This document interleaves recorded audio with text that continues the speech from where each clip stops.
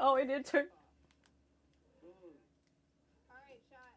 There we go. Can you carry this salad? Of course I can.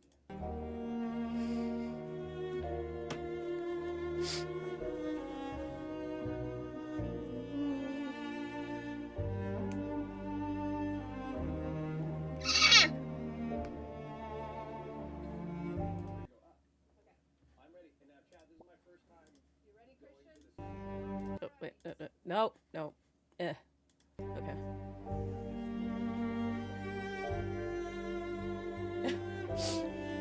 Yeah. Stupid.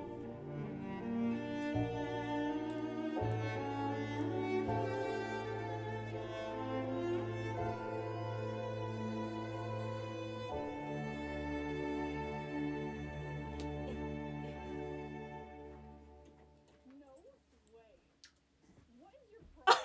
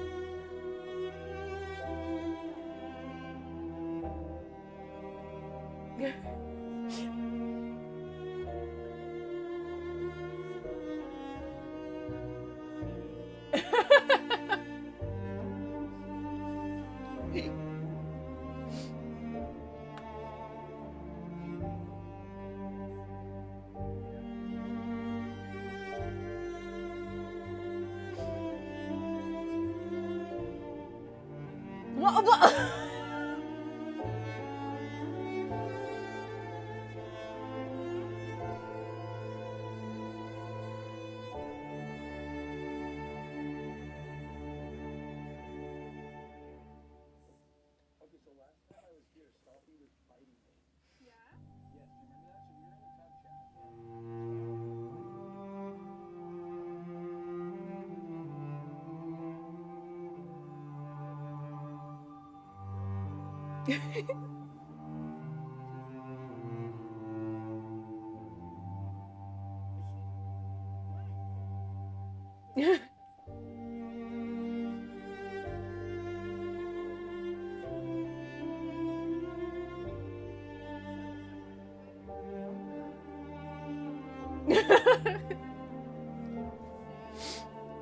Oh,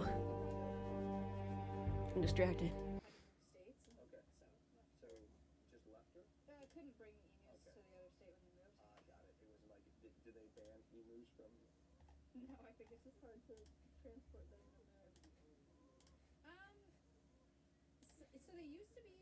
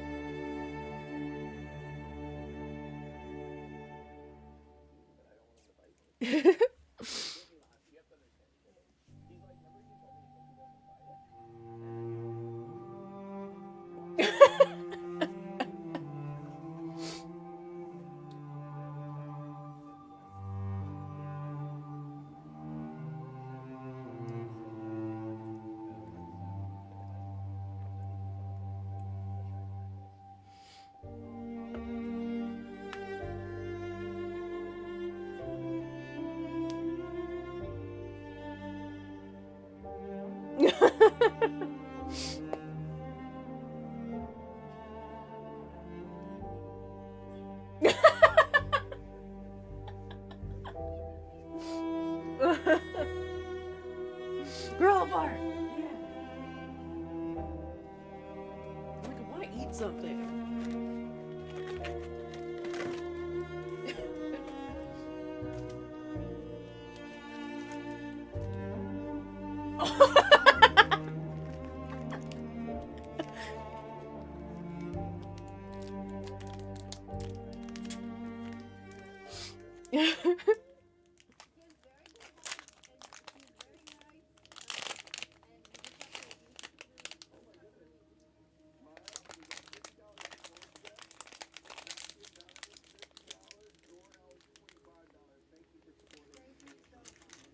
Oh.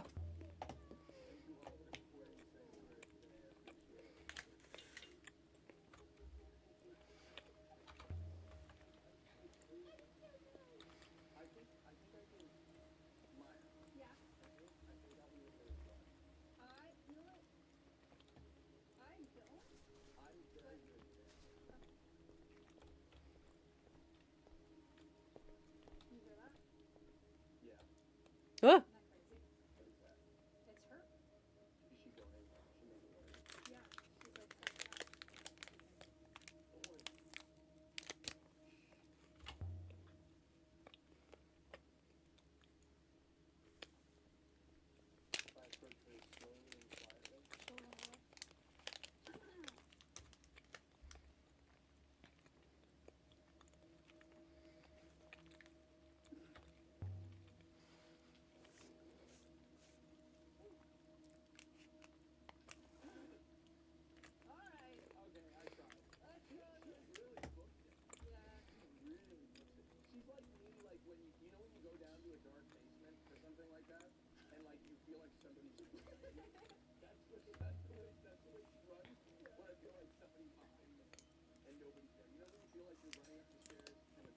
Even Six being like, yeah, it's totally fine to hate that guy.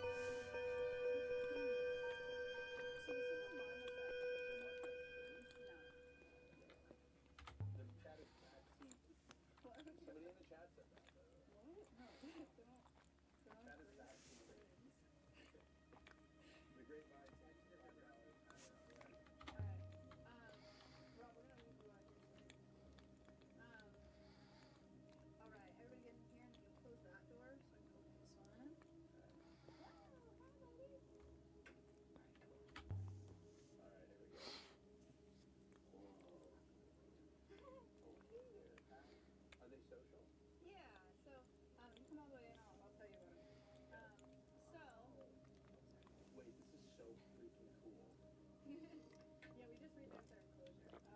So this is the one you're looking at is Momo. He's a black tufted marmoset. Okay. And then up there is Appa. Appa is a common marmoset. Do your best to not look him in the eyes if you can manage. Okay, why? It's just a dominance thing for primates. Oh, so if I look him in the eye, they'll try to like Just don't make like sustained eye contact. It's okay if you briefly eye contact. Okay, got it. yeah. Okay. So these guys came. You can if you want to take a stick, you can. Okay. Sometimes he likes to take, But don't. but you have to let go when you get it to him. But yeah. Oh, He doesn't want it. Okay. He doesn't like that one. Okay. I'll find another one. okay. Oh yeah. You would know. How about a little? Oh, what does he do when he gets you? He bites. That's Oh. nice. So for all primates, you can't look them in the eye this long. I don't know about all, but These ones in particular. yes. So these guys. Have you ever accidentally been staring at them too long? Sure. Yeah. And then they bite you? Yeah. I just get upset. That works out. Okay. These guys. So somebody bought them as pets online in Austin. So a guy bought them online and then had them in his. Oh, you're okay. You're okay. Just don't move. Oh my Sorry. God. You okay? You're on the phone. He used you as a way to get to. Okay. Yeah, okay, he might do it again. Just so you know. But you're totally fine. Yeah, that's it. I was just chill. Yeah, just stand still. He wants the camera. Mm. Which is what. Oh, I'm not gonna look. I'm not gonna touch the accident. No, it's I'm gonna try to not, but it's like a. he won't jump on it. He might. You want to?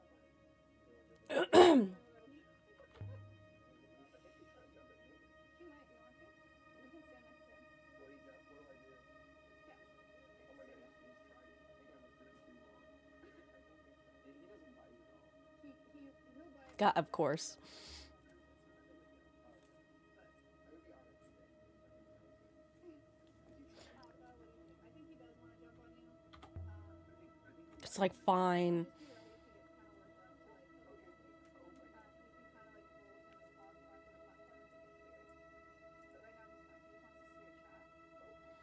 But right now he's fine. He just wants to see your chat. He likes to. Wow, that's just so cool. Oh my God, he's jumping. I'm not looking at you. Not too long. You want to see Oh my God, he's so cute. Chat, you say. He's just an iPad baby. I'm just gonna stay right there. Don't look up. He's like, no. So I have No. this screen right here. Look at straight. Oh. Hey, how far do they jump? So somebody bought this online. Yeah. So a guy bought them online to be pets, and he kept them in his house in this little cage. Uh-huh. And he didn't know how to take care of them. So they had vitamin D deficiencies because they had no access to sunlight. They had metabolic bone disease because they had the wrong diet. Momo up there has had almost all of his teeth, or the majority of his teeth removed because of improper diet. So they just were not taken care of properly, and so they came here for rehab. Bobby used to not almost have no use in his back legs. Now he's 100% yeah. Nope, not yet. How you doing? Remember me? Papa, what do you think? I'm not looking for you. There's no dominance problem here. You're the man in charge. You're the man in charge. There's no dominance problem here. Look, there's a screen. Look at it. Everything. Look, there's no. Don't let that. Because I don't trust her. It's on his face. Really likes. Come on, he loves you, Chad. He loves you, Chad. Yeah. Oh, he's gonna hurt somebody. Oh, he's gonna hurt somebody. Oh.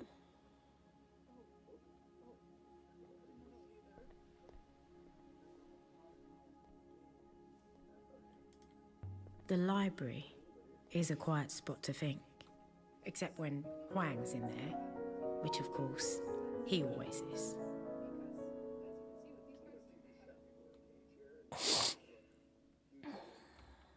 Like you just shut people in a cage with them? Yeah, don't take his stuff. Oh, okay. It's not like that. If he's looking at something, don't interact with him. Yeah, don't touch it. Don't touch it. It's just gonna go through.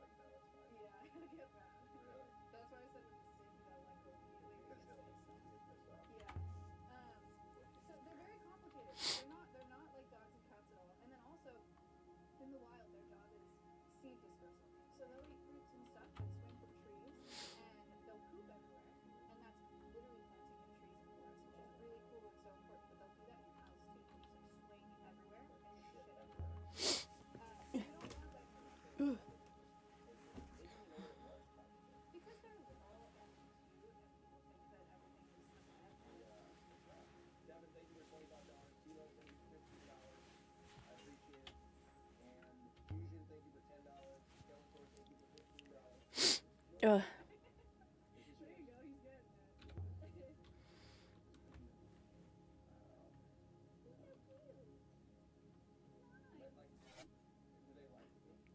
Yeah. No, he's doing really great right now. Alright. Those are the marmosets. Mm. I didn't if I saw he was doing it, I would have pointed. No, you're so fine. I would have done that too if I didn't know what was Alright. Rob, how was that? Freak it out. Yeah. Well, it's valid. You did try to do it. Are you okay? Yeah, no, I'm fine. But that's the other thing about monkeys. They fly each time. You don't Oh. want that That's what I'm saying. Yes, of course. Yeah.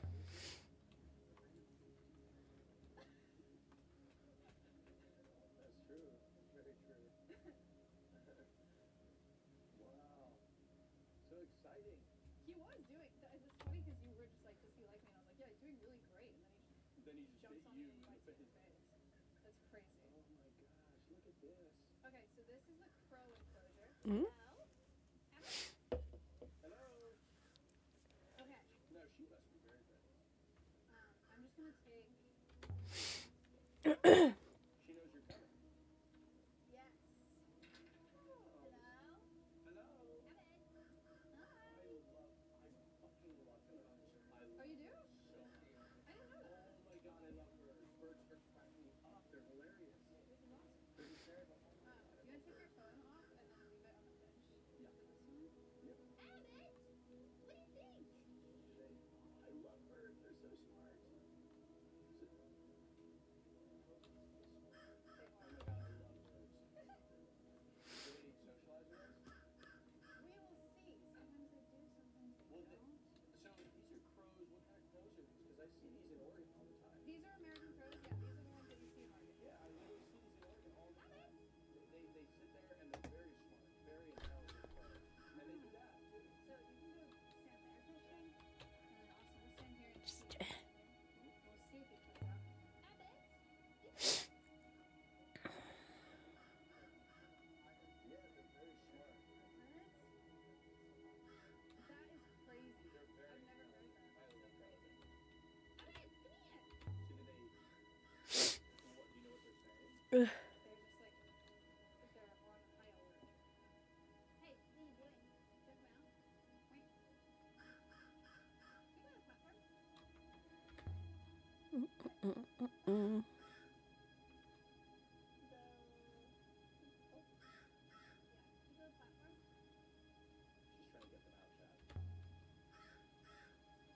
Okay. Hey, Dom, right? Yeah, so come in here, and you can, how's your aim? How's my aim?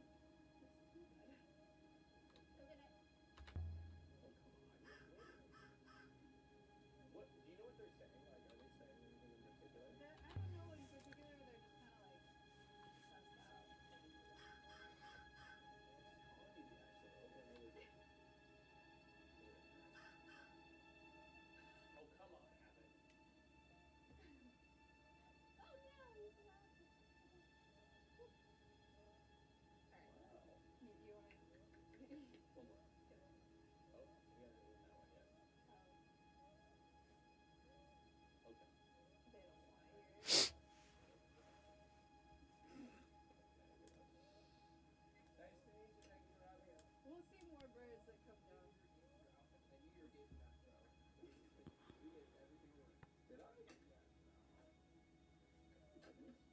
Shout out was pretty good. Samsy, thank you for $50. Thank you so much. Siggy for Beelzebub, thank you for 25. Turismo, thank you for 10. Pops in the chat, thank you very much. Appreciate it. Thank you for supporting our bear sanctuary, everybody. Yeah.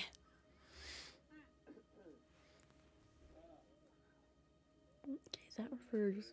Mm, Yeah, they're cool. They're my favorites. All right. So maybe that refers to an action. I didn't tell you when we were in there. They were born in the wild, Okay. and they were blown out of their nest by a storm in Texas, and then they were raised by people. Okay. And sometimes, when birds are raised by people, they imprint on people, so they don't know how to take care of themselves. Oh, so they're like home. They need their people. Yeah, that's Where are we going? This is the tortoise enclosure. Okay, This tortoises is can bite, right? Pushpaw. Yeah, technically, but all the animals that we see today can bite. Oh, except right. Opposite of the mouse. Oh, yeah. Let's see if I can bring her out. Would you like to come out? She's in the Florida. She's in the Florida. She likes that Florida. Okay, let me bring her outside. And then you can serve her her salad. The salad. The hot salad. What's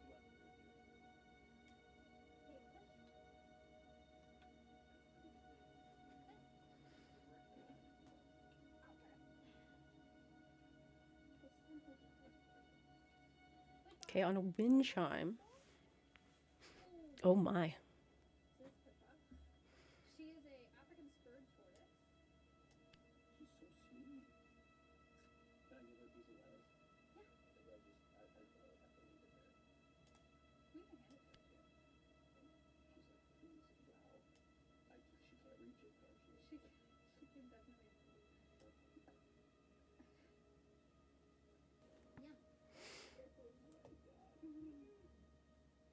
So Pushpaw, somebody bought as a pet when she was little, and then they moved to States, and so they only had her for 4 years. The problem with getting tortoises as pets is they can live. Yeah, so we kind of guessed that being die. So maybe of death. So they can live over. I'm seeing X as like a negative thing. So maybe die. So this is a self-tortoise. She'll get very, very big. How old is she now? She is 5 or 6. She's gonna outlive all of us. I'm so sorry. We're so sorry. I'm so sorry. She has Die together?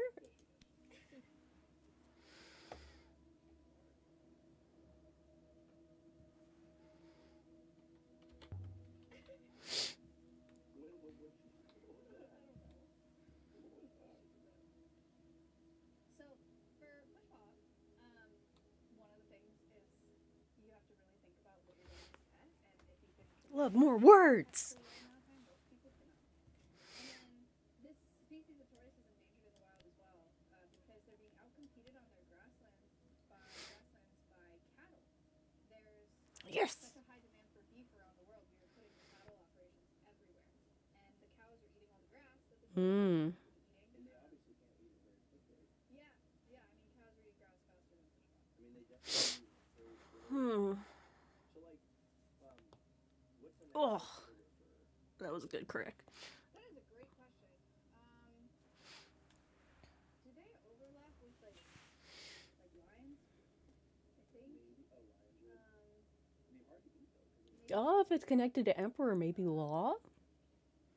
Thank you for 25. Taco Cup, thank you for $100. Thank you very much for $10. Sanctuary Ramsey, $50. Thank you very much for supporting our base. And Eeyore, $5. Thank you very much. Oh. Sorry. What? The Uncle Oscar. Yeah. Oddly, one way that you can help tortoises is by eating less beef. Anything more? Does she swim? She loves water. Yeah, she Okay. Right? Yeah, yeah, they can feel everything through their shells. No, not yet. Yeah. Shy, you want some ASMR?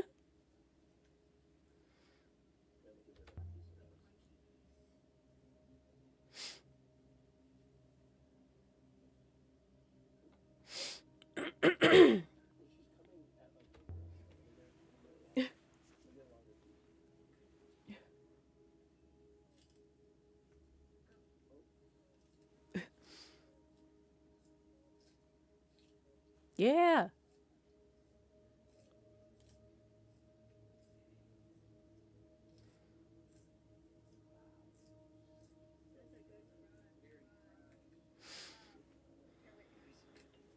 Chad, if you like that, this is, you know how we have the 24/7 cams on all the animals at our wrist? This is one of PushPop's cameras, and in this rock formation is an ASMR microphone.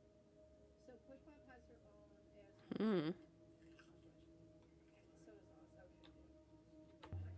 Not yet. It's like, please. That's weird if you're ASMR crunching, but PushPop's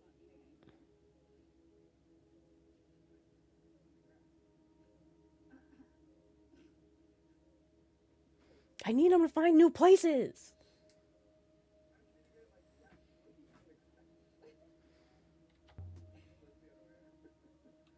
So yeah, PushPop got her own crunch cam. You can leave that out for her. She'll for salad. PushPop, can I put the? Does she eat the weeds too? So we're giving her lettuce, but like there's obviously like a bunch of weeds and stuff. Yeah. It's like, yeah. Grazers. So she'll eat all day. So is this just as nutritious as what we gave her? Or not? Yeah, it's nice that she has a bunch of variety in here. Actually, everything that's planted in here is edible for her. So including all these. These will grow down, and so she'll be able to like reach them from above. Okay. Everything that's planted in here is edible. So So this is just a little extra bonus. yeah, it's a bonus. She's going to find the crunch cam. And something else, yeah. Totally interested in something else. Thank you for 5. Good job, PushPop. Oh, PushPop. She prefers that lettuce. Oh my gosh, she's really going in. She's the best. So cute. Alright. So this may sound like a silly question, but like you guys have to worry about like wild animals coming in here to try to like Sure. Yeah. like coyotes and stuff, right? Yeah. I mean, is right? I don't- Coyotes come in here. We've had some gray foxes, but none of them have been a problem. And they try to get in enclosures. No, we've never had that happen. Okay. So that's kind of nice. It's like they're kind of hard to get to, like in the enclosures. So. Wow. Now what is this? This is the fox enclosure. Oh my gosh. Now we can't just go in there. We can't. Oh. We can't. Yeah, we've got 2 foxes. Are they friendly? Like Yeah. dogs? Yeah. Well, they're much more shy than dogs. Okay. But they're friendly like dogs if they Yeah. Yeah. Finn likes taking treats. Reed probably won't hang out, but there's Finn. Hi, buddy. Hello. So this is the original fox enclosure. We just expanded it to give them that yard, so they now have 8 times the space, which we're really excited about. You're building something over here too. Yeah, over there, we're building new bird prey enclosures. Okay. People's donations right here, right? Yep. So we're working on bringing in 5 or 4 new rescue birds, so like hawks, eagles, vultures, stuff like that. Yeah. Orange guy wants to do for $50. Thank you very much. Yes. Cutie and her community sponsored this original enclosure. And we've just expanded it. Really exciting. Got some words. Nice.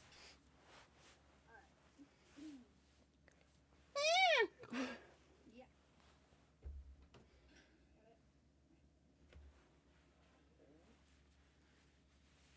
He's snoozing. That's thick sliced bacon from Perfect. They like bacon, huh? It's just a Oh. Okay. but they like. Are you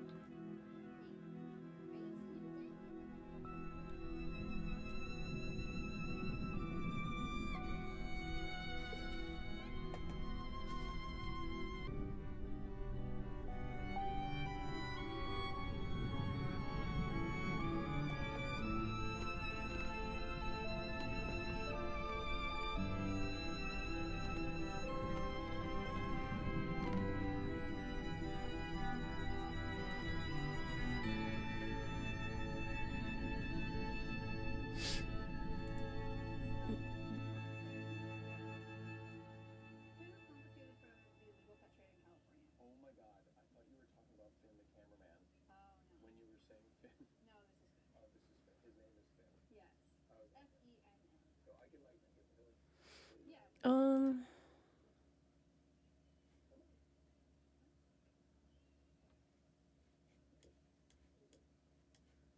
Yeah. Yeah. Oh. Weird. Is he acting a little strange? Yeah. Okay. Well, There he goes. Wow. Oh my god, how cute. okay, maybe it's fine. Maybe it really Now was. he's really woken, now he's woken up. What the heck?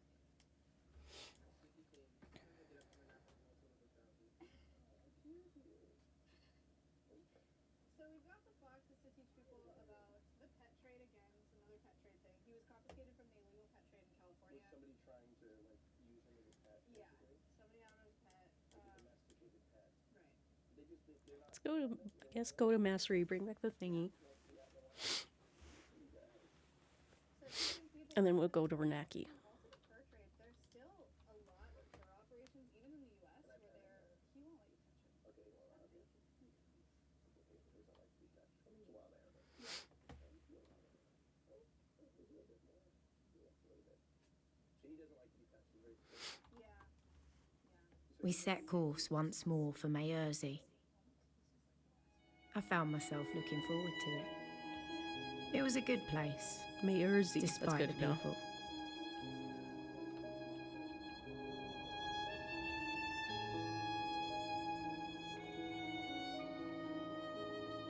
Good to know how to actually pronounce it.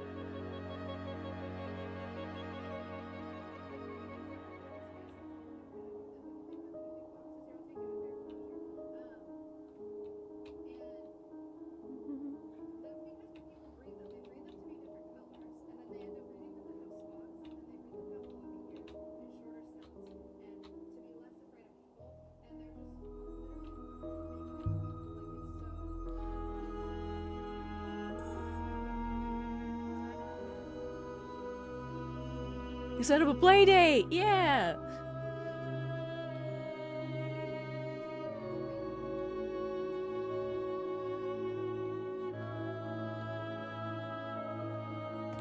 Ugh.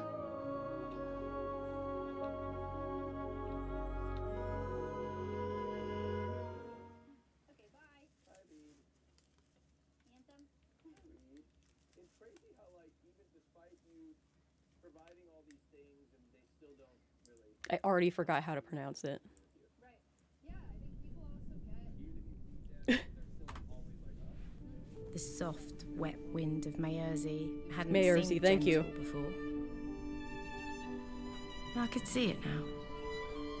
Maybe Remba really had liked this place.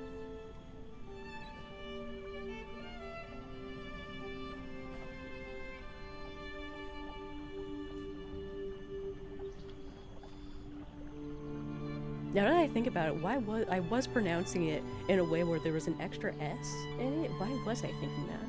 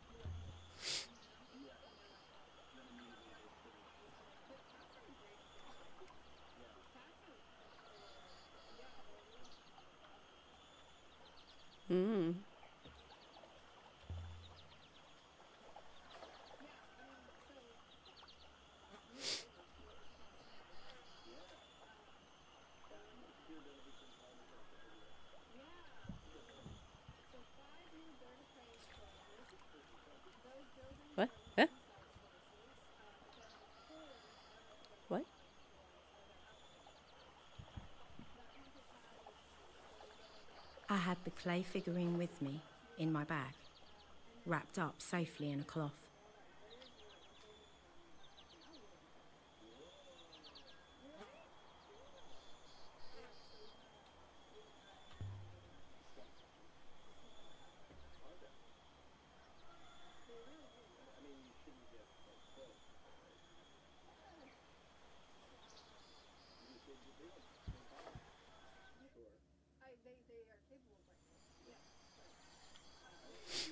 This is actually new. I don't think I brought the statue last time I played.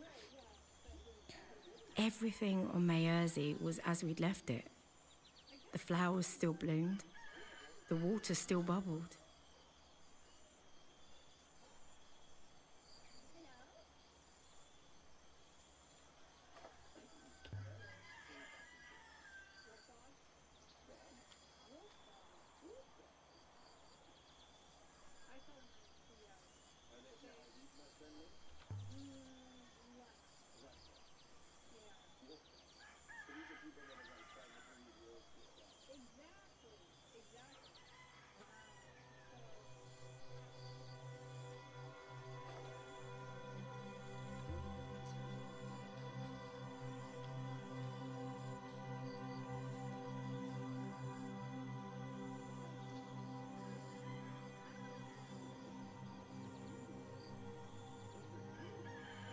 Oh!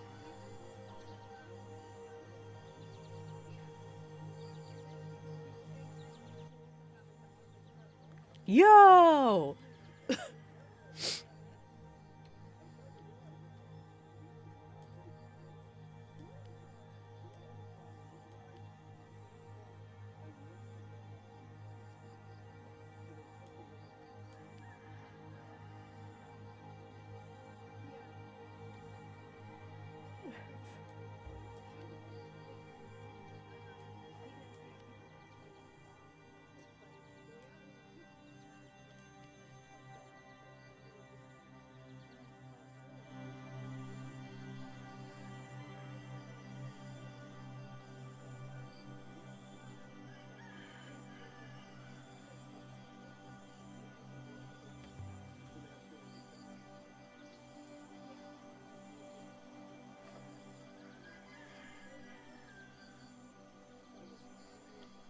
Hmm.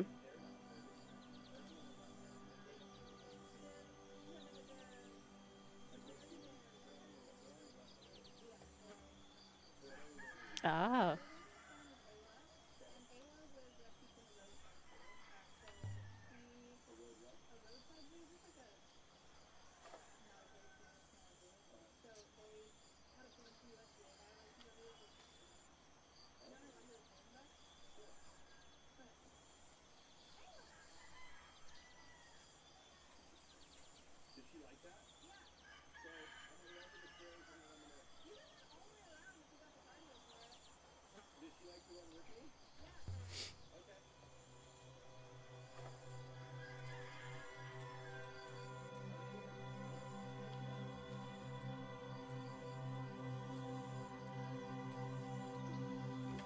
Yeah, what is it?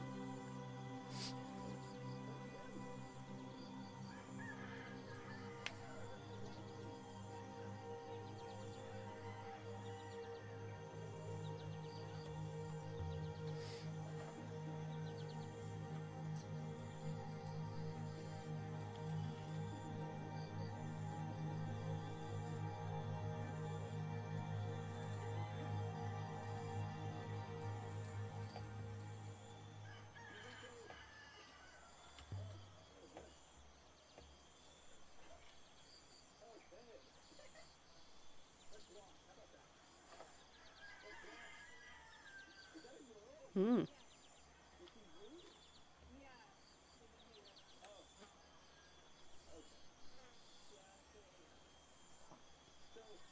Hi, Faddle.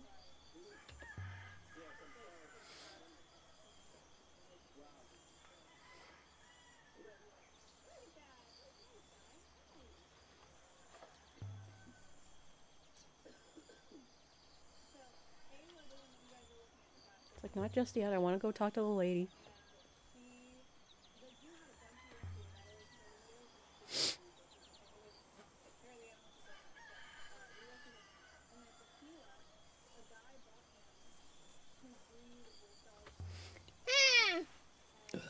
It's good.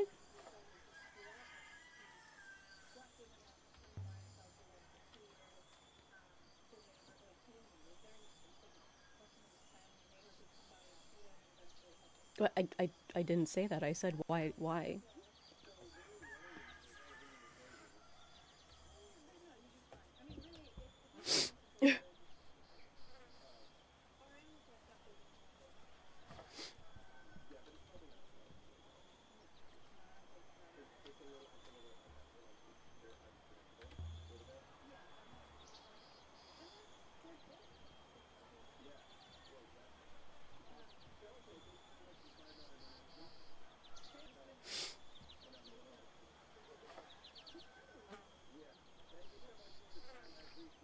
Huh.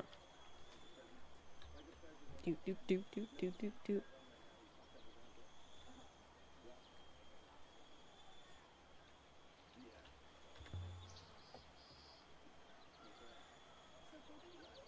I was gonna say, why ask that? He doesn't know, or they don't know, they don't remember.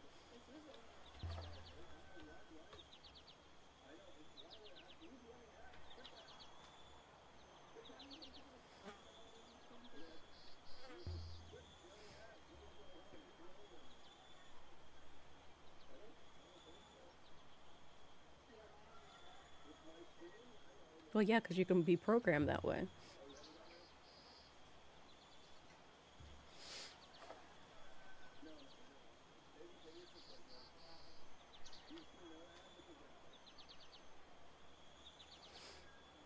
Again, he said it multiple times.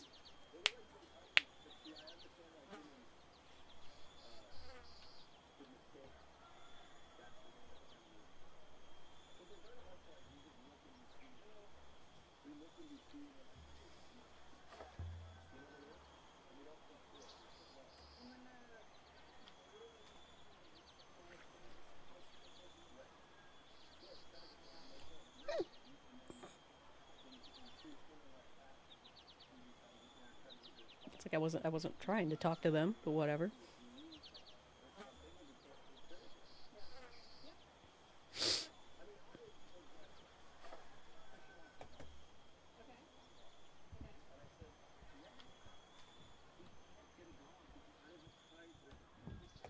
I was gonna say if the lady was here, we can talk to her and definitely and tell her that uh Renba is dead.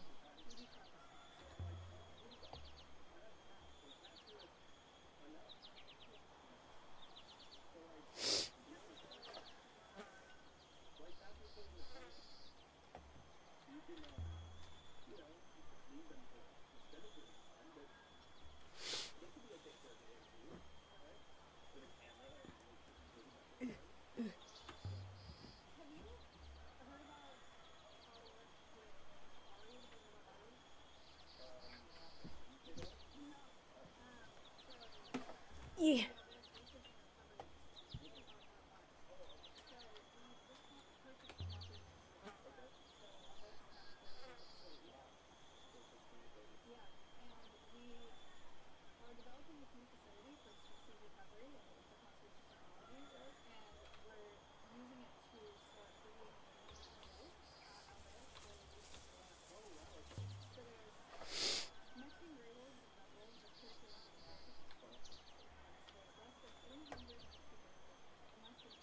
Yeah, yeah.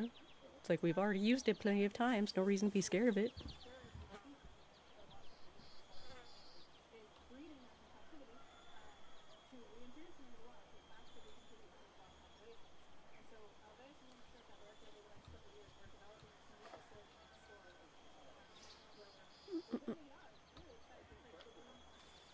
Time to go to Renaki.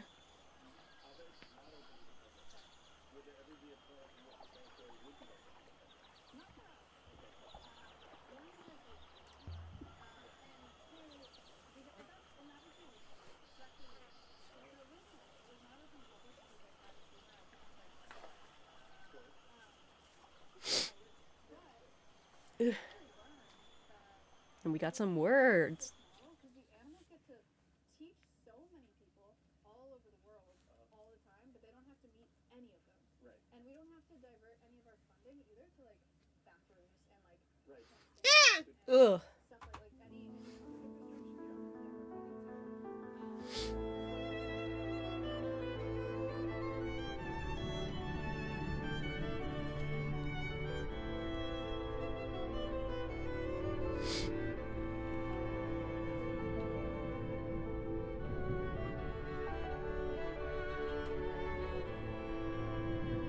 Cool. Okay, let's go.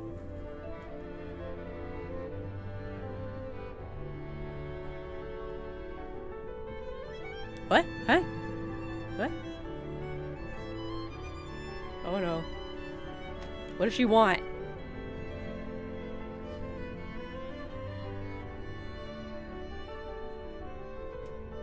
Just like I don't care. What do you want?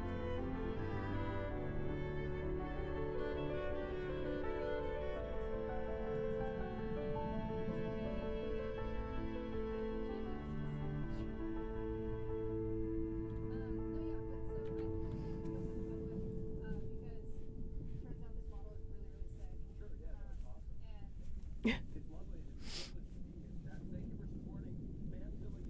$100. Thank you so much. Wow. $100. Thank you very much. So again, I went to the celebration last time, and it's literally just like talk about Remba. It's like again people talking about him gonna be coming back someday because of the whole loop theory, whatnot.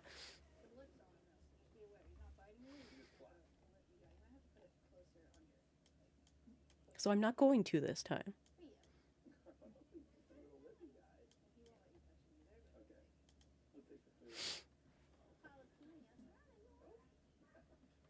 That's okay. So no touch. So if I were Reese's. I mean, you could try. Will he bite me? Probably just move away. No, he'll just move away. And then you can get surrounded. Is Serrano the same way? Yeah. Okay, Serrano. Of course is coming. The horse is coming. Same thing. You can try, but if he moves away, then just Oh my god, is the horse very attention? yeah. Oh, look at the horse coming. He's like an animal right now. Camera out. Find it. Oh my god, hello. Look out, everybody. Oh, hi there.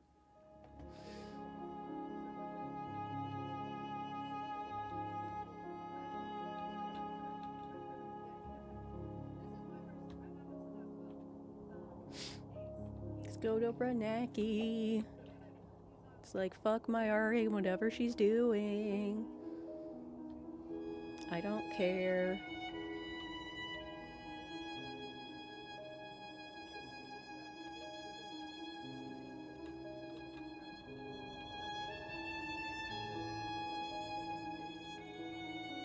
The Ranaka Reach is famous for smashing boats to splinters. The Ranakans are said to make their boats from solid iron. No, I'm going there. I'm going there. We're going off course.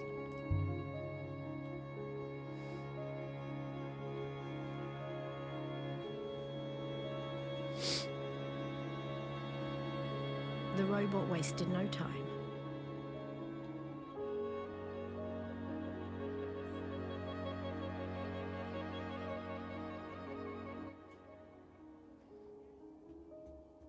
Oh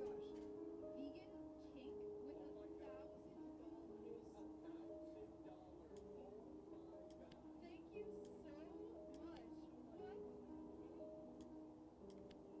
with $1,000. Thank you so much. What? Okay.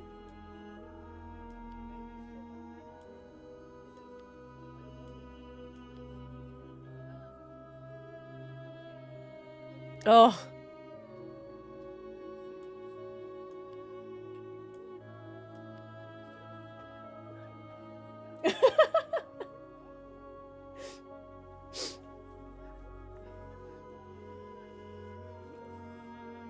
um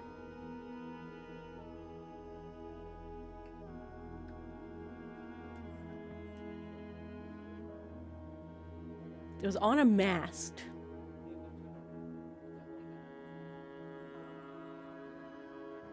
Move makes sense.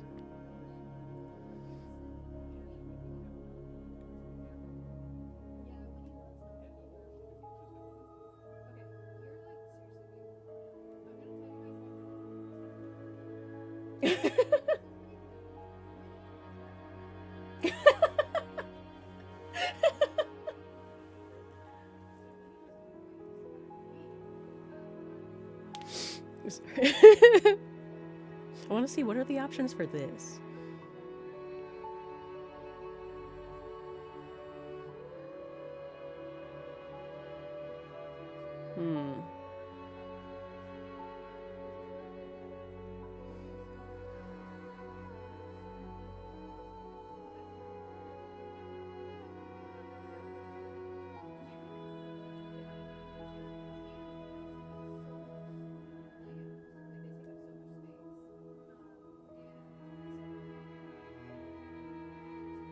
Ooh.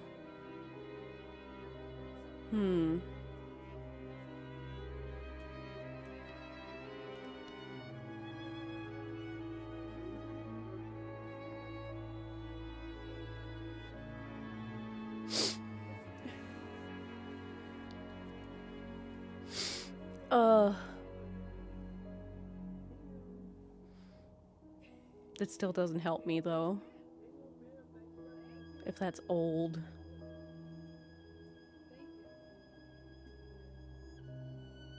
But the only one that makes sense is with what I have is May.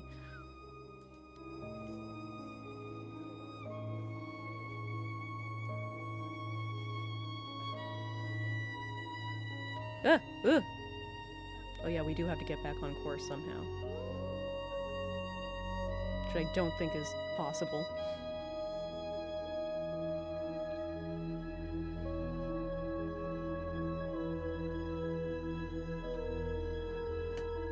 Ugh. I really wish I could zoom out, but we can't.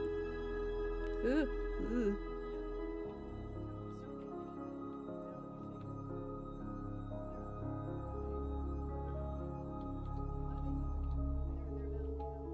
Whoa!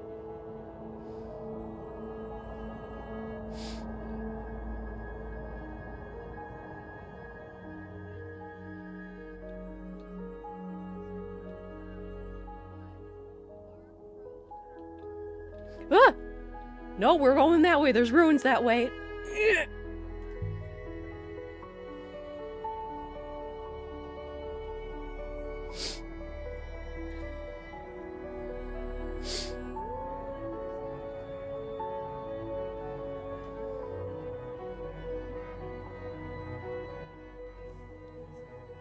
Ugh.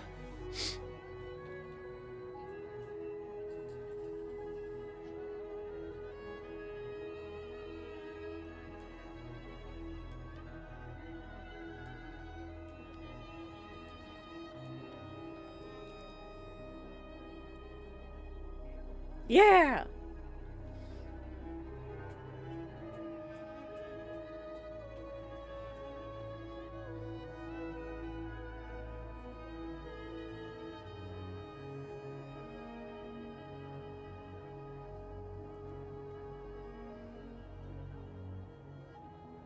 Blank God.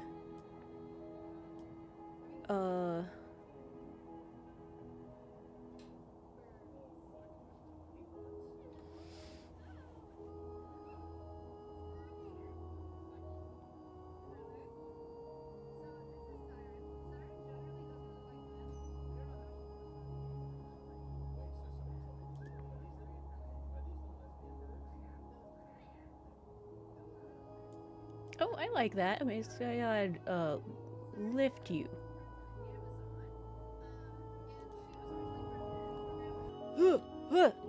No! No! That way!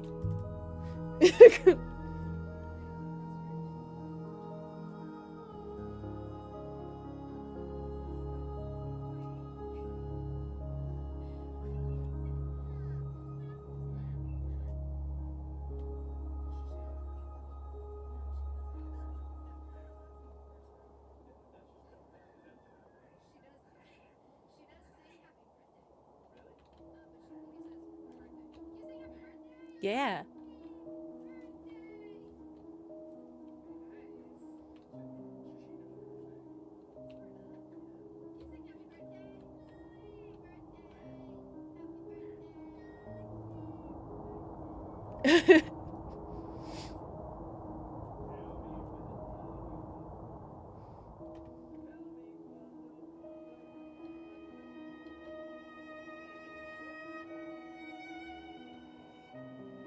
Okay, now we can go straight ahead.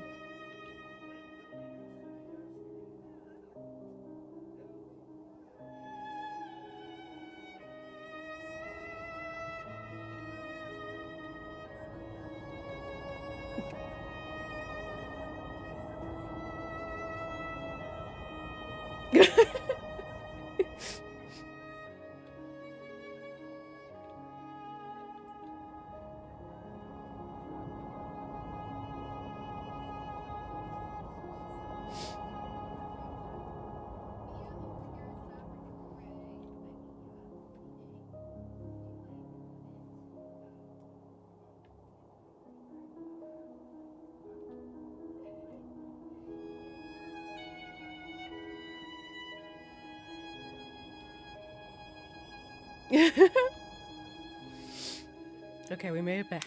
We got some shit. That's good. Hey, you wanna see the lesbians? Wouldn't that be crazy? Wait, wouldn't that be crazy if she started singing Little Bird Hunter Day and you couldn't get her to stop? That would be really crazy. Hello, lesbian. So are we still the lesbian? Oh, yes. We came to Ranaka like thieves, hoppering ourselves into a narrow alley between high, blank walls. I mean, I wouldn't call them blank. There's windows and doors.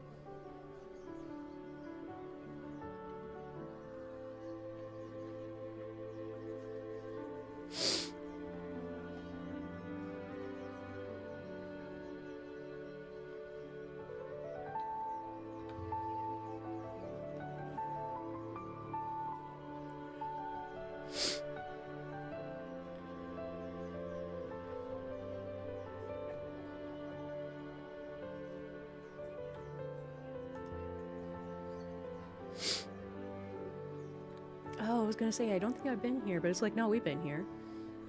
I remember.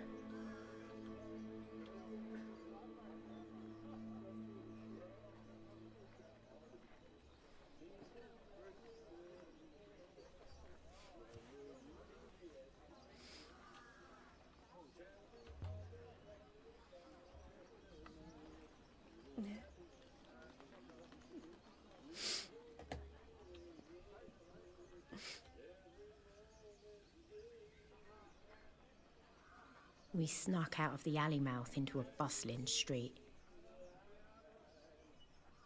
Hawkers shouted each other down about their wares.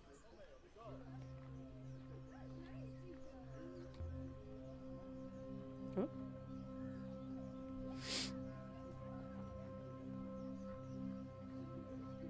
High moisture content? Excuse me?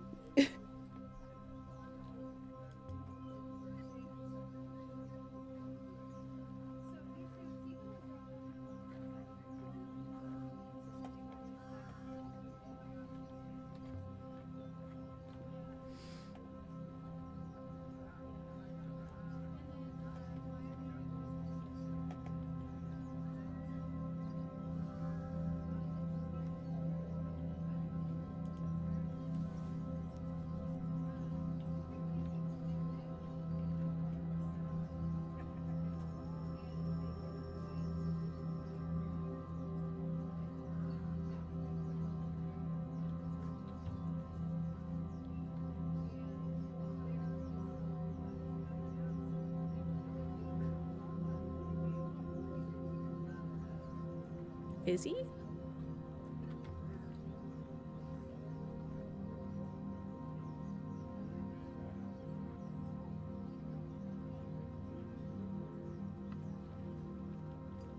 What now?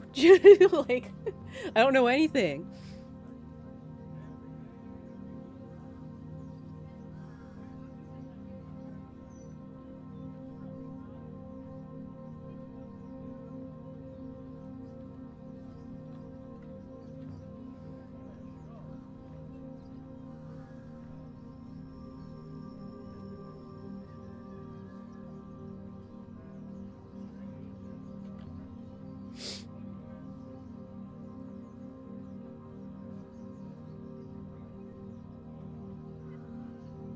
it's like no, no, thank you.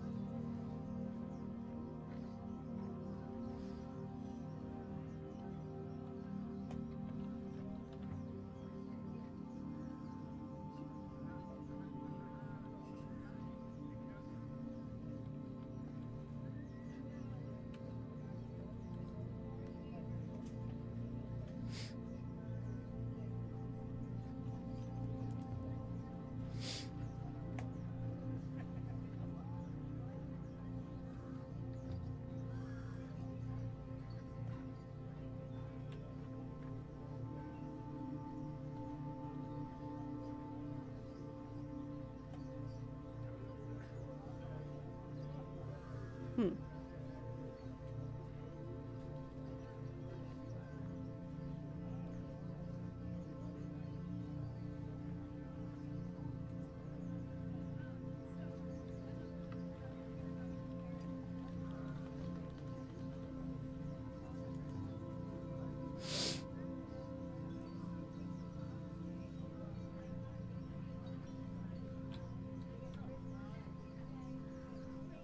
The market of Ranaka seemed to never end. Shoemakers sold boots to the fruit sellers, who sold sour apples to the knife makers, whose blades the shoemakers used to make boots. I don't know if anyone on Ranaka ever slept, but if they did, I bet they bought and sold their dreams. Oof.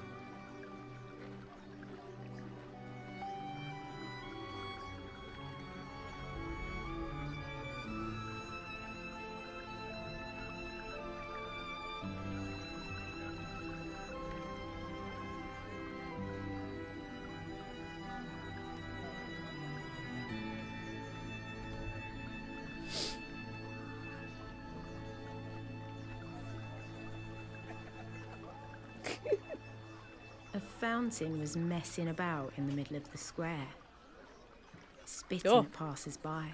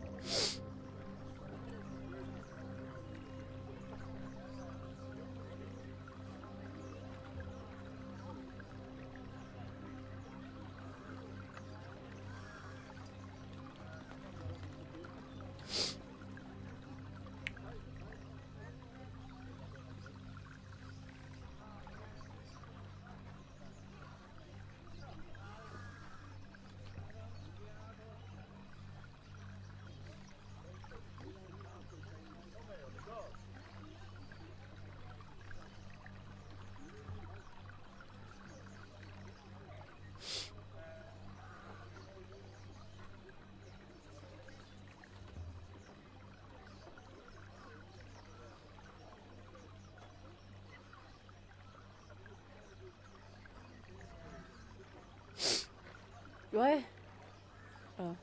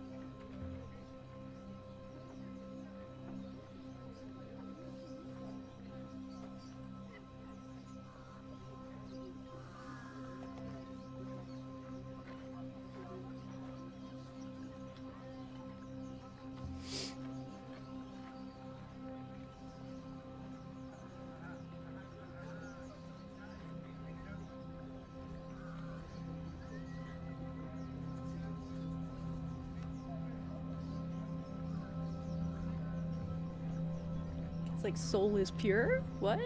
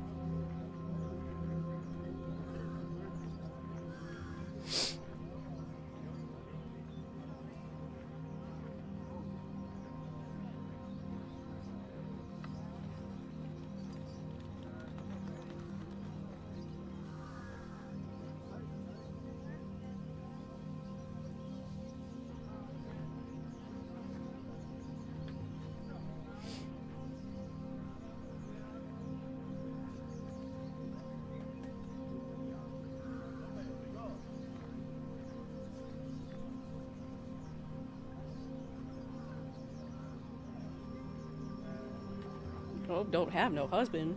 It's like, please.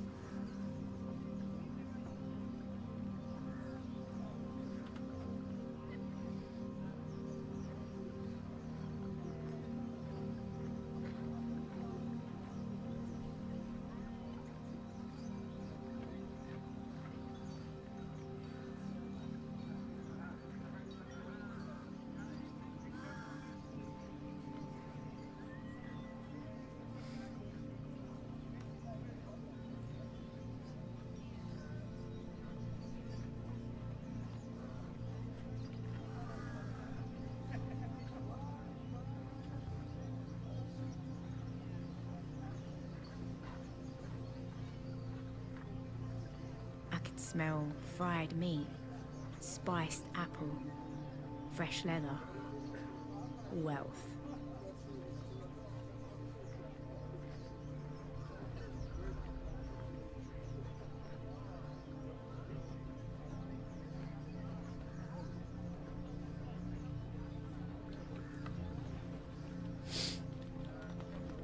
Hungry? Saying that to the robot.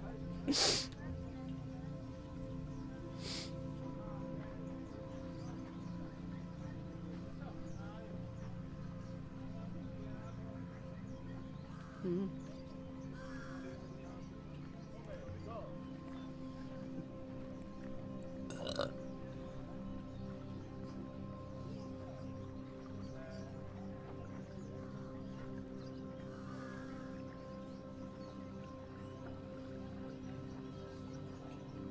Ooh, sandals.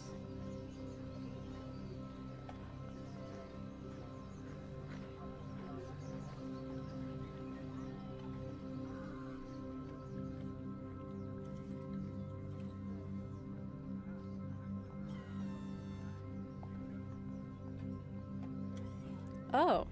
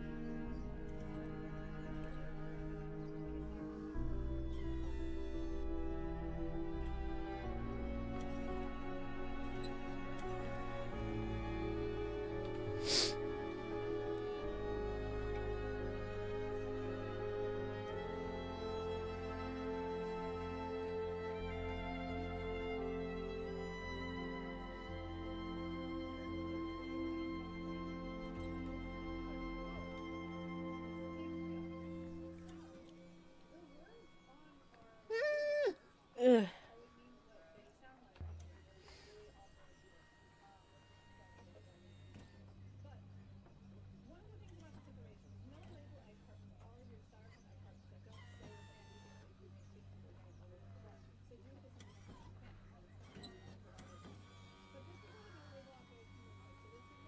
I mean, I don't need another robot though. It's uh Just means that they're not separated by cages, but it doesn't mean that they're outside, and it doesn't mean that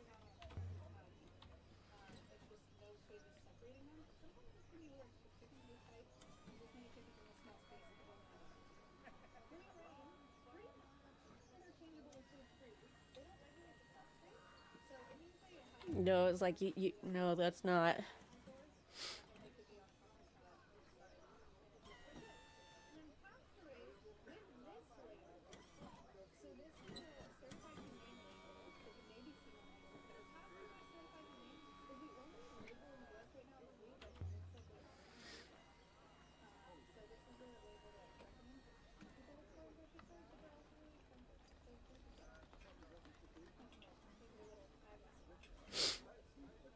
The Merino. The Merino. Like cage free. That's what we think about when we think cage free. Yep. That's what we think about. Mm-hmm. It's like seasonal. Yes, that's good. Yeah. Thank you very much. Where's Puerto Rico? That's it.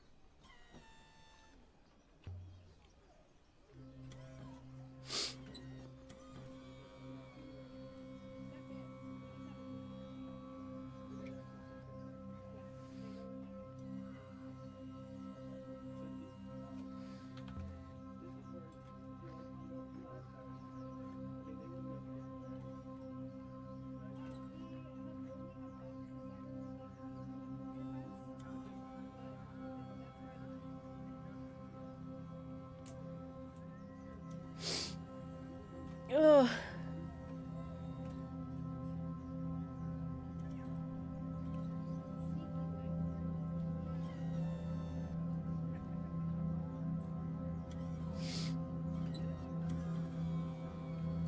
It's like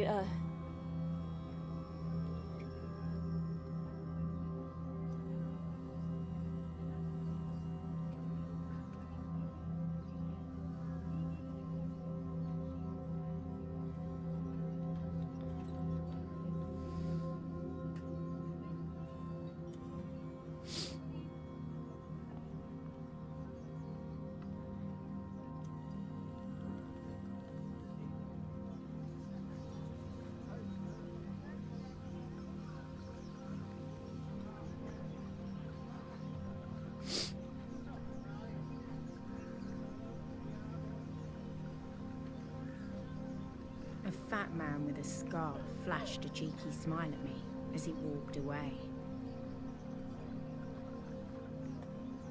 hmm.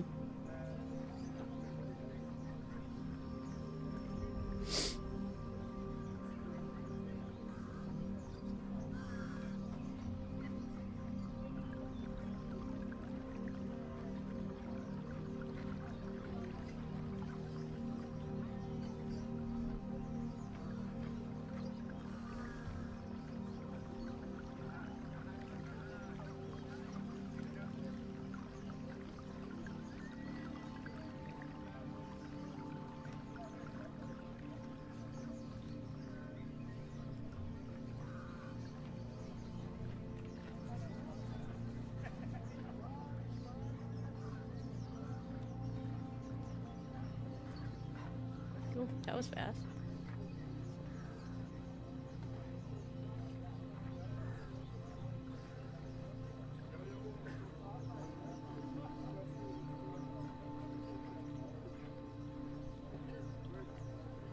Nope, we're not allowed in there.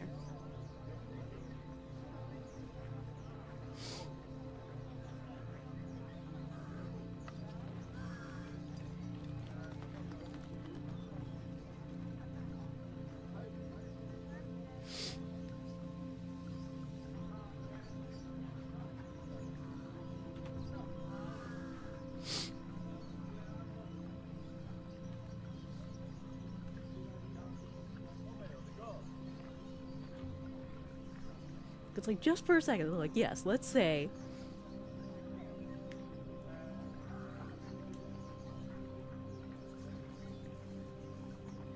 Yeah, that's true.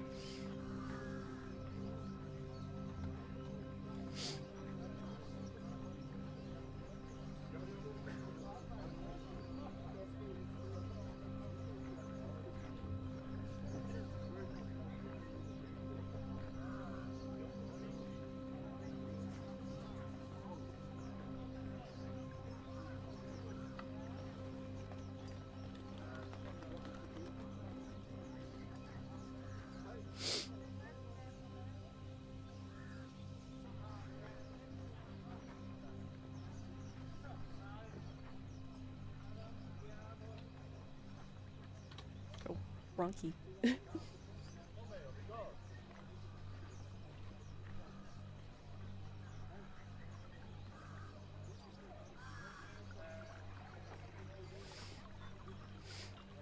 Order any new stuff? No. Ugh. I do need to get the book that's actually for this game. Oh! Oop. She said the thing. Ugh.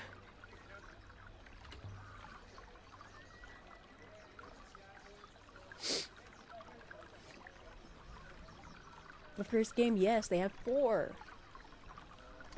The first 2 books, I think, or like the first book, is just about about this game specifically, and then they have 2 new books, so book 3 and 4, that actually go into stuff that happens after the game and then like finishes the whole storyline. Because they unfortunately they had plans to do another game with the like lore and everything, but I guess who knows why they couldn't do it. Because of money and stuff like that, who knows?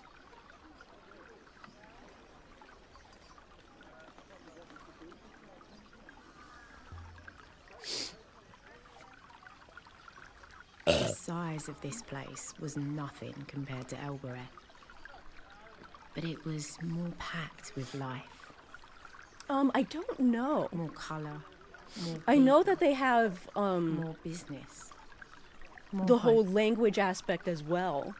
Just like in the game of how we're translating language, I know that there's like little bits in there where I think like you also can like learn stuff there.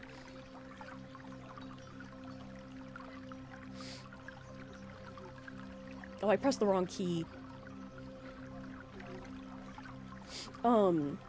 And then there's also, and of course, just as a book, because it's able to explain things better and whatnot, it goes into things like about our main character and things that we didn't like, I think, see in the game or whatnot, stuff like that. It's like once I saw that there was books, I was like, ooh, yay.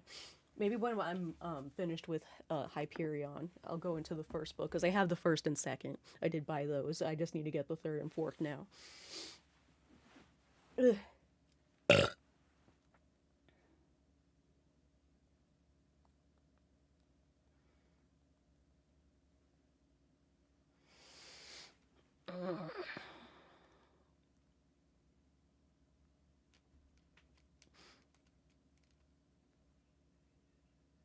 Uh,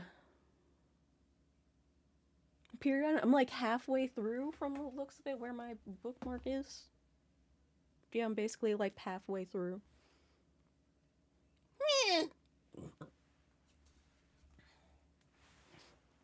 I don't want to do the selling for the information. It's like, do we want to try to sell 6? Do we want to?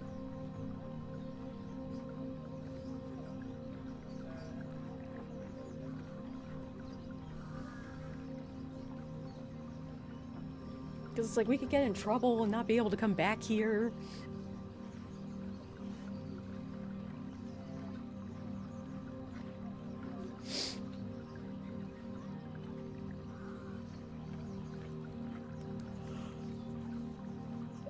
Well, no, the plan is, because 6 is able to like hop her away, like hop her back to the Nightingale and whatnot. The plan is that we sell 6 to the guy. We get the information, I guess, and then we go away, and then 6 will hop her away and then hopper us back to the ship, I assume. Oh, early dinner time. Be right back. Ow.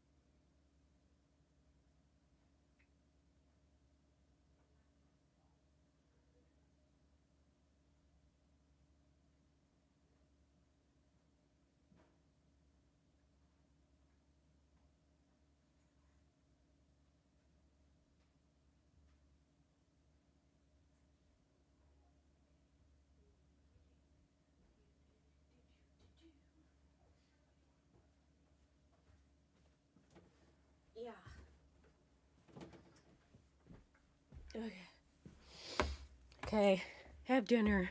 So what should I do? Should we risk it? Because like Renaki has I'm pronouncing it wrong because it's not key, it's Renaka or something. Is more like they have money and stuff. He might have money, so he might like bring like make people come after us or some shit. So I don't know what happens. Because I don't think I did it last time, so I don't know.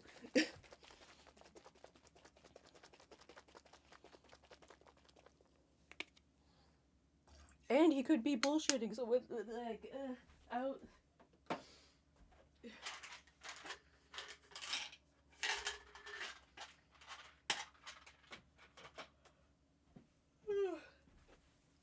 Do it. Oh, okay.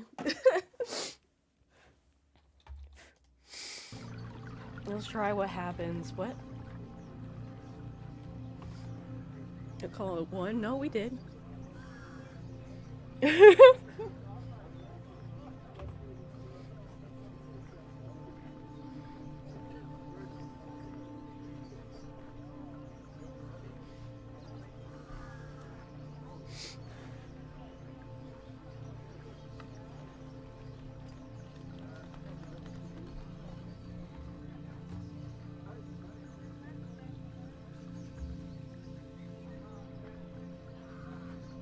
On a daily basis? I mean, true.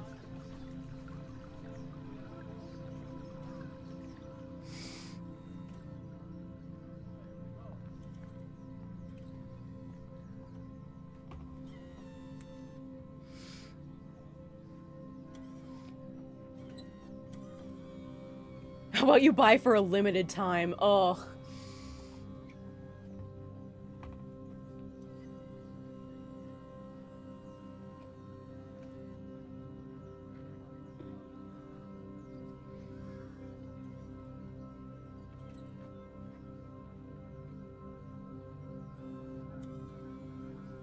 Yeah?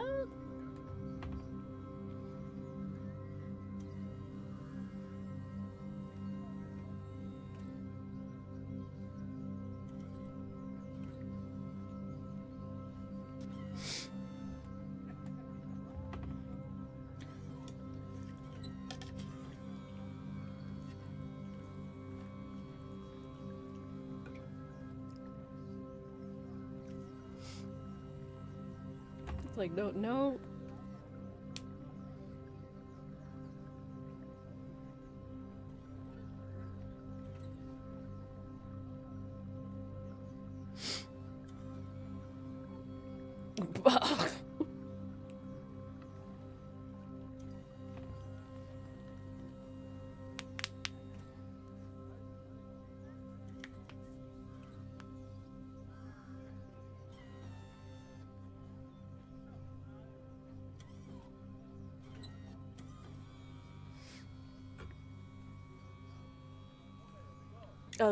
Got microwavable dinner, more pasta, broccoli with chicken. Ugh.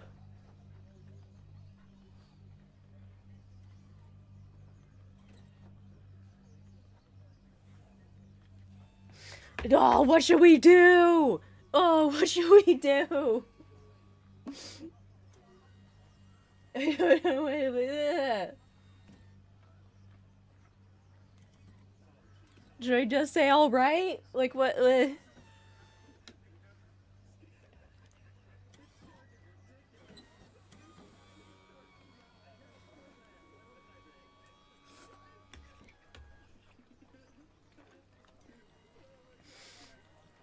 Okay.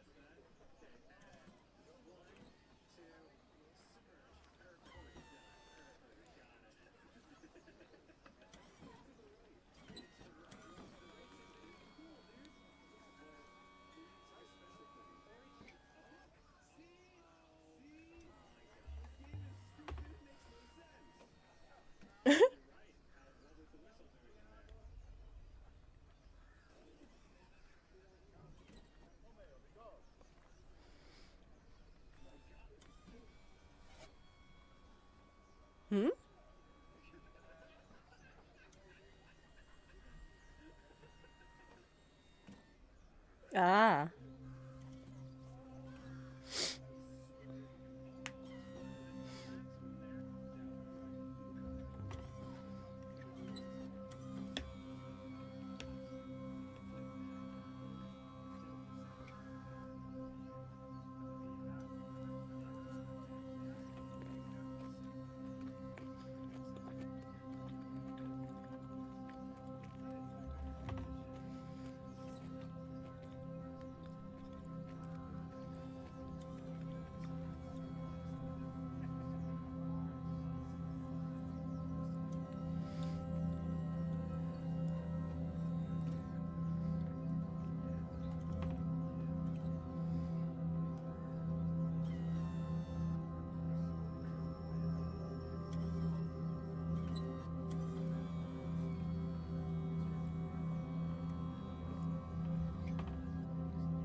Of course he doesn't know.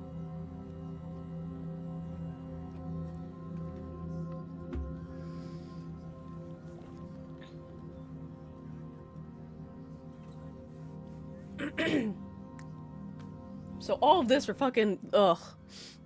None of this was necessary.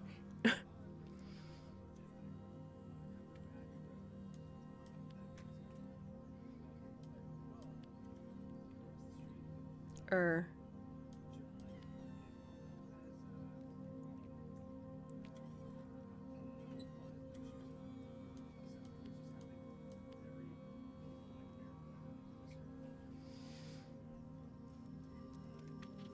Dang it.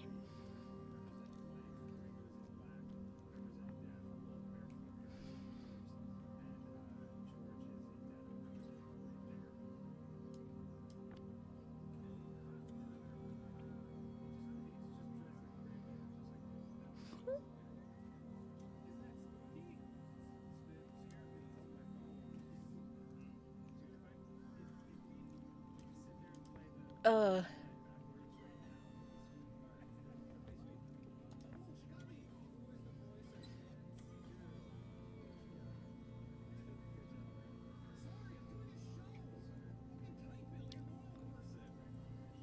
Uh.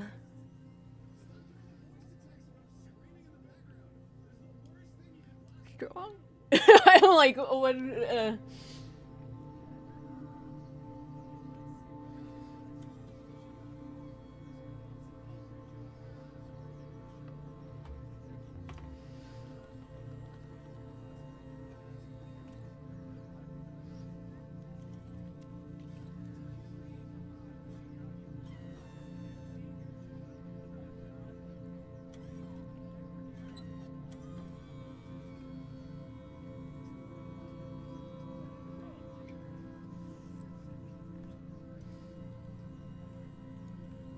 Yeah, it's like I can't exactly promise that.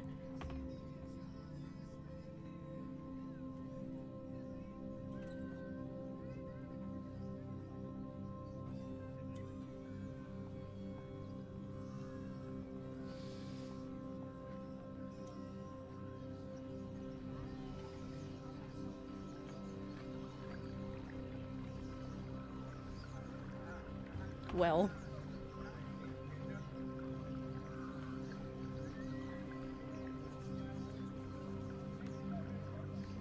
On cutting tools, yeah.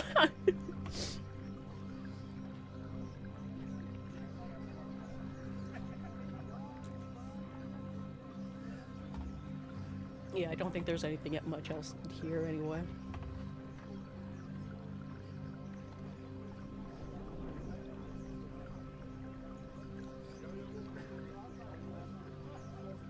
I like it. We just tried to like sneak in through an alleyway or whatever, and then we just hop her out in the middle of where everybody is.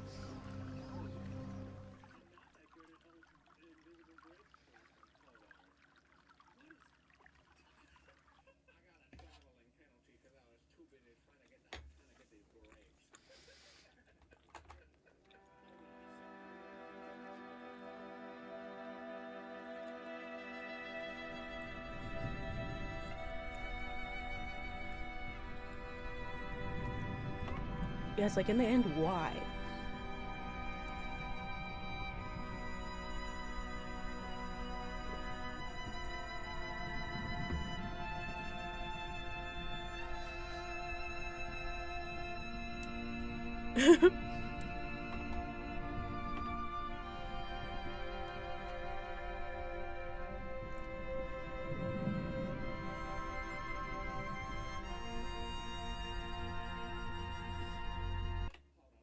Okay.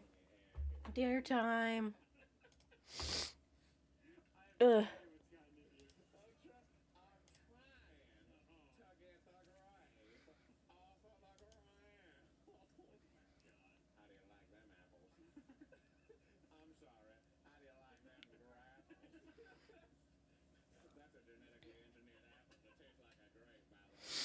So, we don't have any new Reddit stories. They ended up just releasing a Reddit stories marathon of the best Am I the Assholes from the whole year. But we have a new Rotten Mango.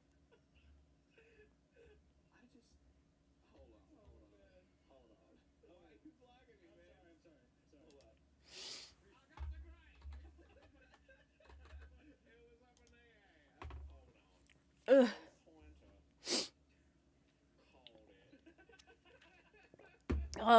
It's about, well, this is the title. Teen girl missing on cruise found under mattress, and main suspect is 16-year-old obsessed stepbrother. It's almost 2 hours long.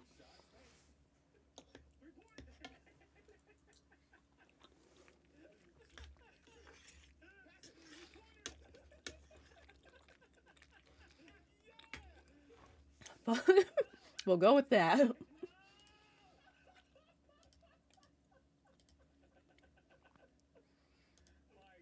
Open, there could I have to start it over because.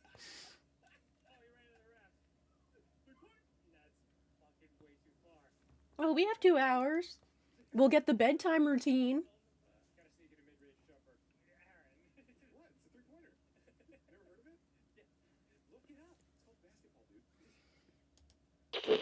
Bada bing, bada boo. the guy in the bright red tomato Hawaiian shirt and a 20-foot long shipping container filled with cocaine are probably headed to this same exact place. It's a place called Port Miami.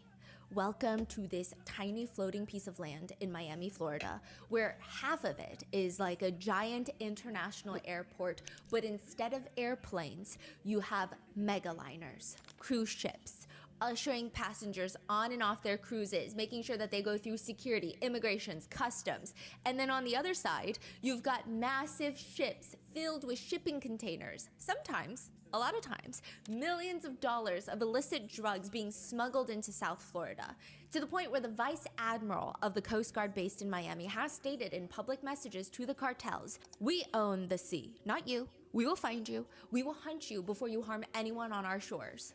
That, coupled with the fact that it is one of the many busiest shipping ports in the United States, it's not going to be the most shocking thing when you see FBI agents, federal agents in Port Miami. I mean, they've also nicknamed Port Miami the cruise capital of the world. In 2025, the Port Miami saw, I believe, close to 8.6 million cruise passengers coming in and out of the port. It is one of the few cruise terminals that can handle multiple mega ships at once. I think they can accommodate 12 vessels at once, which sounds not like a lot, right?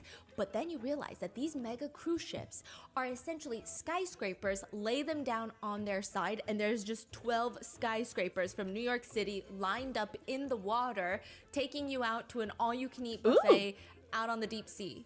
And it's really cutthroat. They have something called the turnaround day. It's when a cruise ship disembarks one set of passengers, restocks, and embarks a new set of passengers within the span of 8 to 12 hours. And then sometimes out of the 12 megaliner spots that they have open, there could be like half of them that are doing a disembark day. So you've got 8 to 12 hours to get everybody off the ship. That alone can take 3 to 5 hours. Each ship, some of these big ones, they have 4,000 people on there, 4,000 passengers. That's not including crew. Wow. There would be about 70 to 80 massive truck trailers pulled up to the terminal to deliver provisions for the next trip. Sometimes you see like 30,000 pounds of just meat going into one ship. Near the end of November this year, there was one point where 10 ships were docked simultaneously, and they had more than 320 trucks coming in to help restock supplies for these cruise ships. But because of how many cruises take place daily and just the sheer logistics of being out in the water with as many good backup plans as a major corporation would have, which is never a lot of things go wrong on a cruise. And a lot of the times, it's the cruise's fault. And that's like a very bold statement. It's merely an opinion. And by cruise, I don't mean the crew, I mean the corporation, like the poop cruise. The Carnival cruise takes off. It's the Carnival Triumph, and it's a You're than a fucking 4,100. bitch. Well, it's also being around all the people because you don't know how the people are. It's just like going to a convention. It's like you'll go to a convention and then come back, and usually like a majority of the people that go, like I see it all the time with streamers. They'll come back and end up being sick because of the convention. Because you don't know, you know that there are a ton of people on this cruise ship like not taking showers. Who knows how many disgusting people like go to bathrooms and don't wipe and shit, don't wash their hands and whatnot, and it's like they're just spreading germs everywhere.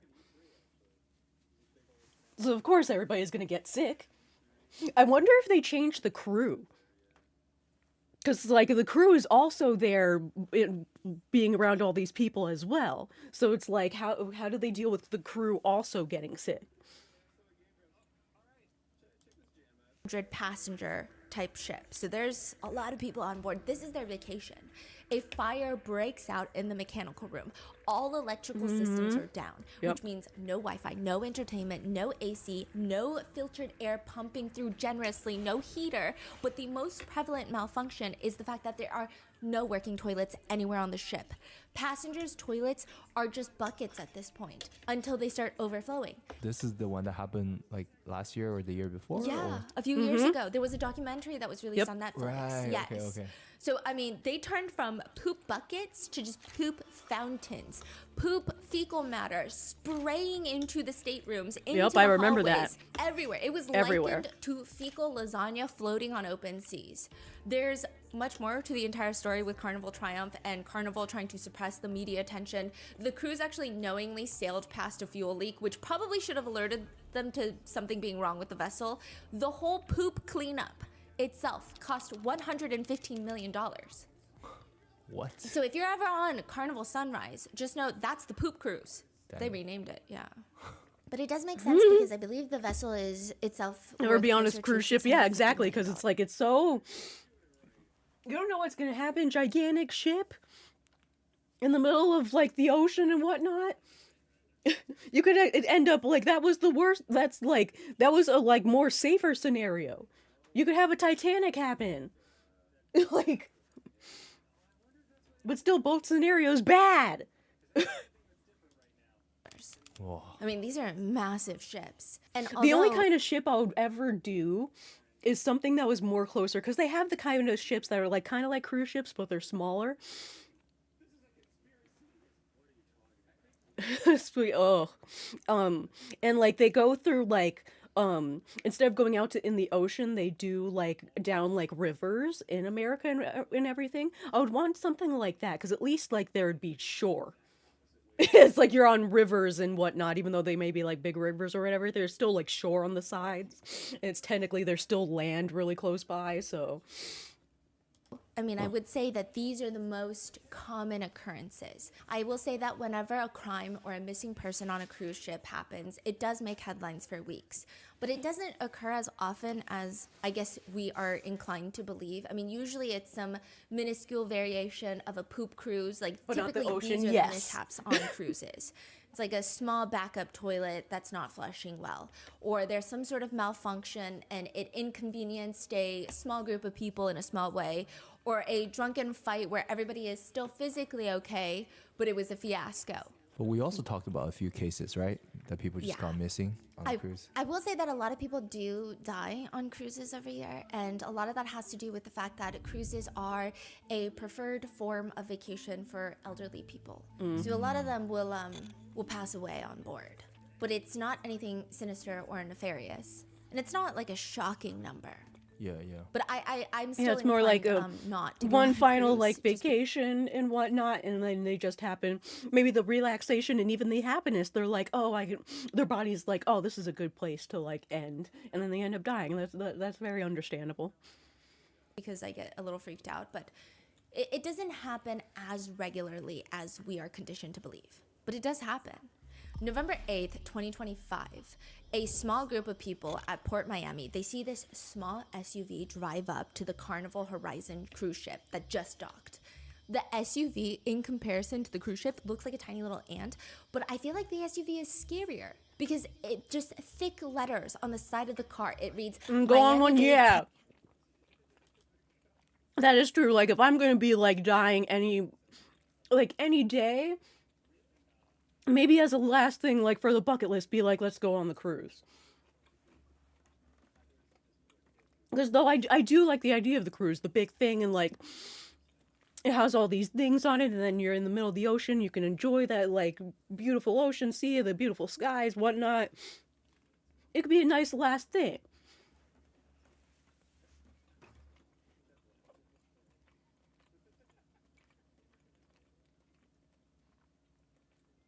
It's like a nice idea to do, but like if you know you're gonna die anyway.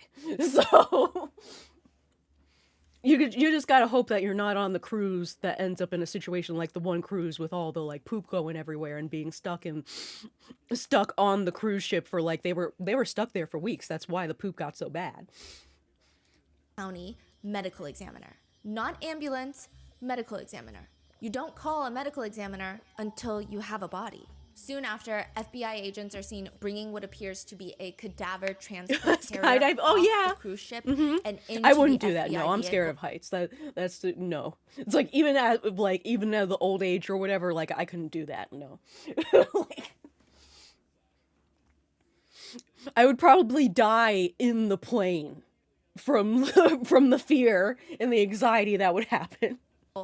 Immediately, people online are trying to piece together what happened, and two things start popping up. One, it's stated that just the day before, while still out at sea, while they're still sailing back to Port Miami, Carnival issued letters to passengers in a specific deck in a specific hallway of staterooms. So if you're staying on this level, I'd probably die same. I haven't been on the plane, just never had the opportunity. I did have the one opportunity where my sister was going to go to Texas, and then she was doing it as a thing to like bringing my mom to go see her sister because her sister lives in Texas. Hi, coffee overlord. They're now nice. And I'm not going. Thankfully, I didn't because like it was Texas or whatever, and I think it was in summer, and so like it was fucking awful. Like they had ACs, but they weren't really doing anything, and I was like, oh, I would have been fucking miserable because I don't do well in like bad heat and whatnot. Ugh. Yeah, it's like thankfully. Complaining, it's like, yes, it's like it would have been awful.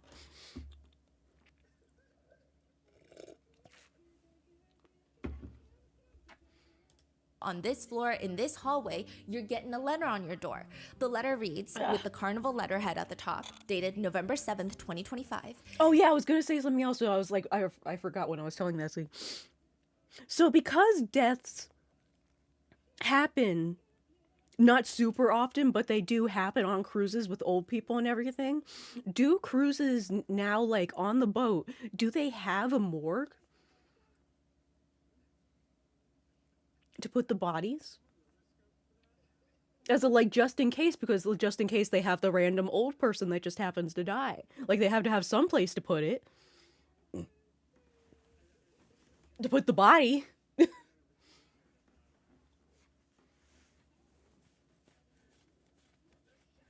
Because it's not like they're going to try to put it in, like, a freezer with the food. Dear Carnival Horizon guest, we have made arrangements for you to have priority debarking on tomorrow morning. Authorities will be joining the ship first thing upon arrival to complete an investigation and will be in the area of your hallway. It could be noisy and disruptive, so we kindly ask that you be out of your stateroom by 7 a.m. We will have breakfast for you, Meridian DR Annex Deck 4, starboard side, and then our team will escort you off the ship ahead of other guests. Doesn't really sound, I mean, it sounds urgent because an investigation, you get priority disembarking. I mean, what could be going on? And then you couple it with another TikTok that starts circulating of a woman who is staying in that same exact deck, same exact hallway, and she says, that she found out that someone was dead in the hallway. She starts off the video by describing her experience on the cruise ship thus far, and she's been having like back-to-back nightmares, which is not the point, but she's just saying it's just been a weird trip. She's on the same cruise, Carnival Horizon, and she says, we woke up and they're talking about somebody got killed on my floor, the 8th floor, like down the hall. So somebody got murdered on the cruise ship. There's security standing in front of the door. The body is still in the room. The body won't be off until tomorrow. When we go to Miami, when we get off, FBI has to come and investigate. Understandable. I mean, you would have to disclose that to the people. Like, if you're an older person and you're saying, like, hey, I might end up dying on this cruise. If I die, please, like, I give you the authority to throw my body overboard.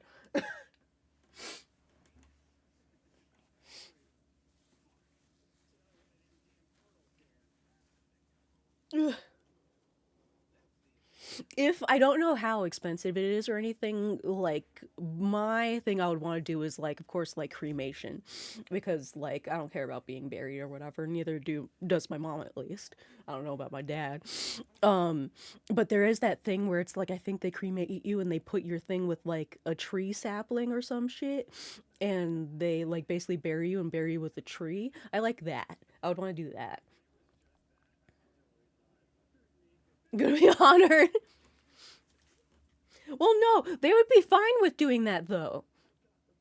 Because, like, if you're gonna just have your body, like, be thrown in the river, like, you'll be eaten by, like, fish, sharks, whatever. If they didn't like you, they would probably be happy to throw you overboard. Just, like, fucking get rid of the... like, just happy to be done with you. The body is still on the same floor that I'm sleeping on. I will note that it's highly unlikely that the body is kept in the stateroom. It's more likely that security and medical staff respond, notify the captain, notify shore authorities. Usually they'll photograph the entire room and how the body is discovered, along with anything else of importance. Oh, too grumpy before to die, moving I the body miss- to the morgue, because every cruise ship has a morgue. But it's likely that Oh, yeah, it security has a is morgue. stationed Okay. outside. Every cruise ship has a morgue? Every single cruise ship has a morgue.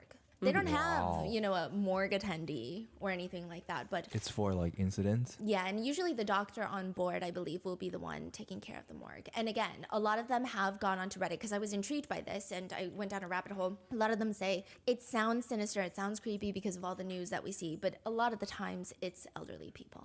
Wow. Which is still sad, nonetheless. And they actually Yeah. advocate that if you are a senior citizen going on a cruise, you should definitely get travel insurance because it can cover and help your family cover transport of your body back home. Huh. Which would be different than if you were to... Well, my parents going on a cruise. Okay. Yeah. Wow. Interesting. Yeah, every cruise ship does have a morgue. And so it's very likely that the body was placed in the morgue and there is security Were you stationed being outside by the room to make Snipe? sure nobody tampers with a potential open crime scene. Now, the TikToker says at one point, her sister had heard someone screaming for help. And then they find out that someone has potentially been killed on the same floor that they're on. I mean, she's understandably very freaked out. She says that she's not even going to leave her room for the rest of the 24 hours. And she's just going to keep her sisters nearby just in case. She doesn't know what's going on. So you have someone on TikTok claiming that someone was potentially killed on their floor. An alleged Carnival letter issued to passengers of that floor advising them that they're going to disembark earlier than the others. Then you have federal agents showing hours before docking. A room attendant had walked into one of the staterooms.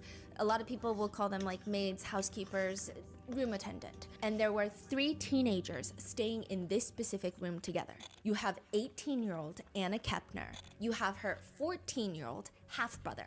So they have the same dad.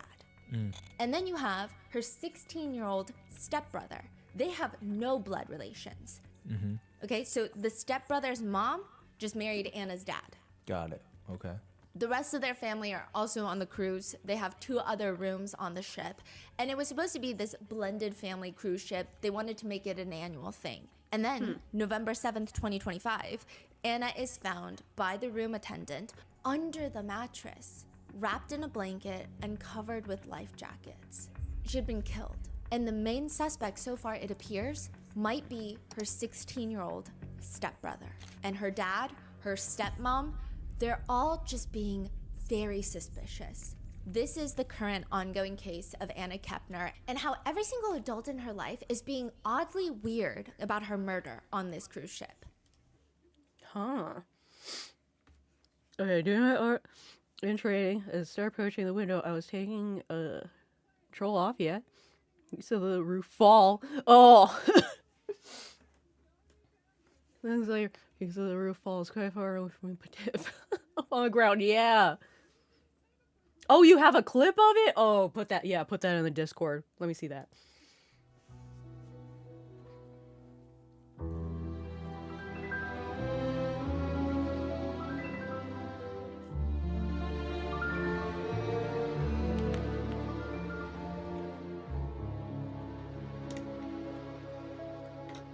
Okay. Mm-hmm.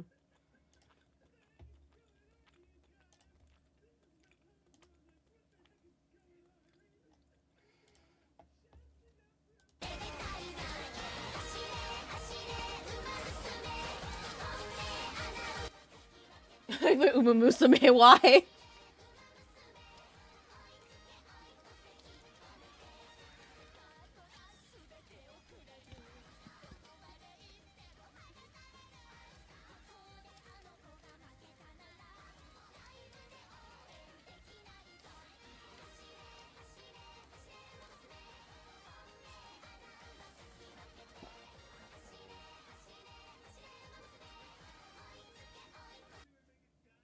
I was waiting for it. Was it the object that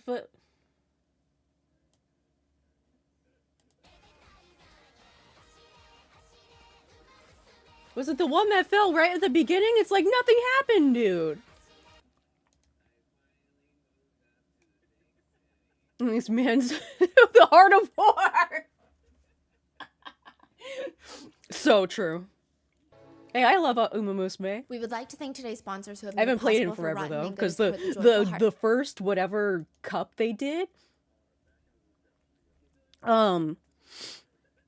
it made me depressed. I think it might have been the first and then the second one, the astrology cups or whatever. It made me depressed, like how like hard it was to actually do anything in it. So I stopped playing for months. And also got lazy with actually playing the gameplay. Ugh. I need to get back into it. Foundation.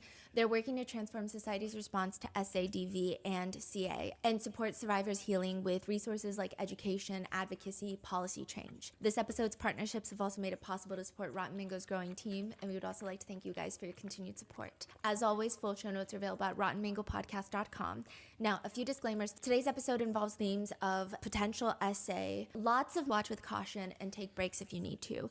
Today's episode is also currently ongoing. I'm sure many of you guys have been following the news, the updates, the investigations. So this is going to be everything Nope, we know never up heard until of it. the release date of this episode. For updates past that, you can probably look for a pinned comment. I'm going to try to follow up as quickly as we get more developing news.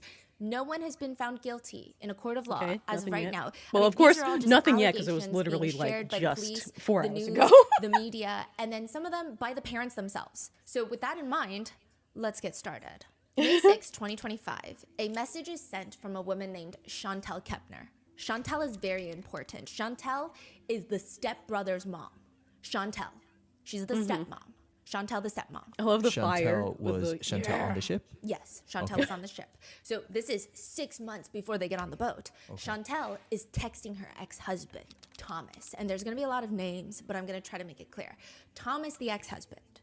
Now, this text message reads, "Good afternoon. I wanted to give you a heads up that we have a family trip planned from November 2nd to November 8th. We'll be going on a cruise that departs from Miami and stops in Jamaica, Grand Cayman, and Mexico before returning to Miami. In order to move forward with the necessary travel documents, could you please send me your current mailing address so that I can send you the passport forms that need to be signed? And I'll include a prepaid envelope for returning them. Thanks in advance, Chantel." Chantel and her ex-husband, Thomas, they share 2 kids together. A 16-year-old son, the stepbrother, and a 9-year-old daughter. She's going to take them both on this cruise. And she wants permission because, you know, that's how custody works. About a month later, the ex-husband, from Lucky Thomas, Star, yeah. he's still not sent the forms back. He just responds, "I'm not sure if I'm willing to sign the forms. I'm not okay with my kids going out of the country. Until we can find some common ground and set something up, I'm not okay with them leaving the state." Being that I have not talked to or seen my kids in so long, I will talk to my attorney and see what can be done. Maybe we can agree on something that benefits the kids having both parents in their lives. Ooh. Also, the first message that she sent him is like she was talking to like someone, like a business partner or some shit. It's like, hey, can you send me these things? And not her like ex-husband. It seemed way too formal and Chantal distancing. will But hey, take maybe the that she has kids to do on that. the trip anyway. And by the end of it, her 16-year-old son is going to be a suspect in the murder of Anna Kepner. Nearly Okay, enjoy your sleep, coffee overlord. Bye. 32 hours after Anna Kepner is murdered, Chantal is going to text her ex-husband once more. I need you to call me. It's an emergency. There are apparently 5 main categories for cruise liners. You've got mainstream, premium, luxury, ultra luxury, and expedition, which expedition is essentially a cruise where you go through the Drake's Passage and end up in Antarctica or some other remote location. You're not really there for the all-inclusive buffets and the casinos. You're there for the thrill. You're there to jump out of a helicopter and see a penguin. Obviously, price point is going to be one of the main, if not the main thing about choosing which category of cruise liner you're gonna end up on. So starting with ultra luxury, think Ritz-Carlton Yacht Collection, Seabourn, Silver Sea. It's intimate, perhaps only 200 to 750 guests on a boat. I imagine a much older demographic. I've actually heard of a lot of people who are like, I'm gonna splurge and go on a honeymoon on one of these ultra luxury yacht trips like the Ritz-Carlton, and by heard of people I mean on Reddit, and they say that they regret it because you're just with a bunch of 60-year-old rich retirees and there's no fun. It's just a lot of fine dining. So that's the most expensive one. Yes, unless you're chartering a yacht, which is not really a cruise at that point. How much are those? Do you know? Yeah, so it really depends on how long you're going to be there. What's interesting about the ultra luxury trips is they never start and end in the same place. So you have to think about travel accommodations from the start position to the end position. That's weird. For example, Seabourn, 8-day trip in Japan, and then it ends in Hong Kong. Huh. Yeah. Yeah, you have to fly back. You have to fly to Japan, and then you might not leave the same day, so then you gotta find accommodations, and then you have to find a flight from Hong Kong back to wherever you live.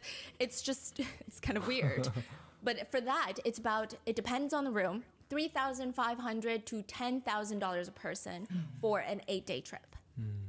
The Ritz-Carlton is even worse, starting at $11,000 to $12,000 a person for a similar trip. And then a small step down from that would be luxury and small yacht cruises. Oceania, Viking Ocean, Windstar. Again, much smaller ships in general, a huge focus still on the food. Lots of focus on fine dining. These are the types of boats that are gonna be like, we have a Michelin star chef on board. A lot of companies in this tier are gonna try to market the experience as almost like being on your own private yacht. It's very private. Some of these cruise liners, it's a 1-to-1 staff ratio, staff to passenger ratio. Then you have the next step down, premium cruise liners. Princess, Holland America, celebrity Reddit researching that I've done as someone who has never been on a cruise. Virgin Voyages has become swingers paradise. It's an adults-only cruise line. Oh, And- but some people might be into that. Yeah, so I'm just saying, don't book it until you kind of know what's going on. Yeah. Even if you're not into it, I think it could be fun. I'm just saying you should be aware before you get on the boat. And Yeah, then you just be see, like, careful. a bunch of upside down pineapples everywhere, which I believe is the symbol for Got swinging. it. Yes. I see. And then you have the Disney cruises, which are very expensive, much the opposite of Virgin Voyages, child-focused, family-focused. And then after that, you've got your mainstream, or what they call mass market cruise lines. And these are your Royal Caribbeans, your Carnivals, and each company has a different energy.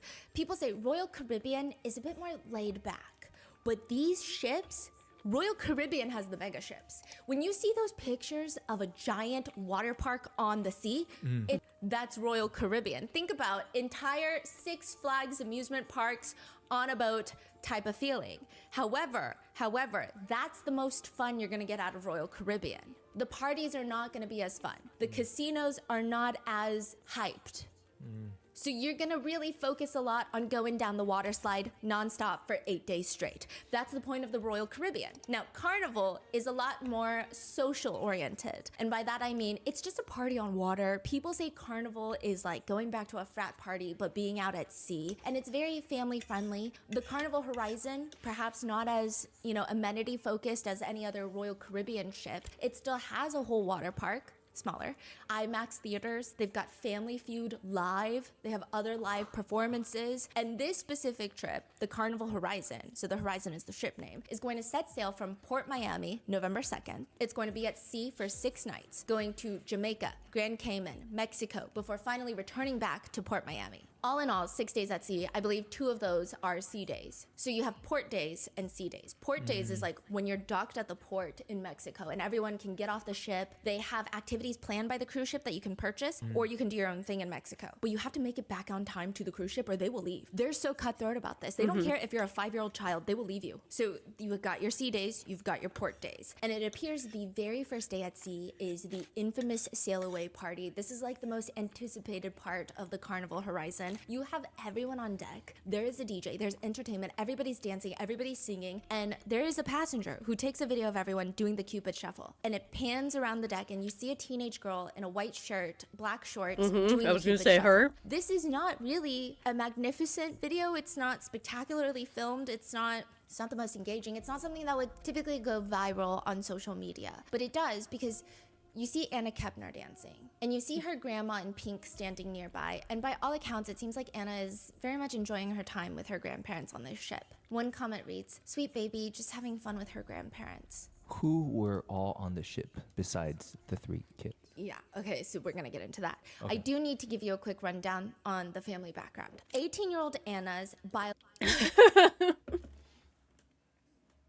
Be it like those that one episode that you always see in those like family like comedy shows where it's like there's gonna be one person, like sometimes it's like a little kid or a baby, sometimes it's like an older person, and they're like, oh no, where did they go, no, and they're like the family or whatever ends up getting into trouble, like there's accidents and shit, but the person that's missing is like having the time of their life because they don't see themselves as being missing.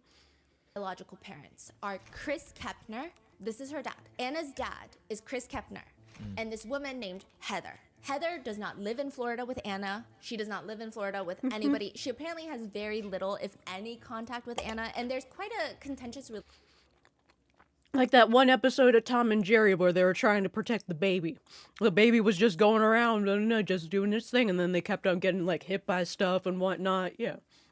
relationship between the two. More on that later. But Anna's biological mom is a woman named Heather that lives in Oklahoma. Anna never really sees her. Anna doesn't really interact with her. In fact, Anna seems to have a lot of resentment towards her mom. So she mainly lives with her dad, Chris Kepner. And when Anna is 3 years old, her dad, Chris Kepner, remarries a woman named Tabitha. So this is Anna's first stepmom, is Tabitha. This part is also contentious, but it's been alleged that Chris cheated on Heather, Anna's biological mom, with their babysitter, Tabitha. To add fuel to that theory, I suppose, is the fact that Chris and Tabitha get married, and they do have a very substantial age gap. And so now Heather moves to Oklahoma. She leaves her biological daughter, Anna, moves to Oklahoma. Anna has a new stepmom. Tabitha then gives birth to Anna's first sibling, half sibling. This is September of 2011, which means Tabitha was very pregnant when she married Chris, actually. Yeah, it's like very significant age gap. It's like she literally just said that he had an affair with their babysitter. So it's like we're talking like early 20s, maybe late teens. Wow. That's Anna's first half sibling. Then 6 years later, Tabitha and Chris have another child, a baby girl this time. So just another recap. Chris and Heather have Anna. They divorce. Chris marries Tabitha. They have a son. They have a daughter. 2 wives, 3 kids though, so far. Then Chris and Tabitha have a pretty nasty divorce where Tabitha gets primary custody of the 2 minor children, but not Anna. She's been Anna's stepmom since Anna was 3 to 16 years old, but she can't get custody of Anna, and Anna's, gonna turn 18 soon, turn into an adult soon. And then Chris remarries another woman named Chantel. Now, Chantel has 3 kids of her own from a previous marriage to Thomas.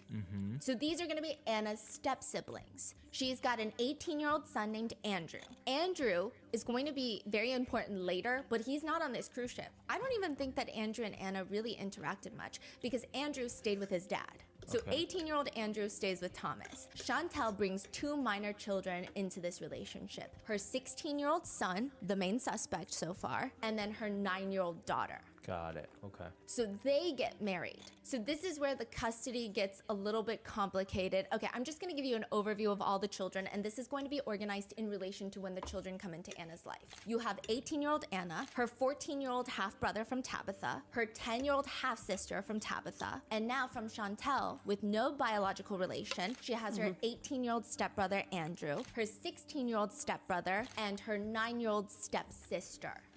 And just to clarify, not all of them live in the same house. When you're talking about who lives in the same house, you've got Chris Kepner, the dad, Chantel, the new stepmom. And because remember, Tabitha gets custody of the 2 minor kids, Yep. Chris just has Anna full time. And then Chantel, 18-year-old Andrew, is with her ex, so she's got 2 minor kids. Yep. The stepson and the stepdaughter. 16-year-old, 9-year-old. Yep. So it's the 3 of them living under one roof.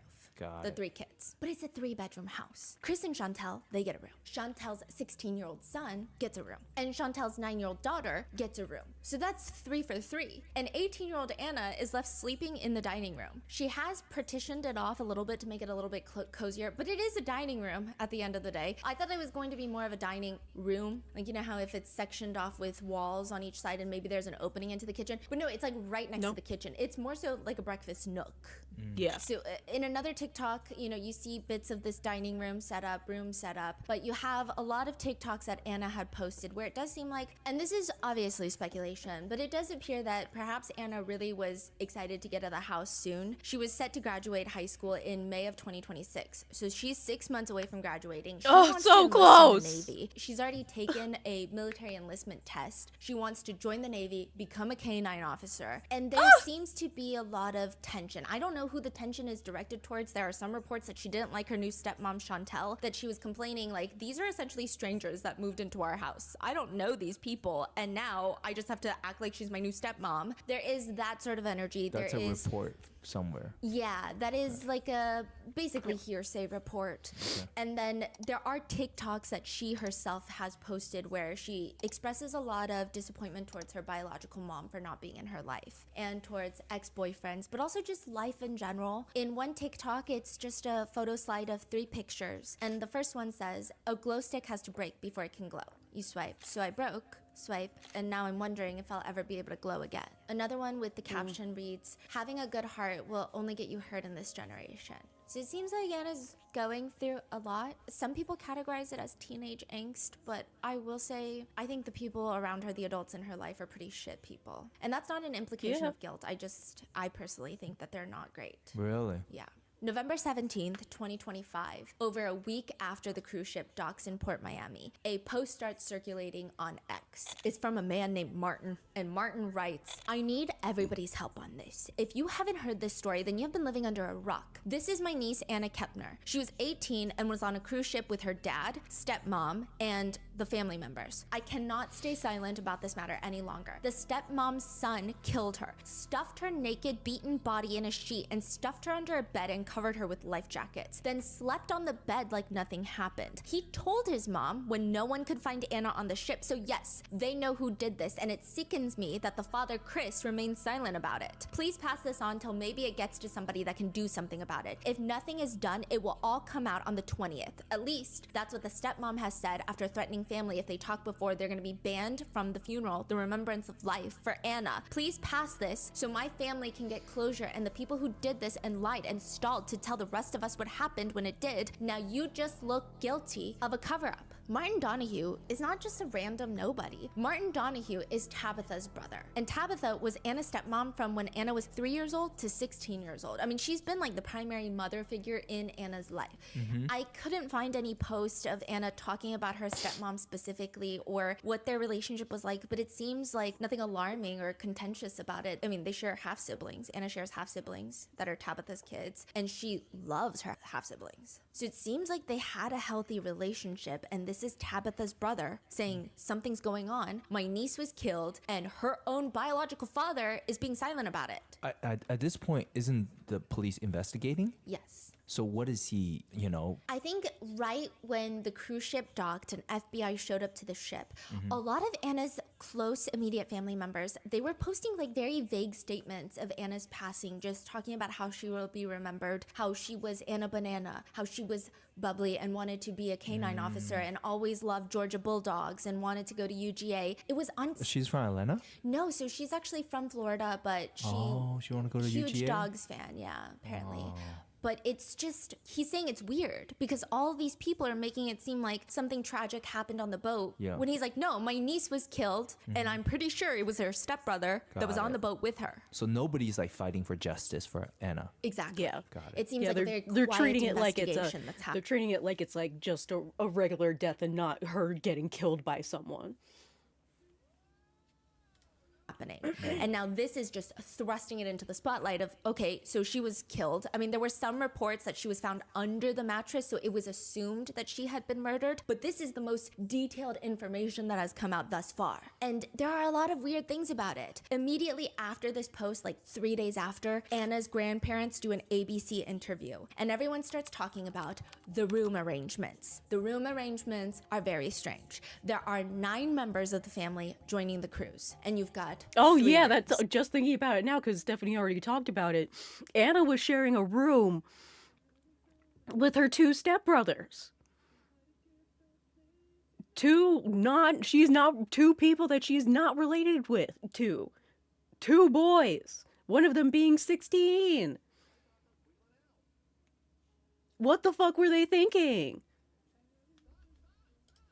So the first room, you just have the grandparents, Barbara and Jimmy or Jeffrey. He's not as important. Barbara is Mima. This is like Anna's favorite person in the world, it seems like. And she's always posting about her grandma, and she calls her Mima. And Mima has been the more active one in interviews. I'm sorry. I don't know if I missed this, but are they... They're Chris's parents. Got it. So Chris Kepner's parents, grandma and grandpa, are in one room. So that's 2 out of the 9 family members. Now there are 7 family members left. The second room, you've got Chris, Kepner, and Chantel. And then you have their 2 youngest daughters from separate marriages. So you've got Chris and Tabitha's 10-year-old daughter, and then you have Chantel and Thomas's You see? 9-year-old And daughter. there was other girls there.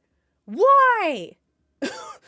Wait, was it because she's 18 or some stupid shit? Why the fuck was she with the boys? Why couldn't she just go with the girls?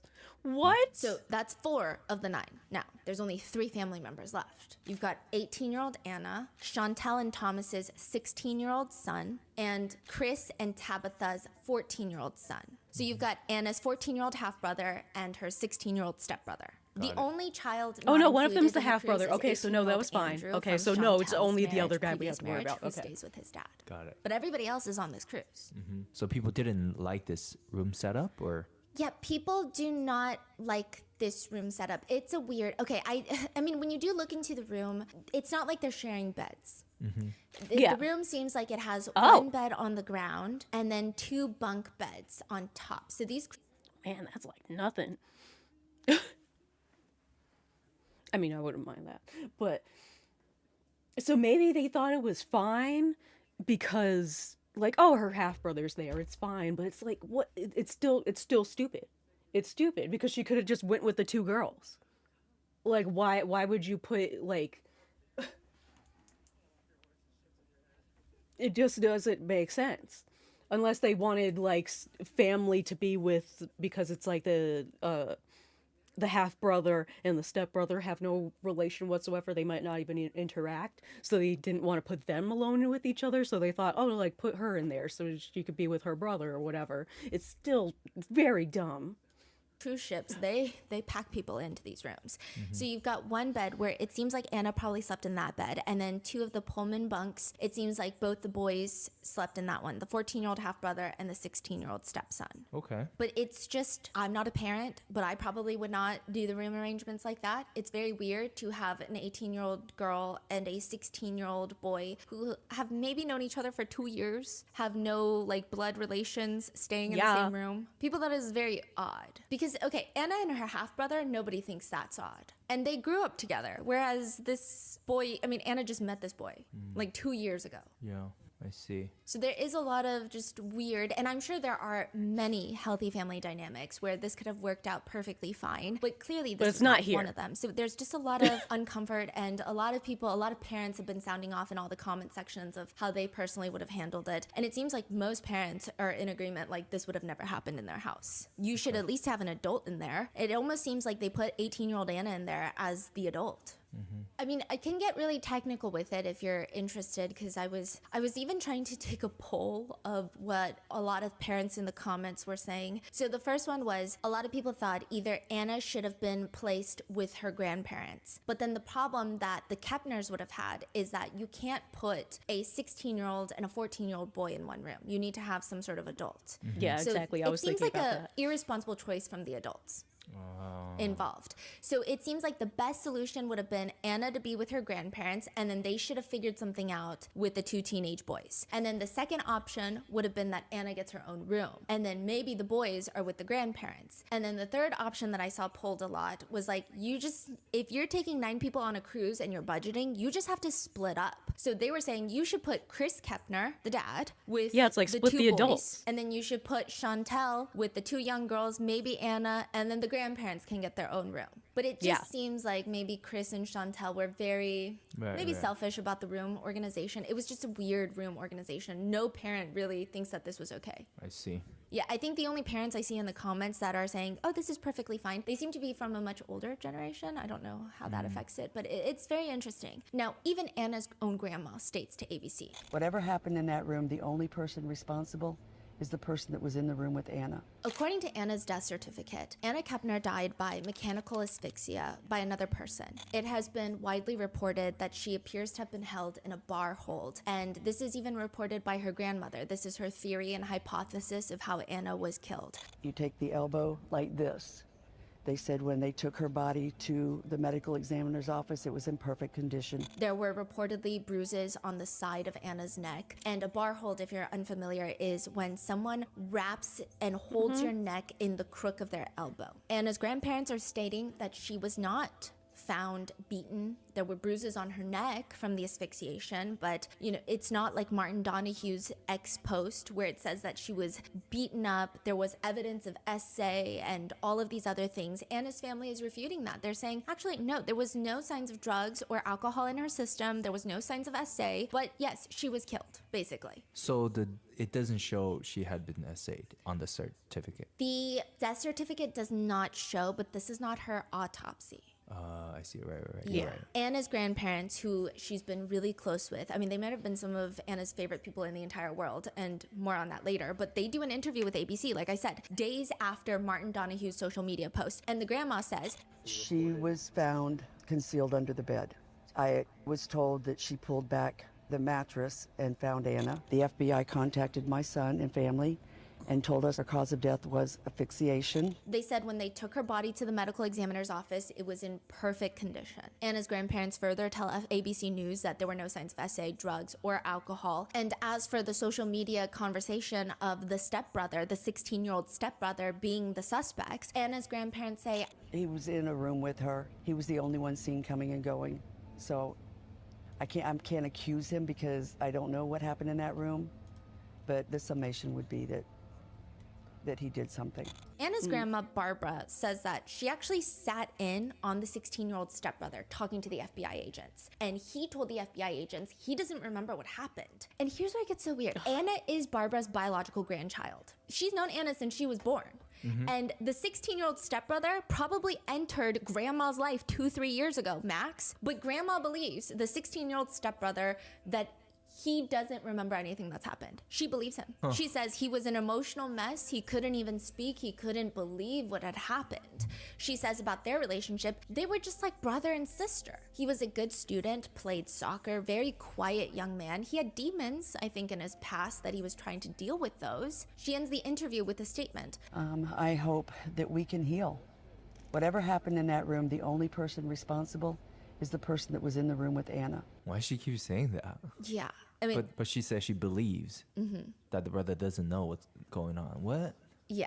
Now, as for what justice looks like for her, because she's asked that, she says, whatever the law says. I'm not going to advocate for anything more or anything less, and that will be for the courts to decide. A lot of netizens find it odd that the grandparents sound like they have so much sympathy for this 16-year-old boy that they probably hardly know, and maybe we are just evil, sick people, and we would want this 16-year-old to be arrested. But it doesn't even just seem like, oh, well, he's 16, so we should take that into consideration, but we still need absolute justice for my granddaughter. I want to know exactly what happened and why it happened and how it happened. I want to know everything, and I want to make sure that society is protected from this child who could maybe be charged as an adult. It's not that energy. It's kind of weird.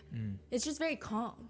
It's almost like they're both her grandchildren by blood. Yeah. But you've only known one of them for like 2 years. And you also say things like he's had demons in his past that he was working through, but you also believe that he doesn't remember anything. It's just odd. She didn't say what demon? No. Okay. And then also, she's like, he played soccer, he was a quiet kid. I don't know what that has to do with anything. And so netizen comments are reading, they failed her too. Quote, I would be voicing negatively more about the person that killed my granddaughter. I wouldn't be saying he played soccer and he was a quiet and good kid and blah, blah, blah. Another comment reads, anybody else creeped out by this entire family? Another comment reads, he had demons in his past that he was dealing with? Why on earth would he be allowed in the same room with Anna, a teenage girl who in reality was not related to him except through marriage of her dad? What a shame for Anna. God bless her soul. Okay, so I guess my question is, Yes. there were two other people, the 16-year-old stepbrother and the 14-year-old brother. There's a hearsay statement, if you will, but he was not in the room at the time.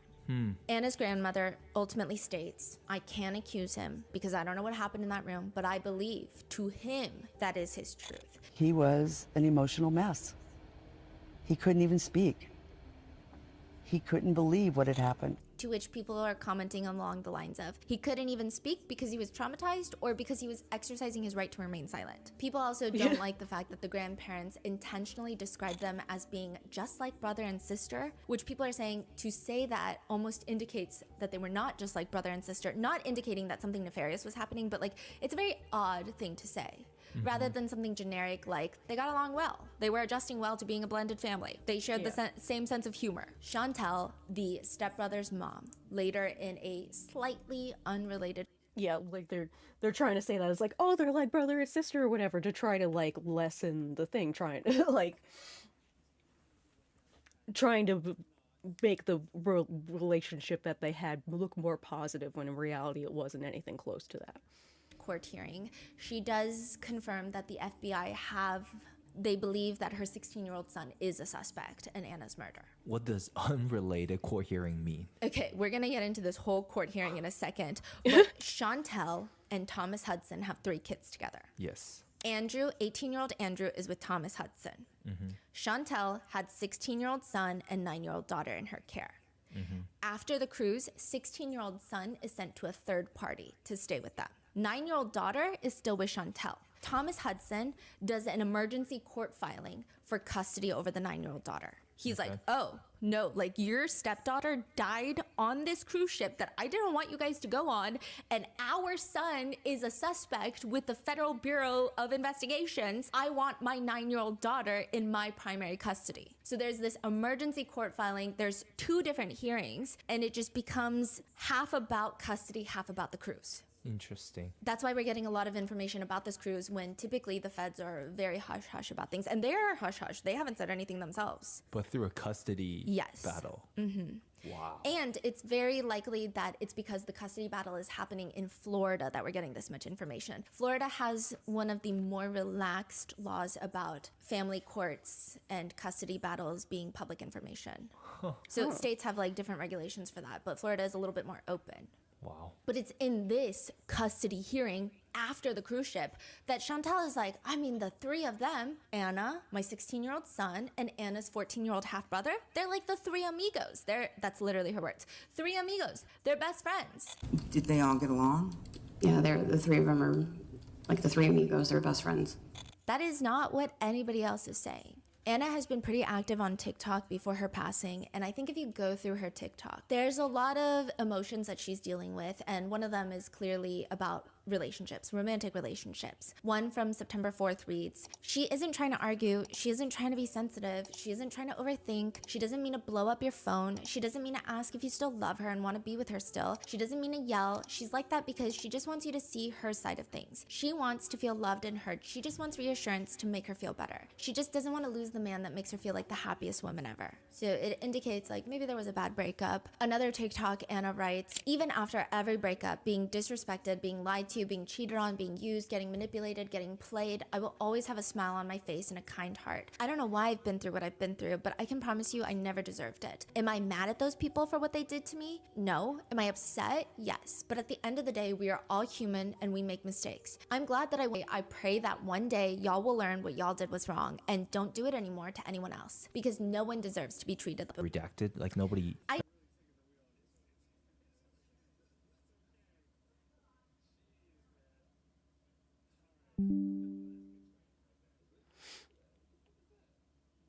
Man, it's always happening around.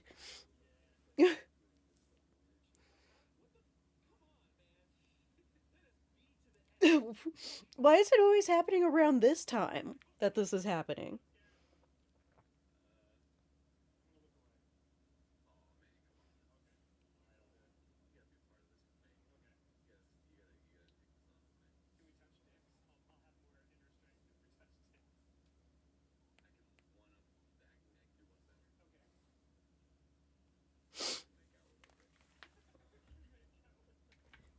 So strange. I even lowered down.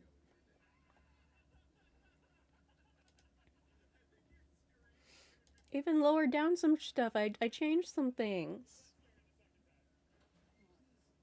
Huh? Oh, is it because the bitrate went up? I thought I applied to put the bitrate down. Why is it up?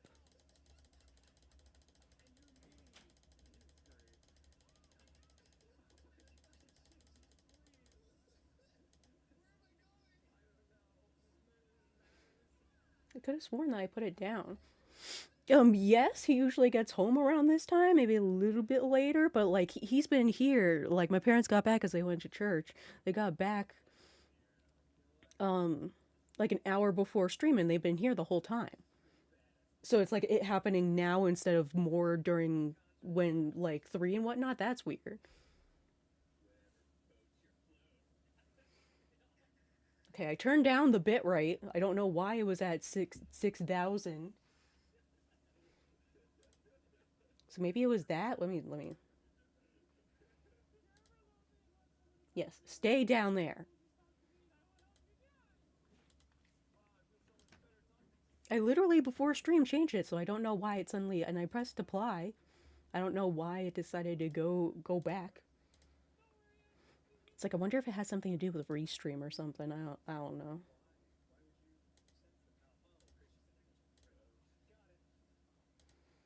But for now we're good.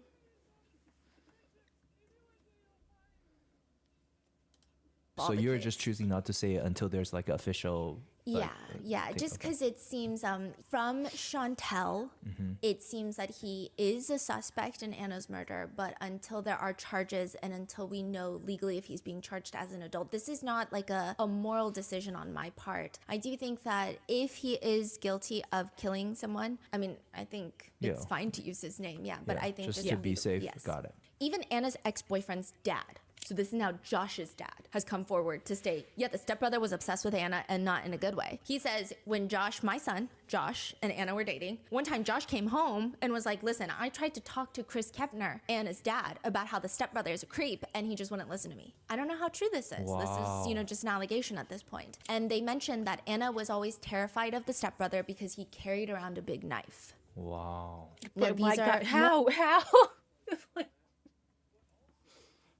How could you have an unrelated party? An unrelated party, like just her boyfriend, and then a dad coming in being like, they're not involved in the family dynamics whatsoever. To be like, yeah, he was weird. he was weird and they should have done something about it, but they didn't. It's like, ugh. More allegations, and we don't know, but the half brother of Anna, so this is the 14-year-old that was also in the room, he apparently told Anna's ex-boyfriend later, after the cruise, that the night that Anna was killed, he had gone to the room after dinner, he had gotten changed, and he wanted to go outside to take pictures. So he leaves, he comes back, and the door is locked. So he's trying to come back to sleep for the night. He's not allowed in, but he hears screaming and what sounds like maybe a chair being thrown inside the room is the report. We don't know if this is true. You heard him yelling at her, like in a harmful way, of like, shut the hell up and stuff like that. Like something was like banging around and stuff, and like the chairs were getting thrown around in the room. And I assume that this is pretty normal behavior for the stepbrother because the half-brother just goes back to the deck. He doesn't call his dad. He doesn't call his stepmom. Whoa.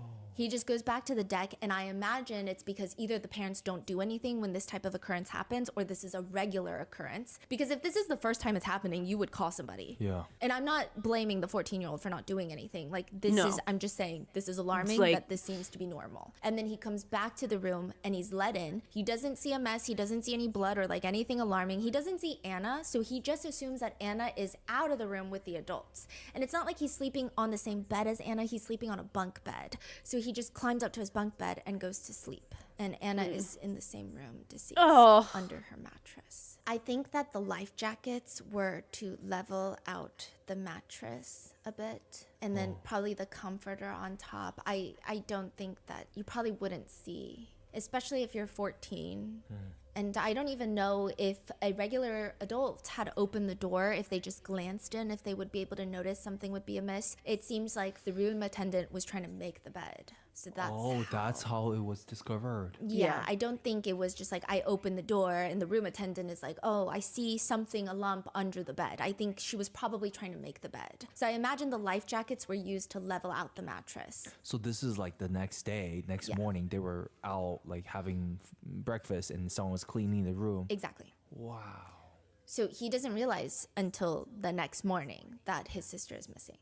If you are a parent on a cruise, you have a few very important, pertinent jobs. You make sure that your kid gets back on the boat after they leave the port. You make sure you know where your kids are and that they're safe at any given time. And let's throw in a third one. You make sure that they take their meds. Concerta and clonidine is a pretty commonly prescribed combination. So Concerta is typically prescribed for ADHD. It's kind of like, I guess, more typically Vyvanse, Adderall are common names. It's not the same drug, it's different, but it's in that family. And clonidine is for insomnia. So Concerta is like Adderall, it's a stimulant for ADHD. A lot of people report that it's less of a huge up and down. So I know if you've taken Adderall before, you're probably like, oh my gosh, okay, this kid is on Adderall, it could be a little dangerous. But it's not like Adderall, it seems, where the crashes are big. It seems a little bit more of a plateau, but it does keep you up because it's a stimulant. It increases dopamine and norepinephrine in the brain. And of course, this interacts with each person. See that shit? Oh, you've been on it? So is it like that where it has the big crashes? And differently, and clonidine can be prescribed for a lot of things, including insomnia, which can help with the Concerta. Ugh. So you've got this stimulant in the morning for ADHD, and then you probably take clonidine at night so that you can kind of Insomnia release too. that Ugh. anxiety and get to bed. And obviously, these medications are going to react vastly different from every single person that takes it. But clonidine can be prescribed for a lot of different things. For insomnia, which can be caused by Concerta, the stimulant. It can also help with sleep, irritability, aggression, sometimes even for tics. So I know a lot of people with Tourette's will take it, or emotional dysregulation, or even hyperarousal. I would say any sort of stimulant and combination of stimulant and relaxers should not be something that you just take when you remember it. I'm not a pharmacist, my sister is a pharmacist, and Anna's 16-year-old stepbrother is diagnosed with ADHD, and so he takes that Concerta, 1 pill a day every single morning, and then he takes the clonidine, a pill a night for insomnia, every single night. This has been, it's seemingly his medication regimen for 3 to 4 years, it seems. Chantel says that during the cruise, she was the one that held on to his medications. Did you hold on to the medications? Yes. which makes sense. So every single morning, she gives him that Concerta, the stimulant for the ADHD. And then at night, she gives him the clonidine so that he can go to sleep, so that he can emotionally regulate, so that this can relax him. It'll help with his irritability, except the last 2 nights. So the night of Anna's death and the night before, she forgets to give him the insomnia medication. Did you make sure he took his medications every day?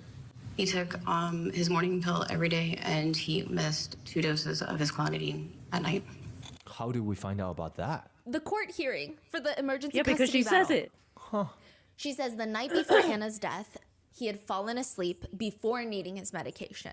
And what do you mean he missed For the dose? something.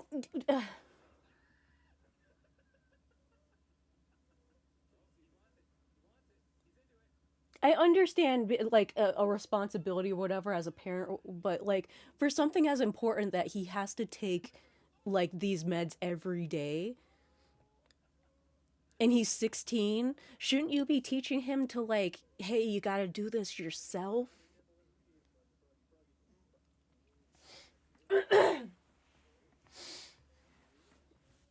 It's like, I guess, but it's also like 16-year-old, he could be irresponsible. Like, I feel like he should also be doing it himself. But then that's why, like, as the parent, you tell them, like, you have to do this and, like, be like, before he goes to bed, you go to the bed. Like, did you take it? No? Oh, well, take it now.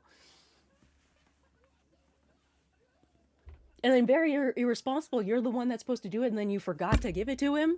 Sorry. What happened there? He went to bed before he got it. He was already asleep. So he was already And you didn't wake him up to take it? Like, wow, it would be so bad to just wake him up to take it and then go back to sleep. Now, a lot of doctors, I did look into it, they do advise that you don't wake up your sleeping child to give them the clonidine, but you could probably give it to them the next morning, or you can just make sure that they don't skip another dosage. Then the next night, the night of Anna's murder, she states that she fell asleep before giving him his medications. Which again, clonidine is not something you just miss. It's not a take as needed type of prescription. If he already fell asleep, that's fine. And I don't know how frequently you can let that happen. But this is, you need typically, it's not even just a take it once a day.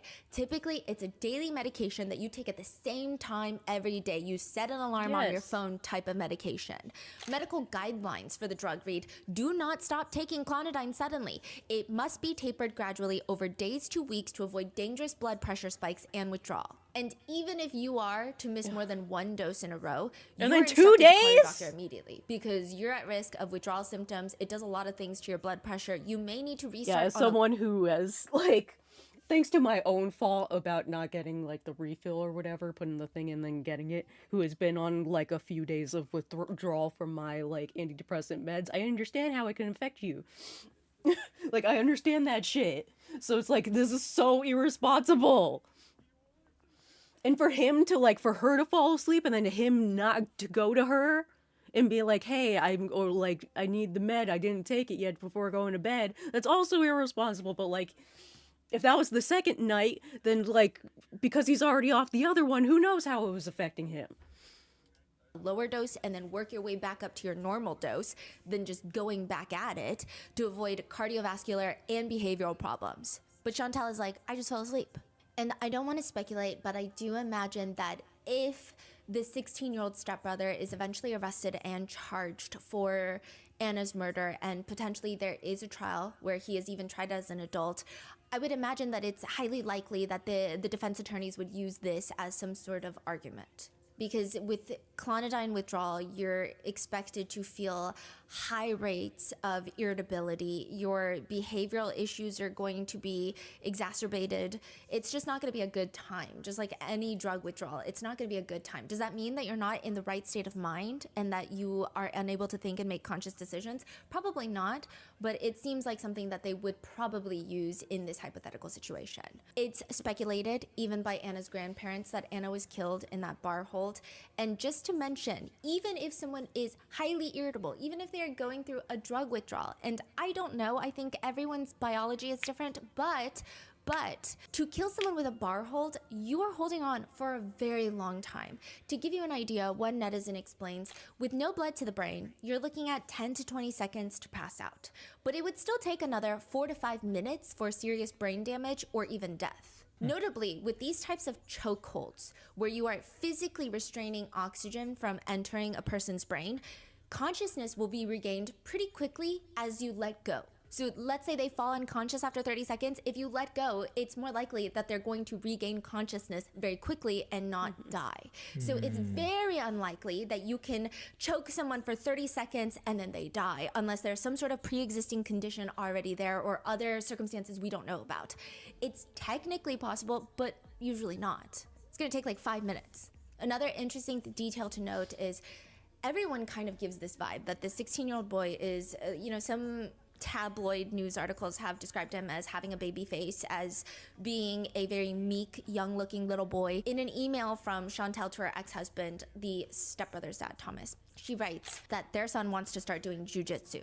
So she's gonna look into that. I don't know if he started. And she also, in another text message thread, after she takes their kids to the hospital, Chantel informs her ex-husband that the stepbrother is now 5'8". And just to give you more, I guess, color to the whole picture, further messages show Chantel sends Thomas the 16-year-old son's report card. So she's sending Thomas both of the minors' report cards for the 16-year-old son and the 9-year-old girl. And Thomas responds, and we can't see the report card, it's just attachments. So these are screenshots. Okay.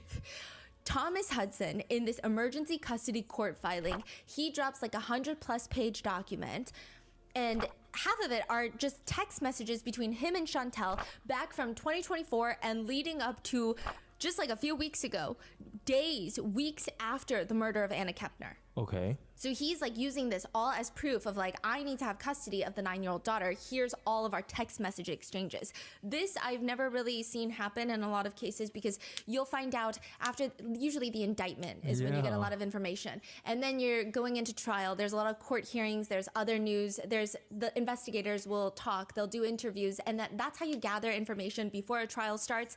But this is so bizarre to have text messages this early on in an investigation where someone has not been charged nor indicted is pretty rare. Interesting. So there's a bunch of text messages and it's just screenshots. So we don't see the attachment. We don't see the 16-year-old son's report card. But if you see Thomas's response, it's interesting. He says, what can we do with our son? I'm glad his grades are passing, but attendance and no respect? Have you talked to him? So it seems like the notes on the report card say he has attendance issues and no respect.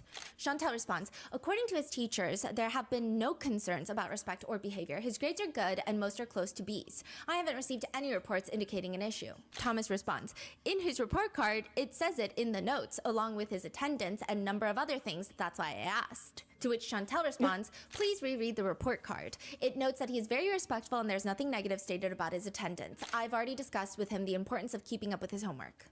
So we don't know who's lying, who's misreading, who's Very misinterpreting. Thomas doesn't respond for 2 days, and then it's about an unrelated matter when he finally does. But it would appear that, if anything, the 16-year-old stepbrother has the physical capabilities of killing his stepsister. We just don't know if he did it. Chantel states later that the last time she personally saw Anna Kepner was the night before. She says this is around 6:30, just before 7, and quote, they were all headed back to their room as far as I know.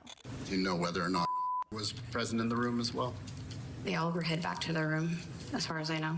So she's indicating that Anna's half-brother, and the stepbrother are heading back to their room. And here's why I think this is weird. Chantel also states that her room is across the hall from the teenagers' room. She sees them all head back to the room, and then she herself goes back to her room at 7:30 p.m. She does not go check up on the teenagers. She doesn't even give her son the medication. She just goes to sleep.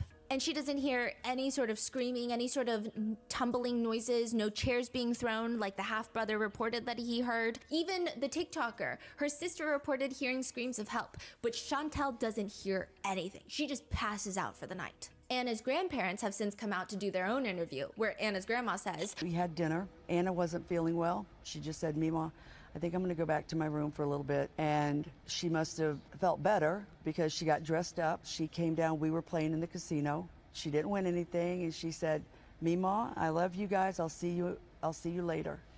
And We never saw her again after that. So you got Chantel's story where she's saying, I saw my son, I saw Anna and her half-brother all go to the room together, and then I went to sleep. And then we have Grandma saying, oh, at the dinner, Anna left because she wasn't feeling well.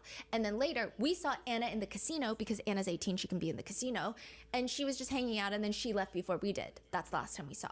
Both of those things could be true. None of those things could be true. It's just a little bit different. So did Anna go back alone because of her So I have braces? to wait for investigations and stuff because it's like I would not be, like, you know, there's going to be surveillance cameras, especially in the casino.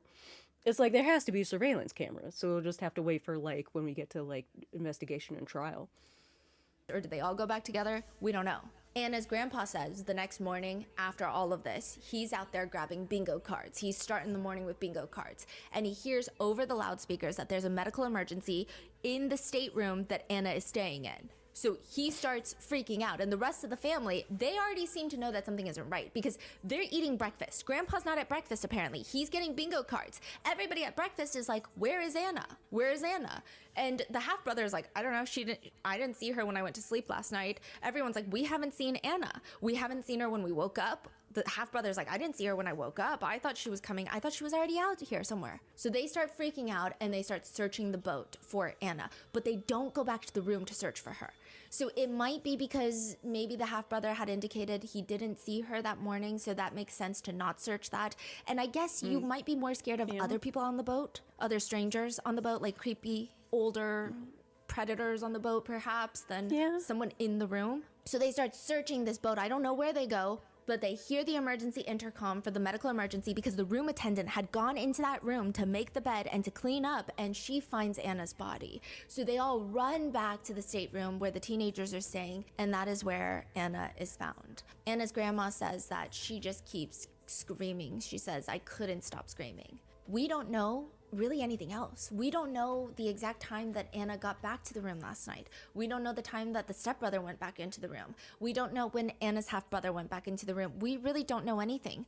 But if Is there cameras? there are, and it seems like something, I imagine the kind of information will be easy for the FBI to determine and verify, but it's very odd that everybody's description is like a little bit different. Yeah. And again, they could all make sense and they could have all been true. Maybe we're just not getting it. Maybe it's not explained in a way where it feels as cohesive as it could be.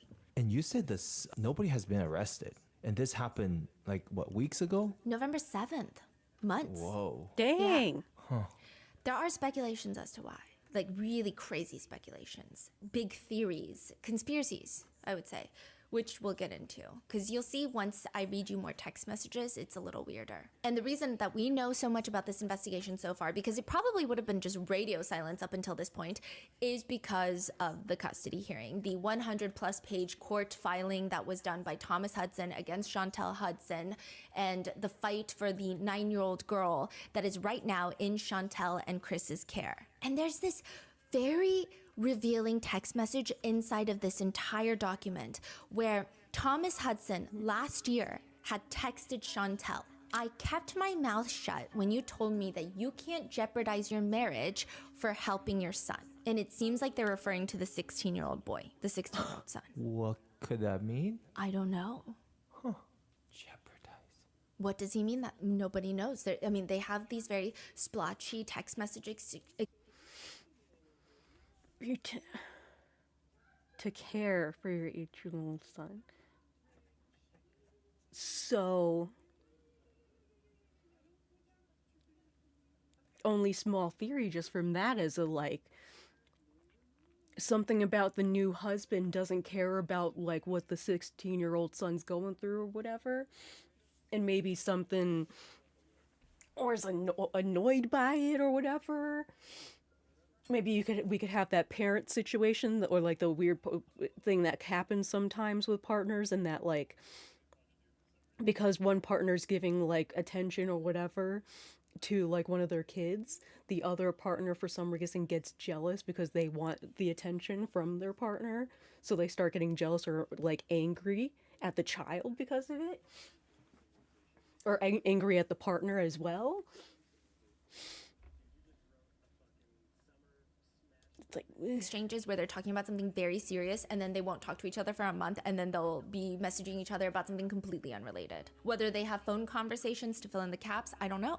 Thomas Hudson alleges that he has not been allowed to have input in any of the minor children's lives, which has negatively impacted their kids. He states now the stepbrother is, quote, "The 16-year-old child is now a suspect in the death of the stepchild during the cruise." Then it continues on a later page, "The 16-year-old's future has been put in jeopardy because of the choices made by the respondent, Chantel." Thomas Hudson believes and states that now the youngest child, their daughter, is, quote, "at immediate risk of abuse, abandonment, or neglect." However, Chantel is arguing the opposite, that Thomas Hudson is a very bad person to place minor children in the care of, stating that the children themselves have been terrified of him since even beginning of 2024. Her attorneys argue at a recent hearing that at one point Thomas had trackers on the kids. He came to the minor children once yelling and screaming at them to get their ass out and come see him. Quote, "He arrived at the respondent's residence and started screaming and yelling to the other two minor children to get their ass out there to come and see him. He was very vulgar and rude with them.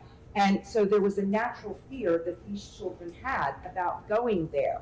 Chantel and her attorney allege that if anyone is alienating any of the children from their parents, it's Thomas. That he has not allowed Chantel to have any access to their eldest son, Andrew, who is now 18 years old, by the way, but he was 17 for the longest time. She claims that they were not allowing her to see him. Chantel's attorney argues Thomas is in violation of the very agreement that he's accusing mom of being in violation of. You cannot ask to hold somebody in contempt of an order that they're not themselves in compliance with.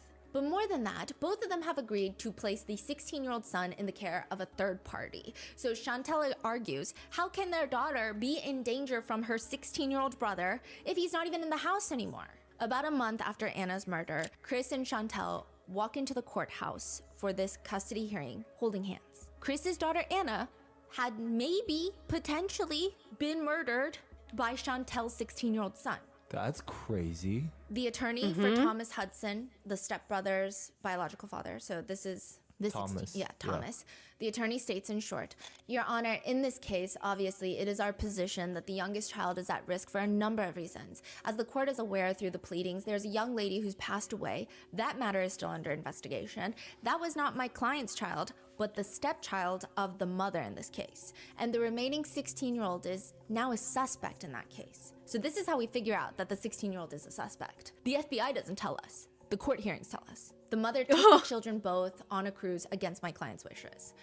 In this case, the mother took the children both on a cruise against my client's wishes. Oh yeah, that definitely has to at least be suspicious. Yeah, getting some suspicion on the mother, because literally, like, he put the text messages in there of him saying like, "Hey, can we work something out? I'm not okay with you sending them on this cruise, like, blah, blah, blah." Maybe he, because of many reasons, who knows about, like, when it comes to, like, stuff with the family, it could be, again, like, the youngest daughter, could be stuff with, like, older people, pedos, whatever. Understandable to not be, like, okay with this situation. Like, going to other countries, they could get lost, kidnapped, whatever. So he said in the text, be like, "Hey, can we talk about this?" And nothing happened. She somehow got the forms or somewhere, because she said she needed some thing signs or whatever for the passports or whatever to be able to send them on the cruise. So she had to have gotten them somehow if the father didn't agree to it and ultimately didn't send her the things.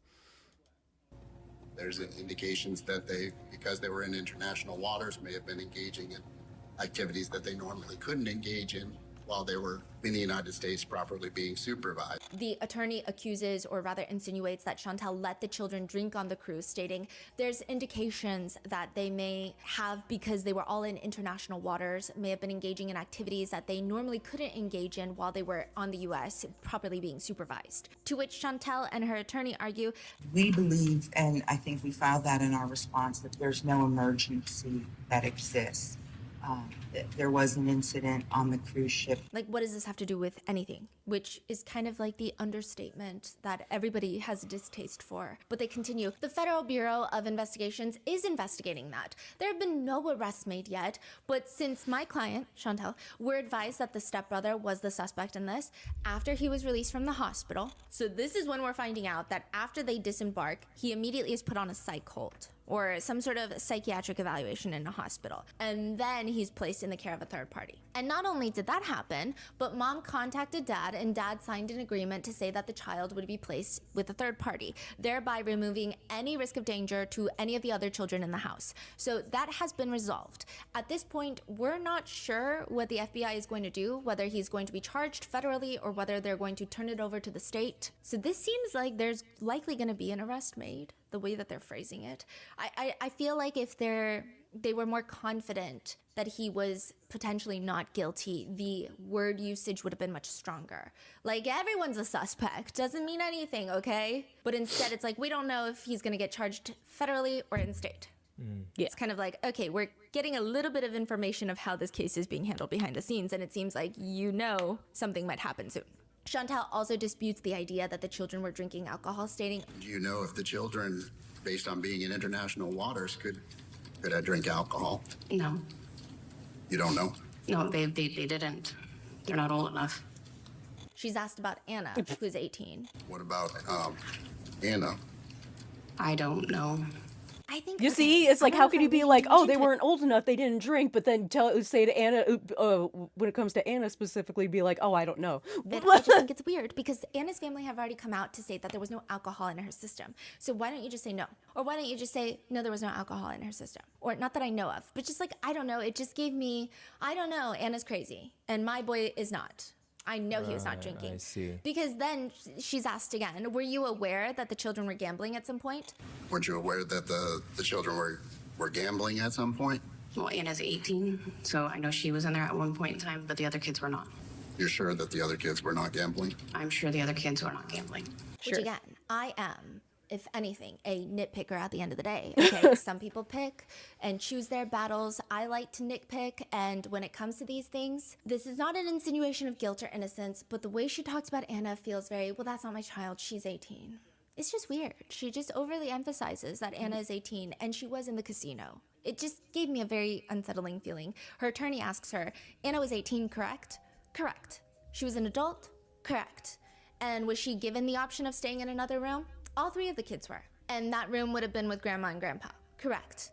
And they didn't want to do that. No, they wanted to stay together. Which, again, I don't know how that would be feasible because if Anna leaves the room, then you don't have an adult in the room. And that could have posed a problem. Thomas Hudson gets on the stand. So Unless this they're is irresponsible the and didn't boy's see a father. problem with them being And there. he states without that he adult. never prohibited their eldest son from calling Chantel. The eldest son did not want to talk to Chantel. Quote, he has his own phone, and I've always left that up to him if he wants to call her, talk to her, or anything. Now, Andrew, the eldest son, becomes very pivotal in all of this for a few reasons. The attorney asks Thomas Hudson to describe an incident where Chantel and Chris allegedly kidnap Andrew and choke him.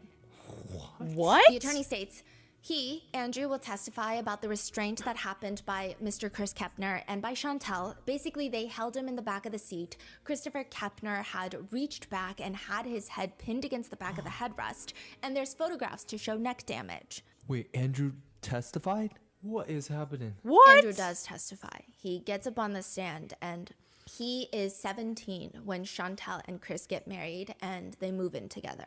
Chantel is trying to take all three kids with her.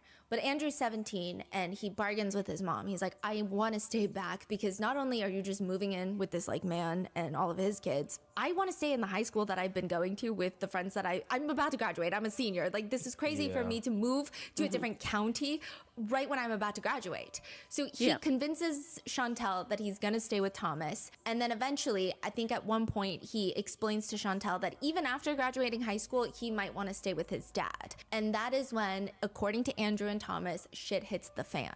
He's asked, how did your mother respond to that? This revelation that you want to stay with your dad even after graduating high school? She said that this is what she was afraid of and that this is why she didn't want me staying over here. Fast forward to the incident on April 22nd, 2024. Do you roughly remember that day? Andrew says yes. What happened on that day? I was called up to the front office, and I really didn't know what was going on, so I came up without my stuff. I realized my mom was there to pick me up, so I had to go back to my classroom and grab my stuff.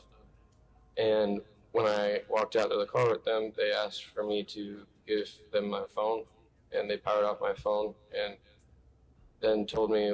Let me stop you right there. Did you have any knowledge or idea that your mother was going to school to get you on that particular day? No, sir. Were you surprised that you saw your mother?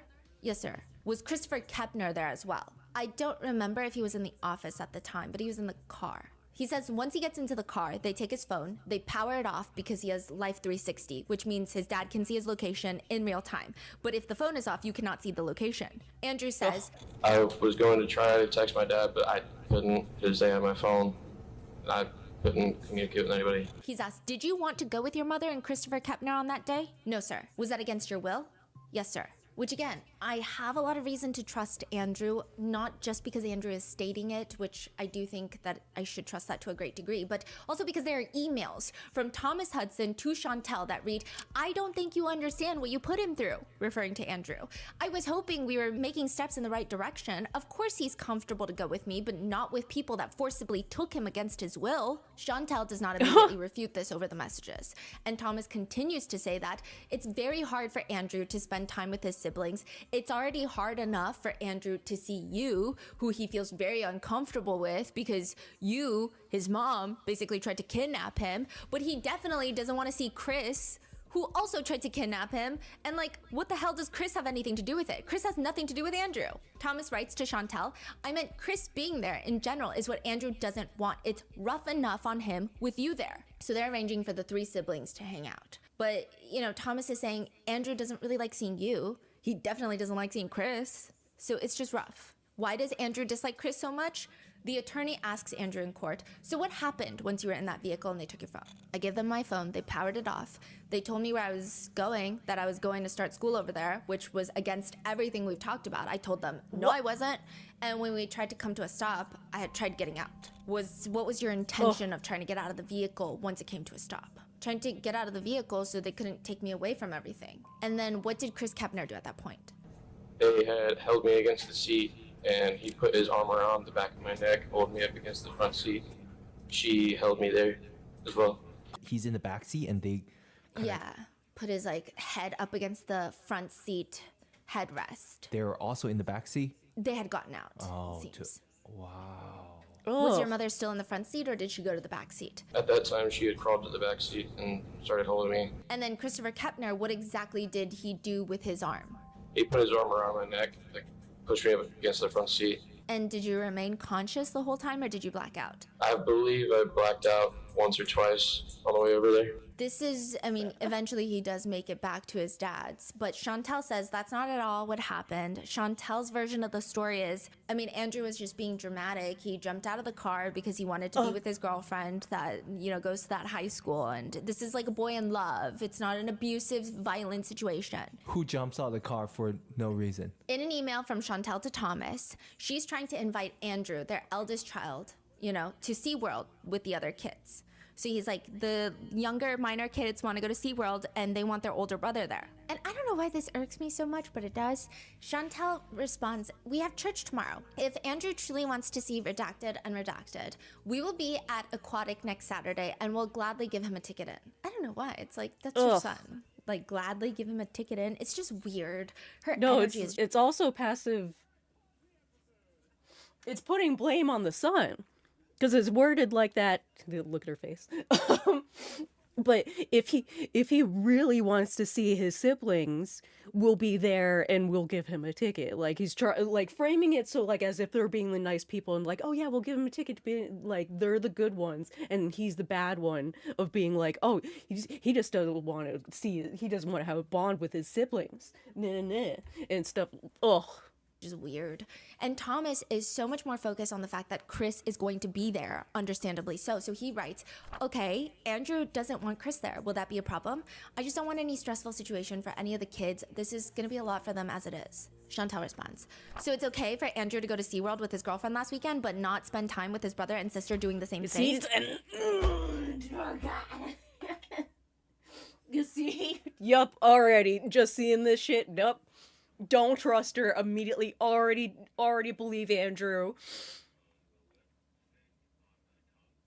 To invite Andrew to go to. Yes, but it's like, is it so hard for you to bring the kids to SeaWorld but not have Chris there? Like, really?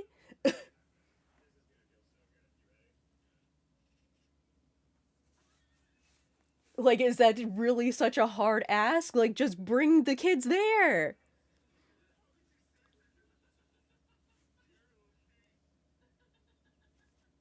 Oh, and then she's using it on their request. So she's probably saying like, "Oh, his siblings are asking Chris to also go there and be there too."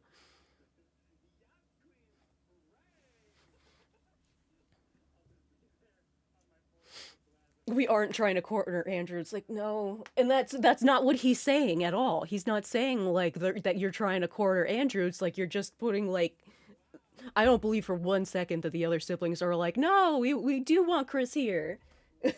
We want this random stranger here that we don't know here. That we've only known for like 2 years, because again, we're talking about her minor kids that she had with Thomas. They have no relation to Chris. So them and trying to be like, no, we want Chris there as well. That doesn't, no, I don't believe that for 1 second. Something that both of them have repeatedly asked and invited Andrew to go to either Aquatica or SeaWorld. It gives them something to do that is longer than an hour. You keep bringing up Chris. Never once did I say he was trying to hang out with Andrew. Yes, he will be there, and he will be going with from here on out per Redacted and Redacted's request, but that doesn't mean that he will be interacting with Andrew. We are not trying to corner Andrew, which that doesn't mean anything. Him being there is the problem that Thomas brought up. She's just saying, like, what do you mean? He's not trying to hang out with him. But that's not the concern. Thomas Hudson has just dumped all of this along with other messages. And there does seem to be evidence pointing to perhaps Chantel alienating the two minor kids. At least that's what Thomas is indicating in this court filing. He keeps messaging her, I haven't seen my kids since April. I haven't talked much with everything that's happened. When can we get things back on track to how they're supposed to be? We will still not be able to have holidays together, in my opinion, after all you've said I've done to you and to the kids. He writes, why would you ever be okay with me being in your house when I was trespassing? So it seems like he's saying your lie doesn't make sense, or your alleged lie doesn't make sense, and then the way that you're finally okay with it again doesn't make sense.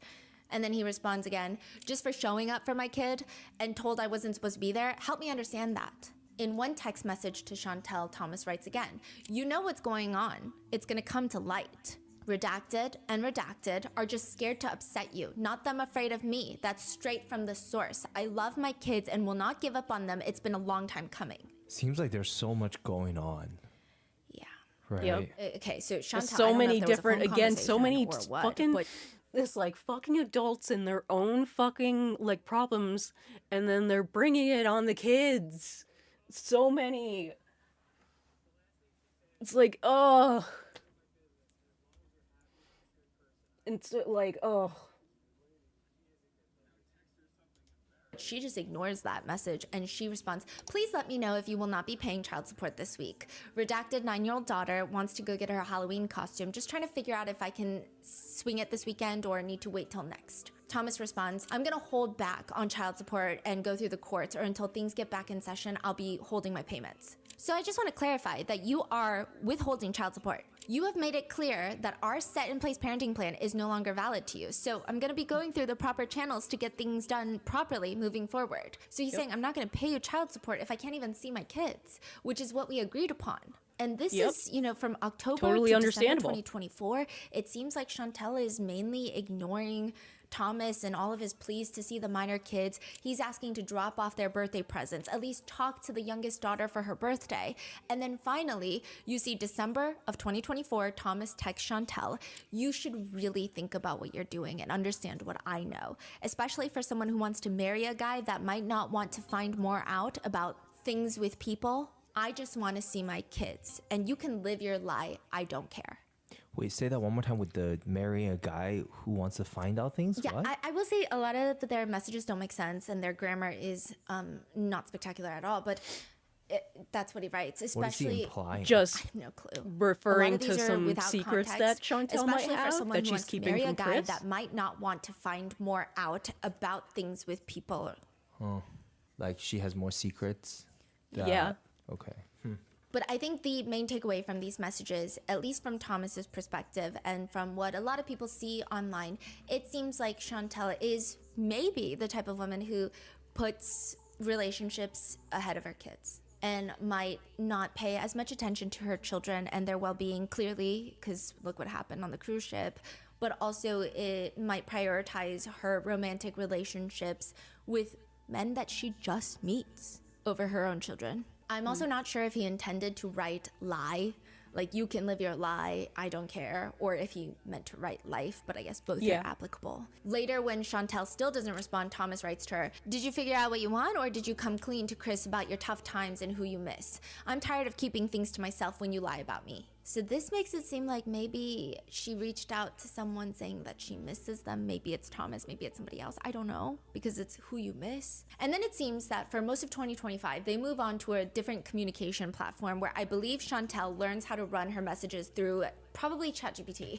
The grammar is suddenly very formal, and while I have always been a fan of is that why it M-dashes, sounded like that? Oh, I was gonna.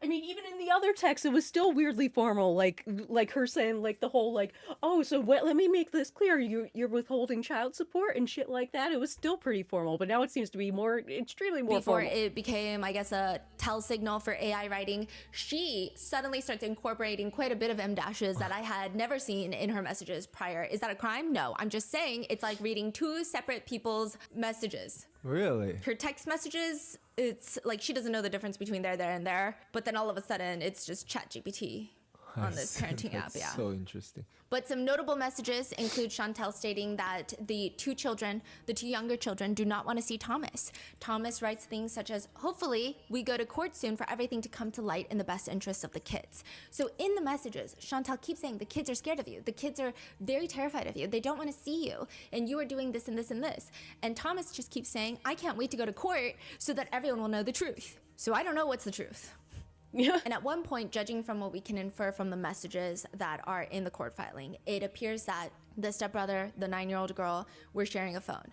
Thomas is concerned that the boy is not relaying messages from him to their daughter. There are just a lot of messages in between the two talking about their children that we just don't get a lot of context on. And so I'm just gonna try to fill in as many blanks as possible. And there's no definitive, oh, this person is right based off of these text messages. At one point, judging from what we can infer in one short conversation, it appears that Thomas is talking to Chantel about how the two minor kids are sharing a phone. And he keeps trying to reach out to the daughter, but he feels that his son is not giving the message to the daughter. And he says, "If possible, I would like to talk to our daughter because I'm sure he, the 16-year-old son, has not been telling her or showing her the messages I've sent, especially since I seen how he and you acted at the recital with the flowers, taking them and breaking them apart while you were walking out. I'd like a way to directly contact her." We can infer that Thomas had brought flowers for the 9-year-old daughter at some sort of recital, and he is claiming through this message that he saw Chantel and their son walking away and breaking the flowers and not giving it to her. This is in July of 2025. Chantel responds in short about the flowers specifically. Also, I'm not sure what you're referring to about her flowers being broken. They were placed in a vase as soon as we got home. I don't appreciate the implication that we damaged them because that's simply not true. Thomas responds, "I watched it happen.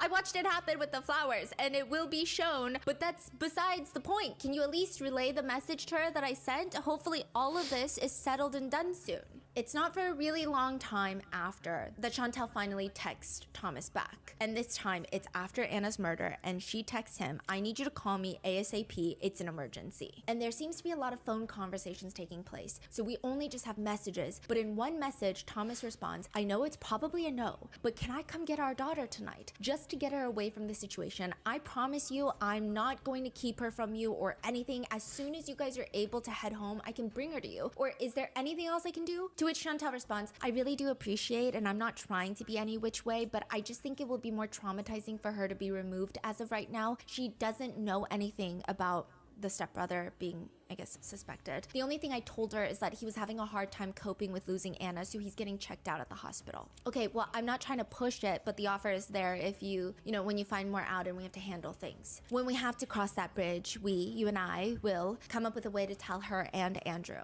Okay? I will call you tomorrow as soon as I hear anything. Okay, were you able to talk to our son. I'm waiting on the FBI and also the doctor to call me as soon as I know something. I promise that I will tell you as soon as I know anything. You will be the only one that I will be calling. I get that, but I mean, have you talked to him while he was at the facility? I was able to talk to him last night for under 2 minutes briefly. He just keeps repeating over and over he doesn't remember anything. I don't even know if they, were allowed to let me talk to him or not, but the nurse was very nice and let me talk to him just to tell him that you and I love him. Okay, I just want him to know that he isn't just dead to everyone. Regardless of everything, at the moment he needs his parents. I know you know that. I just would like to have a chance to talk to him as soon as possible. We, Chris, me, and Chris's parents told him that yesterday before they took him. We told him no matter what, you and us are with him. He isn't alone. Why would Chris and his parents say that? Yeah, because It's weird. Yeah, Chris's daughter and their granddaughter just were murdered, Yeah. and he's the prime suspect right now. That's so like. I don't know if I would sit there and start immediately filing for divorce. I mean, I don't think that I would blame anyone if they did either, but that's besides the point. But I think it's weird to behave in such a way without getting information unless, and I don't know if I'm being way too hopeful, because from what I've seen so far online, I think that I am being way too giving them the benefit of the doubt. Perhaps Chris and his parents are playing the good guys to get more information out of Chantel to help the authorities, but I don't think that's the case. But that would be the best case scenario, because it's just a little weird that right off the bat they're so we're with you. It's just fucking no crazy, matter what. yeah. I want you to know. I can only see this. There's that scenario she's saying, they're trying to help the authorities and trying to get stuff out of Chantel. Or I can see it as a,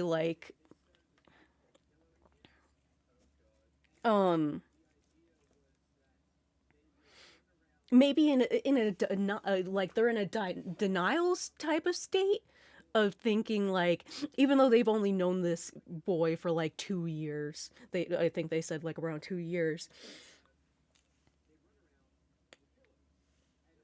maybe they don't want to think that he did this. Maybe they're holding out hope that it wasn't him and it was some random person that was on the cruise, because it could happen. Someone could have tracked down her, forced his way into the room, and then did that. So that's why they're saying no, we love you. Remember, we're still here for you. No.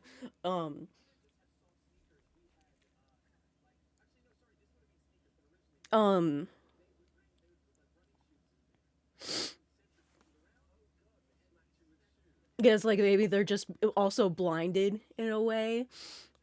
Not denial or anything, or just straight up believing him no matter what, being oh no, he wouldn't do this. Da, da, da. So they're all they really are only thinking about someone else possibly doing it. So it's yeah, don't worry, whatever. Of course we still love you, because they literally think it wasn't him.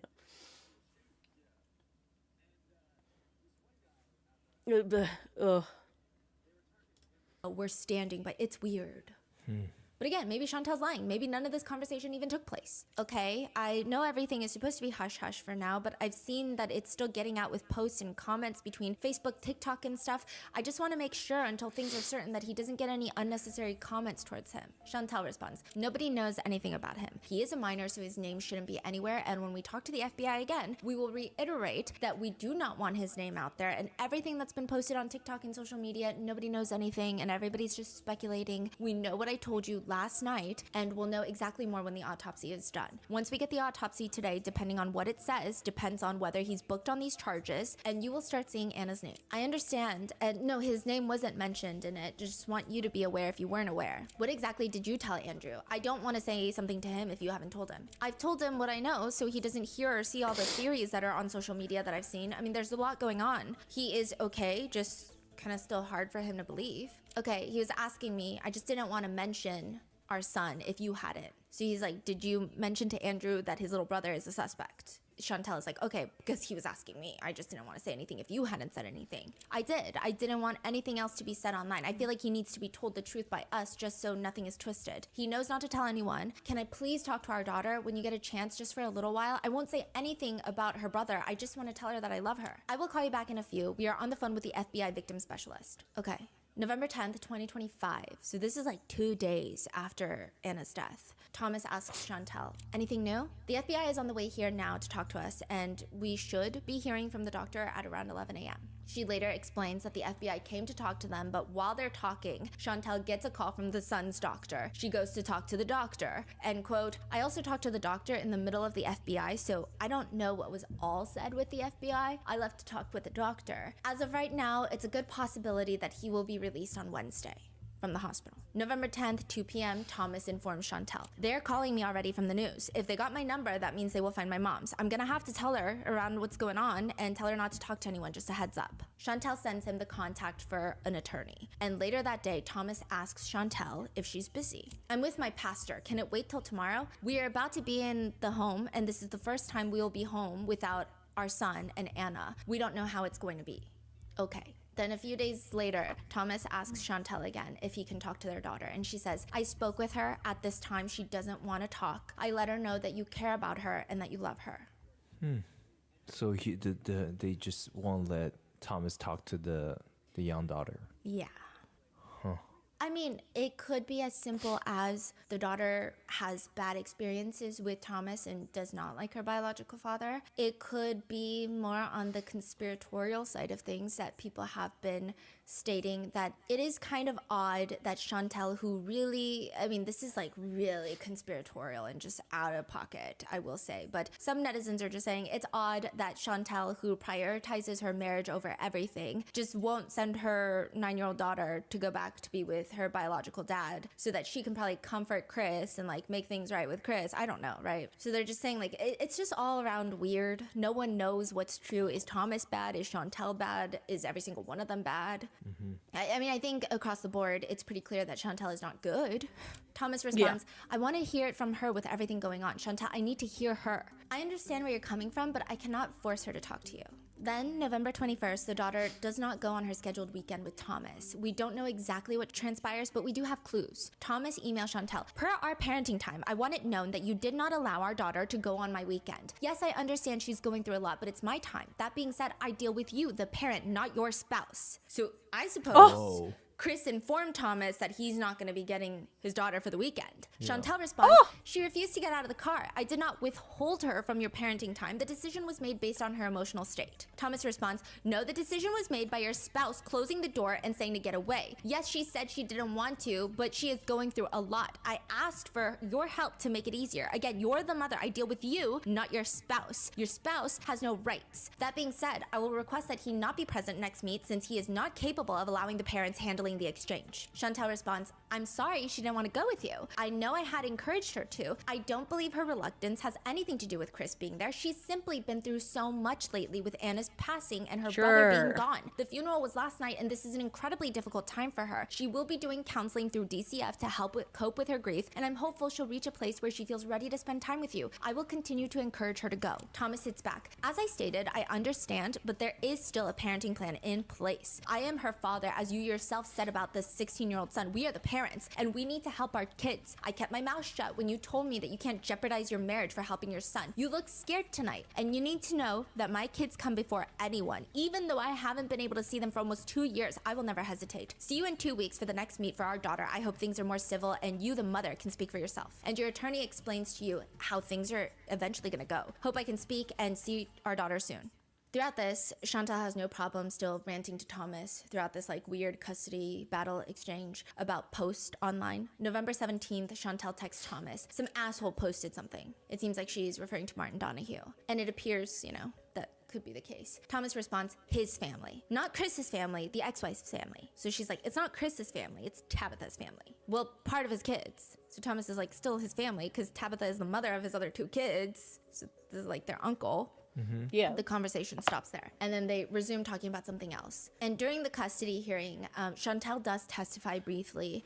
I mean, there's not really crazy explosive questions being asked by either party because ultimately this is a custody hearing. This is not to do with the FBI investigation. But Chantel has to get up there and she has to answer a few select questions about this cruise to see if that she is a fit parent for the 9-year-old daughter. She has the emotional affect of drywall. And at some point, did you discover that one of the children had passed away? Yes. And when was that you discovered that? Friday morning. She does not appear like she cares much about what happened. And side note, because I just like to be in weird people's Is this businesses. recorded or is this like Yeah, just it's- transcript? No, it's live streamed. Oh, it's a. Yeah. Oh, wow. Yeah. Oh. And I just like to be in people's businesses, and we did a FOIA request, and it states that in 2024, there was a civil case opened against Chantel From Thomas's mom. Thomas's mom. Okay, so the kid's paternal grandmother. Yeah. And Michelle is her name, accuses Chantel of taking one of her guns and not returning them. In a sworn statement, she also attaches an email that she had sent Chantel in 2024. And the email reads in short, "Hello Chantel, I'm following up on our conversation from June 5th, 2024 at Hernando County Court's 3rd floor, where at which time I gave you a formal letter requesting the return of my guns or you will be held responsible for the cost of replacing them. If it stated the guns and serial numbers at which time you admitted to having guns, saying that you had the bills of sale, at which time your attorney took the letter, as you said, I have the bill of sale, and I replied that you may have the bill of sale in your possession, but if you and your attorney read it, you will not see anywhere on there that says the guns are to go to you." She's basically saying these are not your guns. In fact, it states that they are to go to Thomas, her son, and Andrew, her eldest grandson. Since they are still registered to myself, I need them back until I personally go with them to transfer ownership. And then in parentheses, it has the 16-year-old stepbrother's name, and it reads, "and that redacted's gun is being held in a safe by Todd Hall." The 16-year-old's gun Yeah, is being held at in a a safe by Todd Hall. I mean, this is Florida. Maybe they go hunting. These are hunting. I don't know. But I do want to note it was just interesting to know that he has a gun, has some probably experience firing a gun, and allegedly Anna had reported to those close to her that she was scared of the stepbrother because he always carried around a big knife. Right. And he wanted to learn how to play or do jiu-jitsu. But interestingly, in another email screenshot that's included in the filing of the civil lawsuit, Michelle goes on to include, she messages Chantel, "Thank you, please. Give my grandson and my granddaughter all our love. We have all loved and missed them dearly. It is absolutely a very sad and heartbreaking ordeal they have been placed in. They should in no way be hurt or manipulated in the ways that they have. I know, as well as you know, that they love their father very much and they are absolutely in no fear of him and were not in fear of him prior to you manipulating, controlling, and brainwashing them for the past month. It's devastating and upsetting. Please stop. Step back and look at what's best for these kids. They need their family. I don't understand why you feel displacing them from their family, their friends, school, everything they loved and knew is helpful to them, when clearly it's done nothing but damage them. I pray everyone get help, including yourself. I never thought the day would come that you would become the person you've become, and that is simply the person you've despised growing up yourself. Please get help. You know firsthand how hurtful it is when your parent manipulates family members to keep them out of your life. You yourself said you blocked 10 years of your childhood abuse because of what your mother did. Please, God, do not do that to my grandchildren, your children. Thomas's children need the entire family. We all love them. Stop this craziness, please." The civil lawsuit has since been dismissed. However, just 6 months later, Chantel and Chris get married officially, and almost a year after that, Anna Kepner is murdered. I mean, a lot of people think that both Chantel and Thomas suck. You know, one comment reads, "The parents don't even seem surprised or emotional that their son is being accused of something so horrific." And it seems like both of them know that something is coming. On Thanksgiving, Thomas finally gets to see his daughter in his care, and he asks Chantel if he can take the daughter to go see the stepbrother, the 16-year-old son, with Andrew, stating that it might be the last chance for a long time for, I guess, all three kids to be together. That is true, huh? Nobody has said much about the stepson or the son. No, I just think that every single person, all the adults in this story just suck. I think. That is one thing, yeah. like, I feel like nobody's talking about so far. Like, even during all of this, like, nobody is angry for Anna, and nobody is shocked or surprised or confused about the son. Like, there's these emotions that we are all feeling, nobody's showing that. Yeah. Okay, let me run you through all of the emotions that are being showed. And it's just so bizarre. Clearly, everybody grieves differently. And I mean, it's just, we can't really dictate how someone is going to express those emotions, but he's just put out very formal statements saying basically nothing of he hopes for justice. If the stepson is guilty, he's going to want justice, things of that nature, but nothing particularly emotional, nothing that expresses any sort of anger or shock or disgust at the situation, or even like deep loss for Anna. Any of the words that are being chosen to describe Anna, it feels very bland. Nothing about it feels like, okay, this is someone who deeply understands her as a person and understands the impact that she had, and now she's gone. It's very like, she was so bubbly, she was so this, and that's about it. So that's weird with Chris Kepner. Heather, Anna's biological mother, that Anna has posted many TikToks about, saying that she has never really had her mother in her life, how her mother had abandoned her and turned to drugs and just left her, alienated her, like all of these things. Heather has come back. She's doing news interviews. Oh, yeah? And it's become, again, another contentious divorce thing. She says that she had to wear a wig to Anna's funeral because Chris Kepner wanted to get her arrested for back payments on child support. He told me that when I told him I was coming down there, he said that that he knew for a fact that Anna would not want me there. And I said, that's a lie. I was like, but whatever. And he goes, if you step foot in Florida, I will have you arrested immediately for back child support. Yeah, I wore a wig and I wore some really tall high heels, so that way, you know, if he was looking for somebody short, he wouldn't see me. I don't know if that is a real threat Chris Kepner had, but then she comes out to tell the world that she had to wear a wig to her daughter's funeral. And people are like, I feel like the way, this is what netizens are saying, the way that she's describing wearing a wig, it almost feels like, haha, Chris, I got you. Like, you told me I couldn't come, but I went. It feels, again, not about Anna. So people just hate both of them for that reason. Tabitha and her family seem to be the only ones that are showing perhaps maybe misplaced anger in terms of maybe they shouldn't have been on X, maybe they should have been with federal investigators, maybe they should have been on X, I don't know, right? But they seem to be the only ones that show very genuine feelings of anger towards the situation. And Tabitha was in Anna Kepner's life from when she was 3 to 16 years old. Anna Kepner's ex-boyfriend Josh also has been one to come out to say that no, the stepbrother is weird and he's creepy. It doesn't seem like there's any ulterior motive. It's not like he's getting paid for any interviews. So that seems to be a very genuine feeling that he has. Now, then you go on to Anna Kepner's Mima and Papa, the grandparents. I mean, these are people that she posted about on TikTok. And she loves her grandparents, and they are out here saying, well, he's a good kid, he plays soccer, and I believe that he doesn't remember what happened, and that is crazy to me. In fact, just don't make a statement. If that's what you believe, I just wouldn't make a statement. How old are they? Like, I mean, they don't look that old.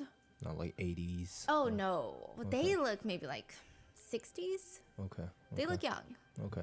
So it's just very odd behavior. I don't understand it. Again, the only way I could justify it in my mind is like, maybe Mima is undercover. Maybe she's trying to get Chantel to trust her so that she can blow the lid and tell the feds everything, but I don't think so. That's not the vibe she's giving. Yeah. Then you have Chantel Kepner, who's sitting here, like, doesn't care, has the emotional depth of drywall that has not even been painted with a pretty color. It's just, it's flat. She doesn't care. Even the way that a lot of netizens are trying to figure out what kind of personality Chantel is, and it seems like she prioritizes her romantic relationships. She's clearly not a good mom. I don't think you could ever, in any sense of the word, call her a good parent. And that's an opinion. But it's like scary. I happened to see Georgia barking outside. Oh, I forgot to get rid of dinner time. Oopsie. And I happened to look out. I was like, oh, is the other guy walking his dog in the darkness again? No, she was barking like at the darkness. So I'm like, oh no, is there something there? she just seems like a shit person.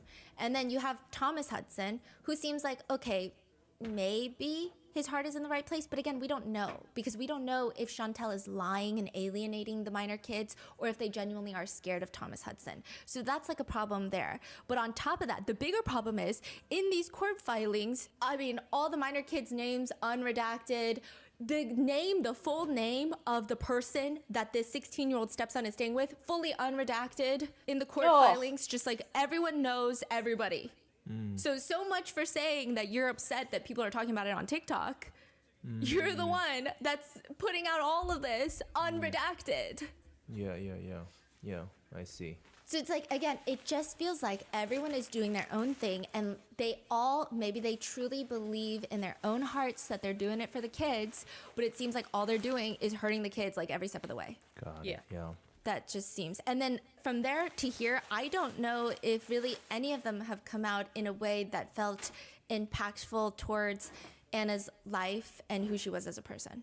In fact, what's crazy, in the obituary, they included the stepbrother's name because it's like she leaves behind a family who adored her endlessly. And then it lists a bunch of people, including Chantel Kepner, her mother, Heather Wright, her Mima and Papa, Barbara and Jeff Kepner, her siblings, Andrew, and then, you know, all of their names. And then they took out his name later. They also took out Martin's name because Martin's name was in there too, the uncle that made that angry post.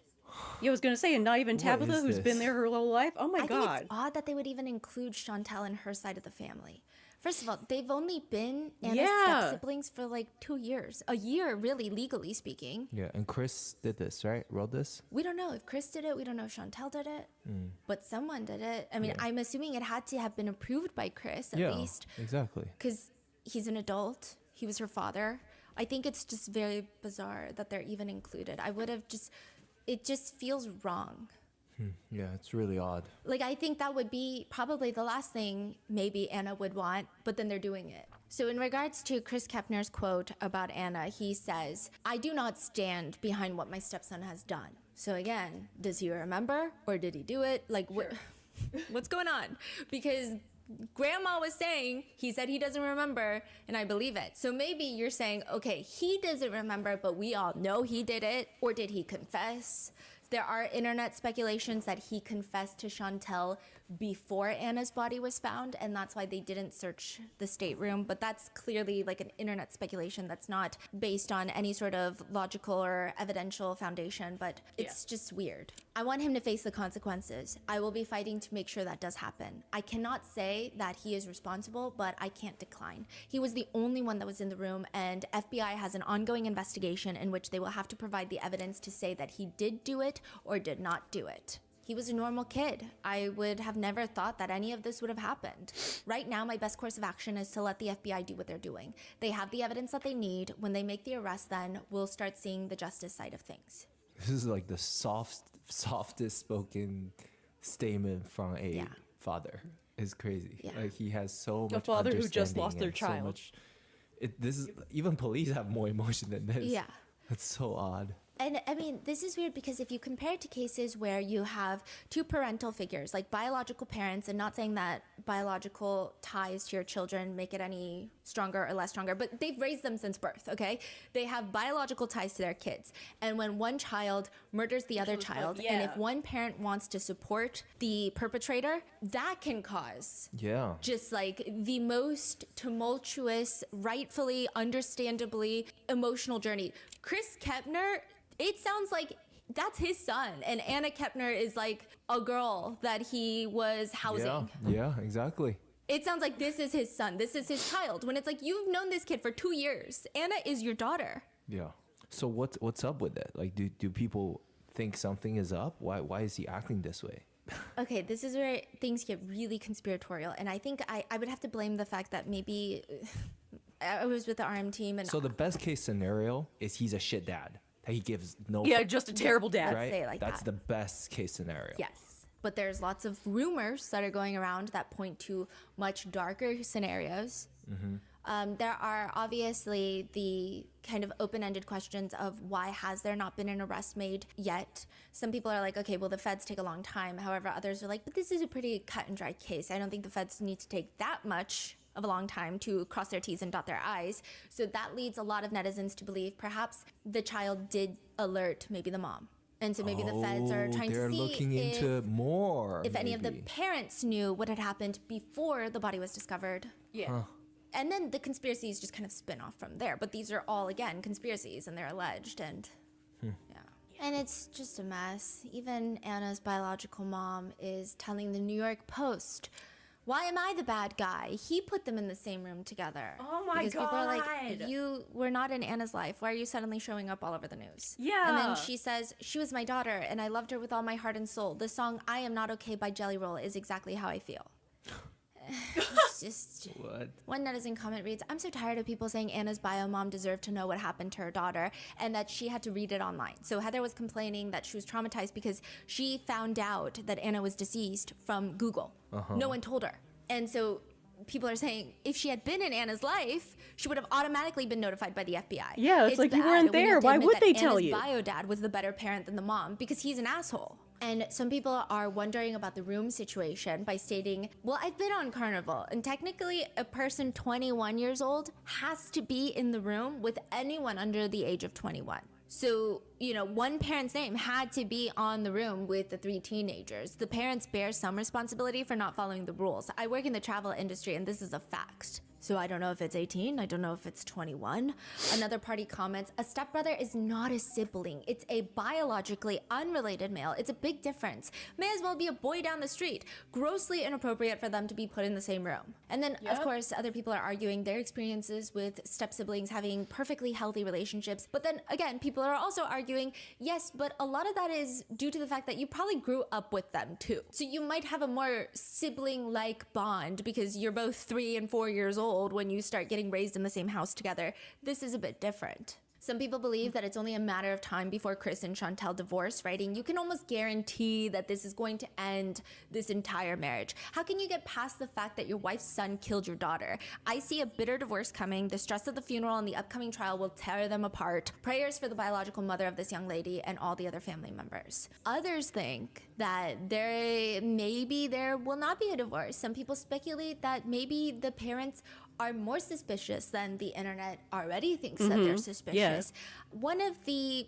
kind of theoretical supporting factors of that is there is this conversation about if the FBI really wanted, they could have kept this entire custody hearing under wraps. They could have maybe sealed the entire hearing. They could have done something because, I mean, if they have an open federal investigation, they could have said, we don't want anything to get out. This is a homicide investigation. This is more important than this custody hearing being televised and live streamed on YouTube or the FOIA requests going through.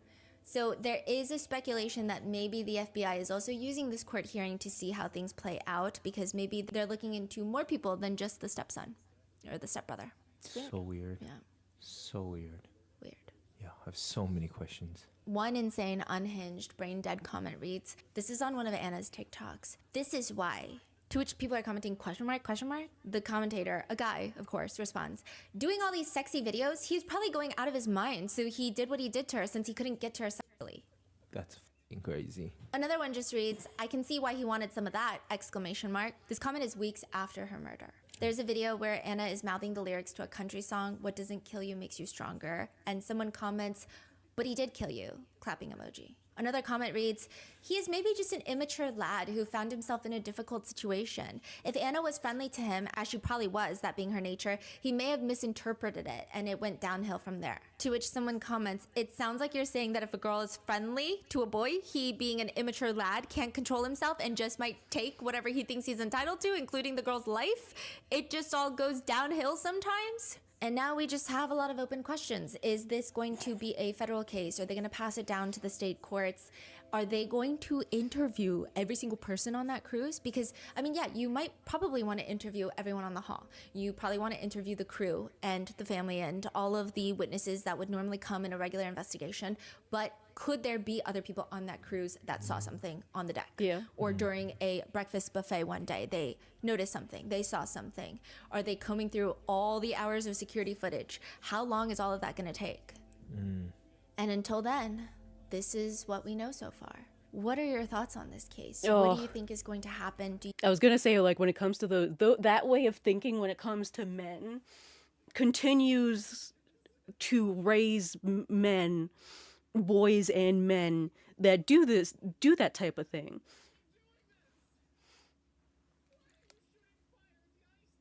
I have to clip. Yeah, that's all we have. What was I saying? Yeah, they will raise those types of boys that will like have a girl say no to them, and they think they're justified, and like they have no way to control their emotions, and then they end up killing the girl. Ugh.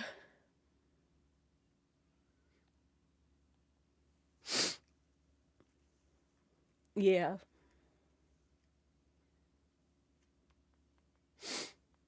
Oh.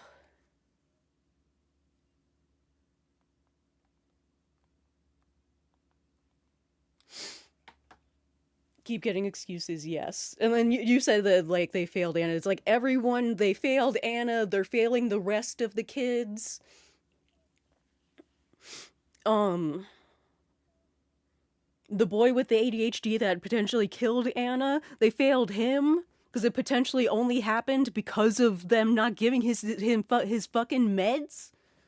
That she thought it was okay to just go sleep and not give him his meds. Everyone, all of these parents except for Tabitha are shitty. It seems like Tabitha and her own, like her side of the family are the only ones that care.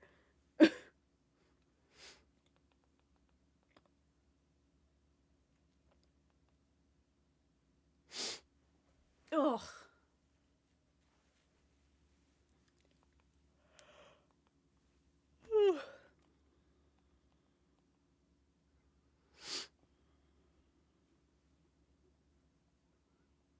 Because of baseball, yeah. Well, that's another situation that is also like a problem in America, and it has nothing to do with like him being a man and it's like, oh, he's just a boy or whatever, but it's also a little bit of that, but it's also the whole like sports thing. Like they care so much about having like the sports and doing well in sports and having the career in sports that they're like willing to throw everything into the garbage because they don't want to ruin the career. It's also a thing in the military.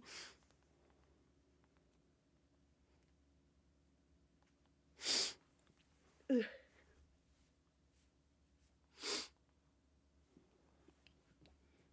Ugh.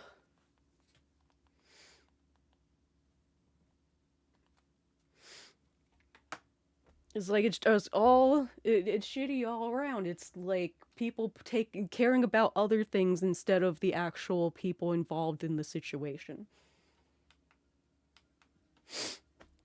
Which I hope that it has something to do with the parents. I hope so.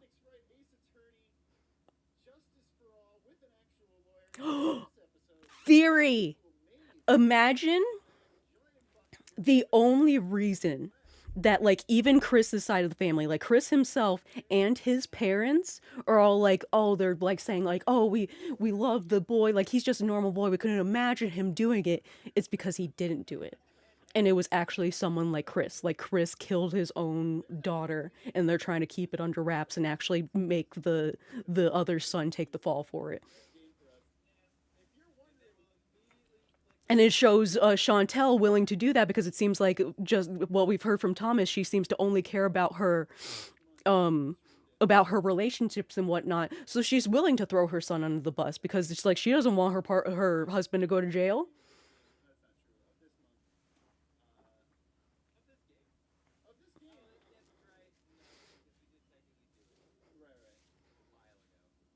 In my mind. I mean, we already know Chris and Chantel are capable of violence because I have no reason not to believe Andrew in his situation of him literally getting kidnapped by both of them and Chris choking him. It was like choking him to the point that he blacked out multiple times.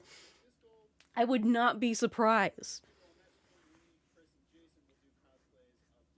It's like I honestly wish it is something like that because it's like part of me wants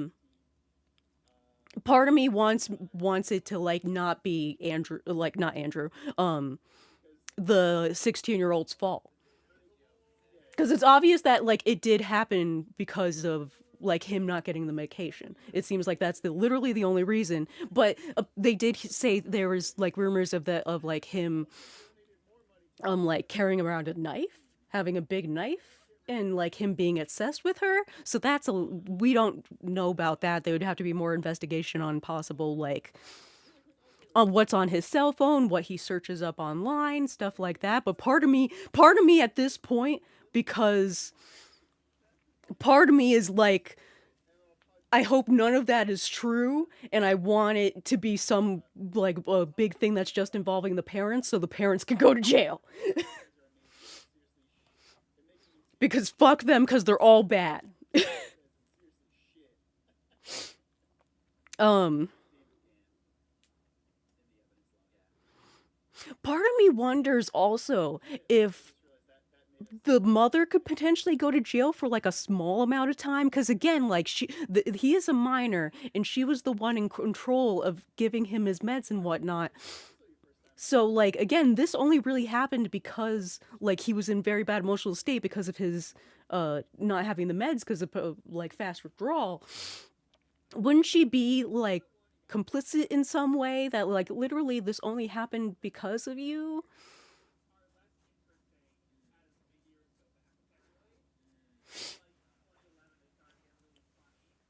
Shit too, yeah. Yes, the ex's parent, yeah. So it's like literally the ex saying that he was a creep, that's also true. It's literally like the only reasons like I'm saying like I'm hoping it's something with the parents. So I don't know exactly, yeah. Is because they failed in every situation. They failed everywhere and they're going to continue to fail these kids. It's like only reason why I'm like I hope it's not the other guy, but and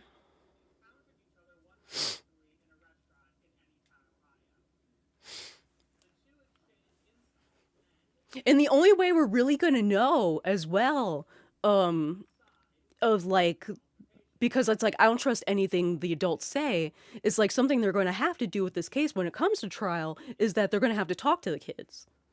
They're going to have to talk to every minor kid and being like, hey, what was it like inside the house?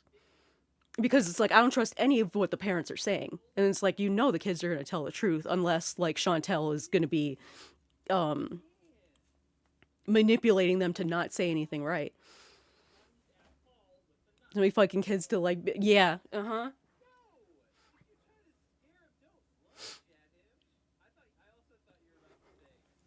part of me thinks it's because they don't see them as kids really and more as kind of like objects.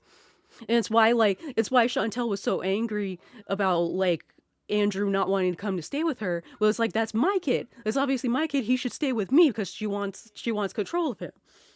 It's like she didn't give a fuck about anything. Like he was giving valid reasons. Like, hey, I'm gonna be going to college anyway after I graduate. It's my last year of high school. I think I'm gonna stay here. And like even after high school, I think I want to stay like in contact with my dad and whatnot, which is perfectly understandable. And she's like, no, fuck that. What are you talking about?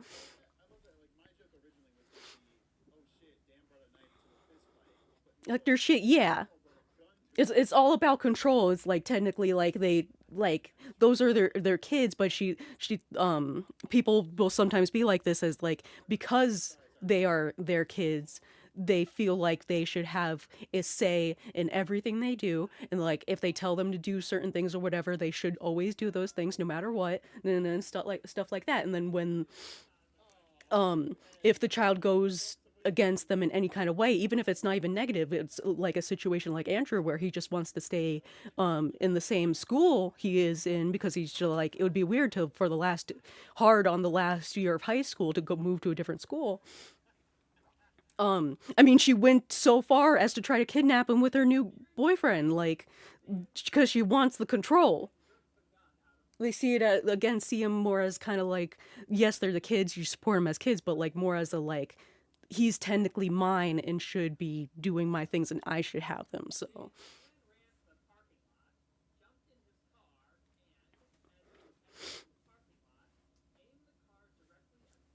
ugh. Again, just failing everywhere. It's wise. Ugh. I just can't wait. It's like it's gonna be a while until we actually like even who knows if we'll even be able to see like the trial itself and whatnot. It'll just be nice because it's like to actually get more info. This is like, oh, this was just leaked 6 hours ago. We're not gonna get any info for like months.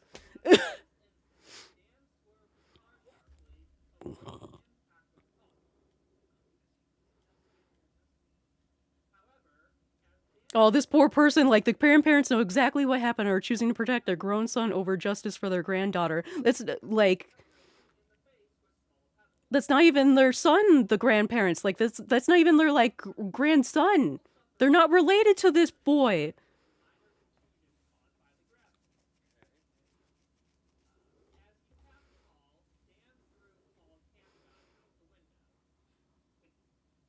It's said object the kid. Yeah. It's like literally Thomas was saying that too, like that she like literally is willing to drop everything or throw everything in the garbage like her own son just to protect her marriage.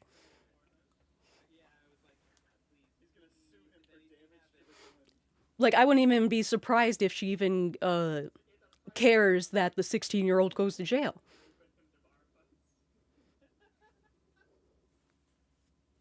Ugh.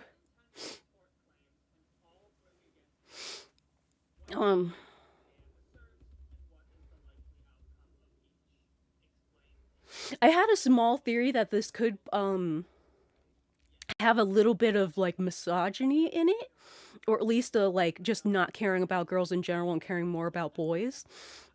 Like just super like again no evidence to this, like let's say Chris like doesn't care about this situation at all, or like his daughter died because maybe he didn't care about her from the begin from like yeah, it's his kid, he takes care of his kid, but he doesn't care about her that much. And then when he married Shantae, he, even though he technically already had a boy with Tabitha, he got more sons through at least another one through Shantae. And that's why they're still showing support. Like even the grandparents are showing support because they maybe only care about men. So like even though technically she fucking died by this guy, they're still like, oh no, but he's still good. Like they would probably, even when the court case ends and let's say they had if plenty of evidence to be like, yeah, he did this, and he ends up going to jail, I would not be surprised if like Chris and his grandparents, like if this is a true situation, going like, oh yeah, he did do this, but like, man, it feels so bad, nah. When in reality most parents would be like, he's horrible, what the fuck, he did this. Like they would still be in support of him and not show any like care that like Anna has died, which has already been shown.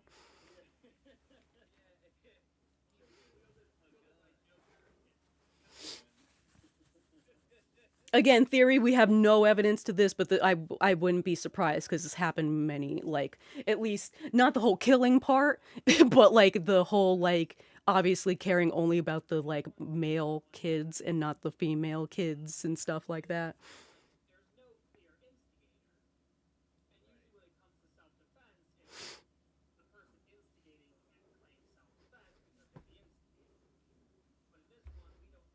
Yeah.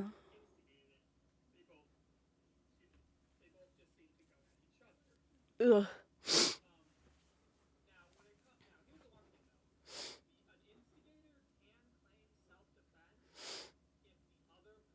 Ugh.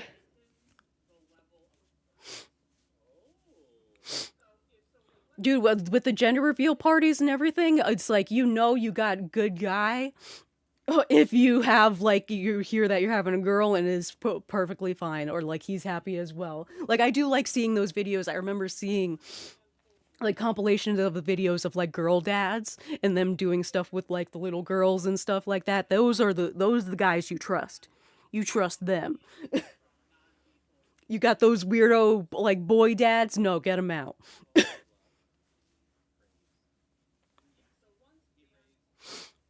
Like the girl dads that will like sit there and have their girl, like their little daughter, like 5-6 years old, put on the freaking play makeup and make them look like a princess. I remember the one video of like a dance recital where like all the girls had like their mother there to do the dance recital with them, but like I guess one girl had only, like, it was a single dad. I could only assume that. For some reason didn't have a mom there, so he got in the leotard, wore the whole thing. It was just like the simple like leotard for like ballet like dancing or whatever, and he was on that stage with the other moms and the girls dancing with his daughter. It's like, yes, we love those guys, we trust them.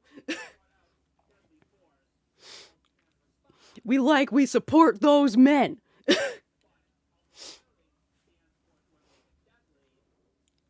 Ugh.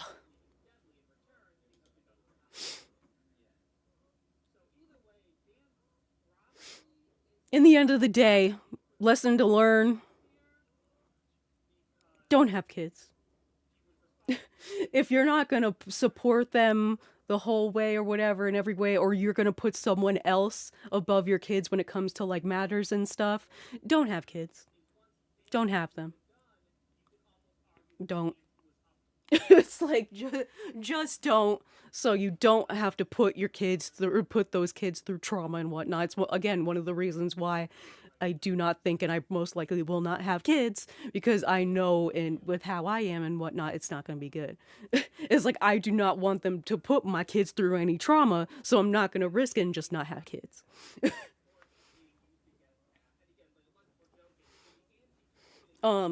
It also reminded me of an actor. Like, an actor has been with his wife for a long. I remember seeing somewhere about an actor who's been with his wife for years and whatnot. And for some reason, an interviewer, maybe it had to do with the movie or whatever, they asked the interviewer asked like, why haven't they had kids yet? Because they've been together for years or whatever. Why haven't they had kids? And he had explicitly said, like, because of their lives as actors and whatnot and stuff, that he doesn't want to like have kids because he knows that it's gonna be hard on the kids and bad for the kids. And like, he literally said, like, he knows how he is like mentally and whatnot, that he knows it's just not gonna be good. Like, he wouldn't be a good father, like not an abusive or anything, but just like not good in the right way that you have to be for the kid. So that's why he doesn't want to have kids. He's not going to have kids. And I guess the wife also understands that, and that's why they don't have it. And that's good. I like that. Yeah, like in a neglectful way. Whether because of jobs or like because of just how you are personally or how your mind works, you're just like going to end up neglecting them, and it's going to cause like trauma in ways to the child. It's like, that's very valid. There's plenty other people in the world that are going to increase the population. It's like, we don't need every person to be having a kid.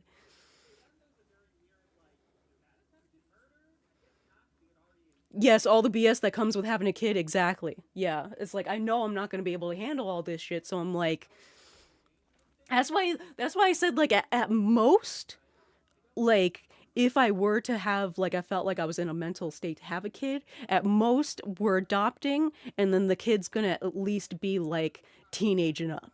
Youngest at least maybe like 12, 13. Because I know anything lower, I definitely would, no matter what, would not be able to handle it. That there's going to be some trauma to the child mentally with how I raised them. So I know I would be able to, I at least know I would be able to handle at least older, maybe teenage years.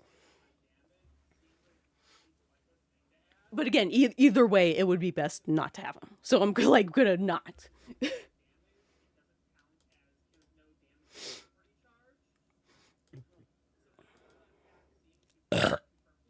Ugh. I hope this case gets like live streamed or televised so we can end up hearing stuff. I want to see it. I want to know. I want to be able to see, like, where I want to get to the part where we get the surveillance. Because everybody's saying, like, oh, I saw them this time, I saw them, like, this time. It's like, once they get the freaking surveillance cameras and get that shit, we'll be able to actually see, like, who actually saw Anna and what. And it's like, who went to the room. It's like, all we need for the time and everything, it's like, who went into the room. Hopefully we got good angles so you can actually see, like, who went in the room and when, like, stuff like that. Because, like, that's the one thing that's going to tell the truth is actual evidence, like the surveillance cameras. And then also actually talking to the kids, as long as they haven't been manipulated by the parents in any way. I would hope they would want to, like, hopefully be able to tell the truth. I can only hope that they haven't been manipulated to lie.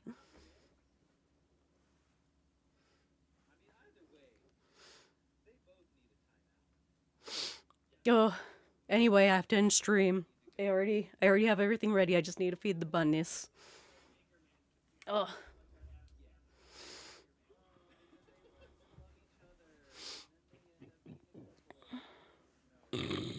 Yeah.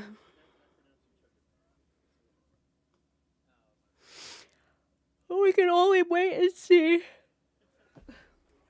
There's nothing we can do now. We just have to wait and see for whenever the trial happens, if we're able to even get to see it. Anyway, good stream. Good Rotten Mango watch. That was good. She got some good translation going. Shit for a while, I'm sorry.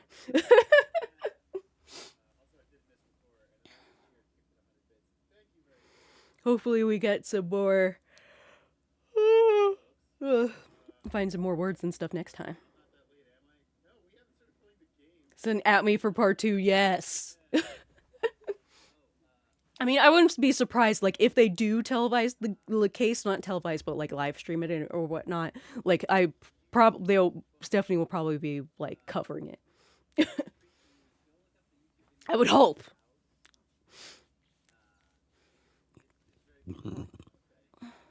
I would hope she would be covering it, because, like, she gives us the good stuff. Anyway, it's bedtime for me. Ugh. No way, yeah. Okay. Thank you all for being here. Thank you for lurking. Thank you for chatting. Hopefully we see you next time. Love you all. Bye. Bye. Bye. Bye. Bye.